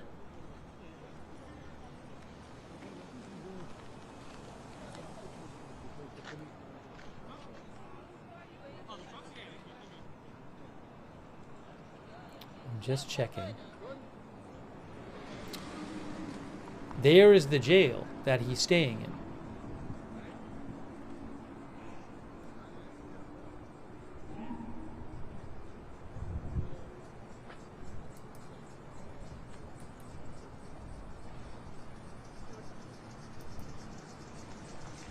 Oh, guys, the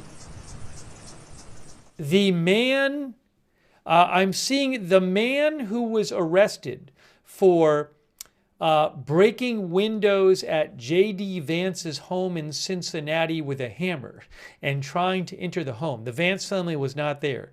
The man who was arrested, according to NBC News, is 26-year-old William DeFoor, D-E-F-O-O-R. He faces multiple charges. DeFoor has a documented history of mental health concerns. Okay, I got to actually post this. Man accused of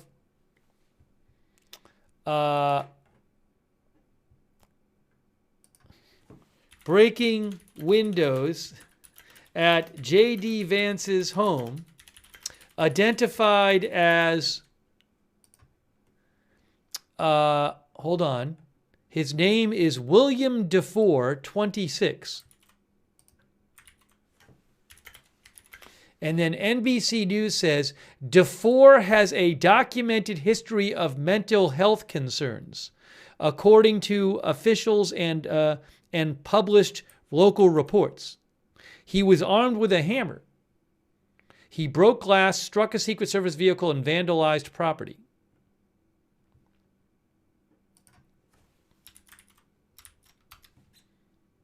Okay, anyways, that's an update on that story.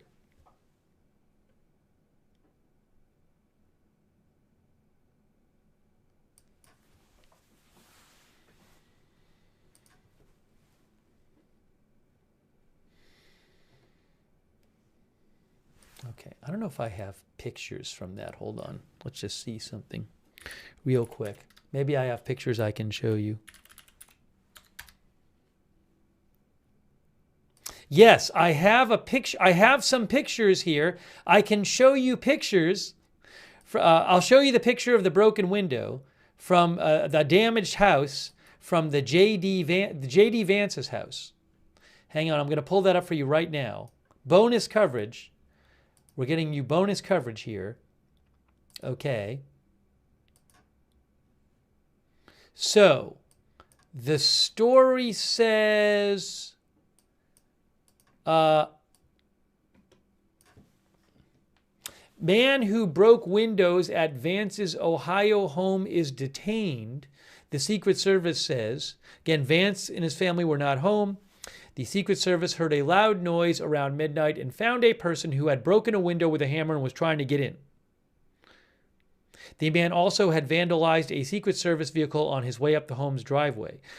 His name is William DeFoor, 26, of Crestview Hills, Kentucky. He's from Kentucky.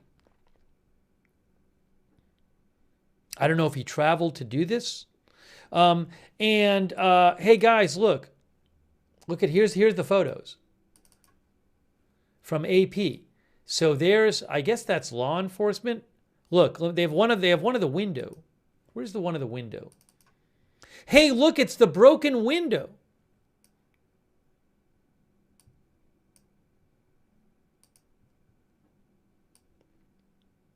Is Kentucky close by? That I have to look up where that location is. One of the viewers was suggesting it could be close by. So there's a picture of the windows.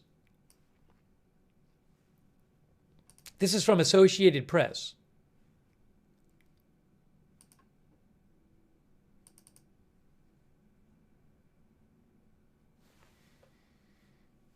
And then, okay, across, some of our viewers are saying across the bridge. So he is from Crestview Hills, Kentucky, right? That's where the guy is from. And then it should be pretty easy for us to look this up, by the way. Okay, hold on. I'm looking it up. I'm looking it up for you right now. Yes, it is close. Okay, so just to show you, thanks to our viewers, here you go. There is Crestview Hills, and there is Cincinnati. So it is not, I mean, roughly speaking, you're talking about 5 miles away. About 5 miles away from Cincinnati. So close by. Timbit says breaking window news.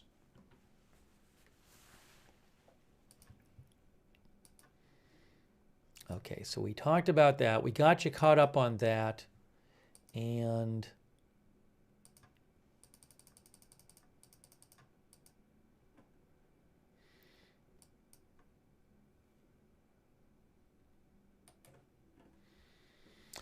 hang on a moment here.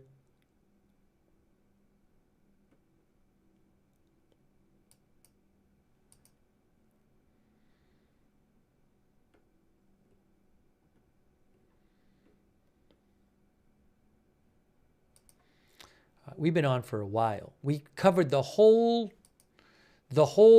Security Council meeting.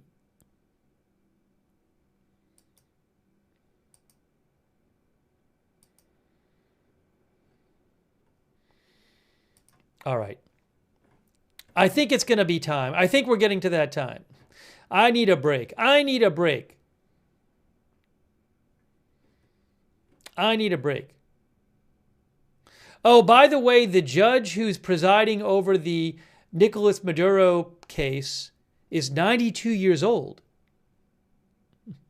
Wow. 92 years old, Alvin Hellerstein. How about that? All right, guys. I think it's time. I think it's time.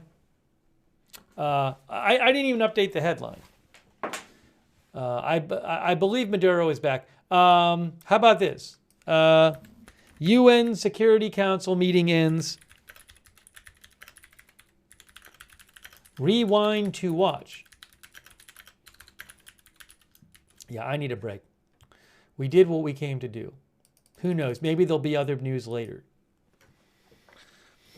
All right. So I'll certainly be keeping an eye on this story and other stories. And if there's big news later, we'll come back on the air. But I need to wrap up this stream and take a break. So I really appreciate you guys. By the way, I owe a thanks to Melcore54 and the Stoic Place. Thank you. So I really appreciate you guys tuning in to our coverage today. And thanks everybody who's been in the chat. We had a lot of messages in our chat and everybody who's been writing to me and sending me updates. Sorry I didn't have time to read more comments on the air, but it was I couldn't really read them during the meeting. If you missed it, go rewind and watch the meeting. But again, well, if there's big news later, we'll come back on the air. So, hey, subscribe, follow the channel, Agenda Free TV. We cover all kinds of live breaking news without an agenda. Agenda Free TV. I would suggest you turn the notifications on. We have a notification system. We do it ourselves through Discord. It's free, and it'll send you a notification whenever we go live, because I don't know when big news is going to happen, and that way you don't miss a stream. The mods will post the link in the chat to sign up for the notifications, and you can also find that link to the notifications, the free notifications on YouTube and Facebook in the description of this video. So sign up for those. Also, I will post updates on my X account, which is @Lookner. You can follow me there, @Lookner on X, for breaking news. And, but again, thanks so much for tuning in. I'm glad we got to show you that. It was an very interesting Security Council meeting. And we got bonus countries.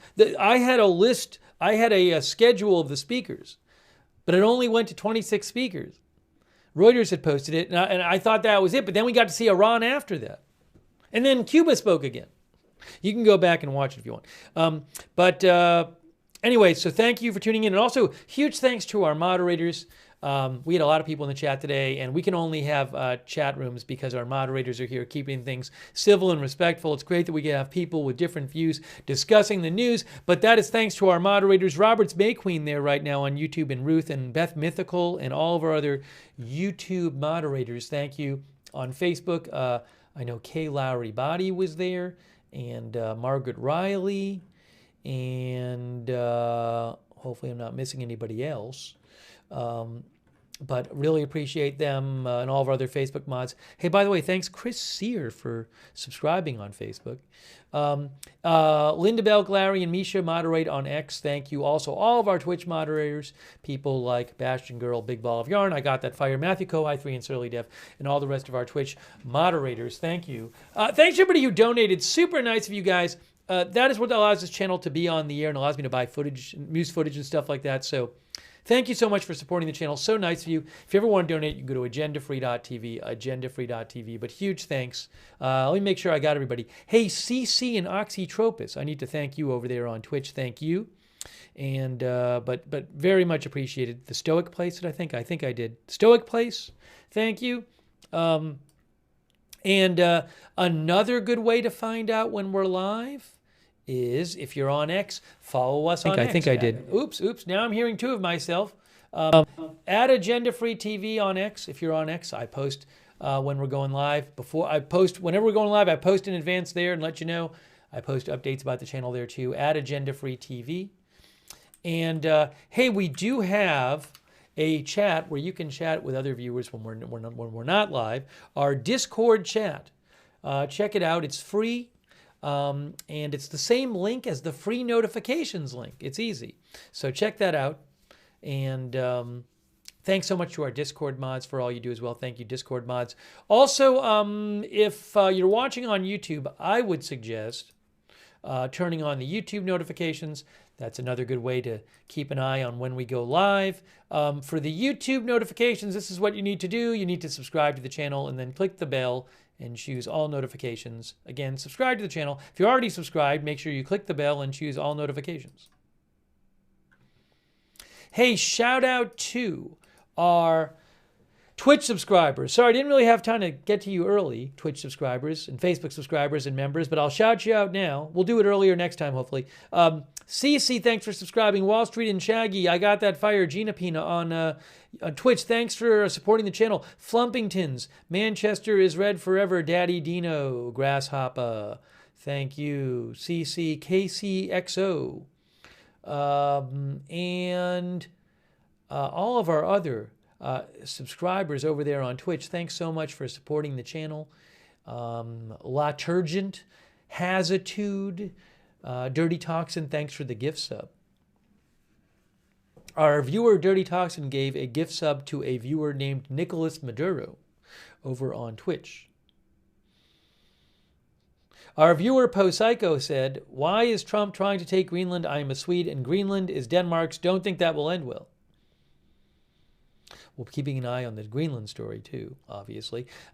See what develops there. Tatermong and Warlord Wolf, thanks for subscribing on Twitch. Also our Facebook subscribers as well. People like Chuck Mosca and Robert Real II, and Chris Sear, Kayla Ribati, Margaret Riley, and Sharon Klassen Goslin, and all of our other Facebook subscribers. Thanks so much. And our YouTube members, shout out to all of them. Thank you, YouTube members. People like, oh, Danny James moderating too. Hello, Danny. Thank you. CAC813, thanks for being a member. Jelly Plain, J.K. Senar, Thomas Darwin, Corporate Billionaire, Alabama Fan, Confidence in God, Roger Shoemaker. It's Becca Lilly, Dewey CAC, and Alabama Fan, and Winding Road, Evelyn in Maine, Paul S., Eliza Jane. Thank you for being members. Pat W., Paula Faust, and all of our other members, Roger Shoemaker, Confidence in God, Criminy, thank you. And everybody else for watching, thanks for watching. I got to take a break. Got to eat something and take a little break here. Thanks Kelly Reed Lacefield for watching, Audrey Burbank, Paula Thompson, Juliana Martin, Michelle Batten, Janice Keys Smith, April Swartz, Sophie Coretta. Sophie gave stars, I think, yesterday. Maybe today, too. Thank you, Sophie, for the stars. Julie Shields, Vonnie Darling, thanks for watching.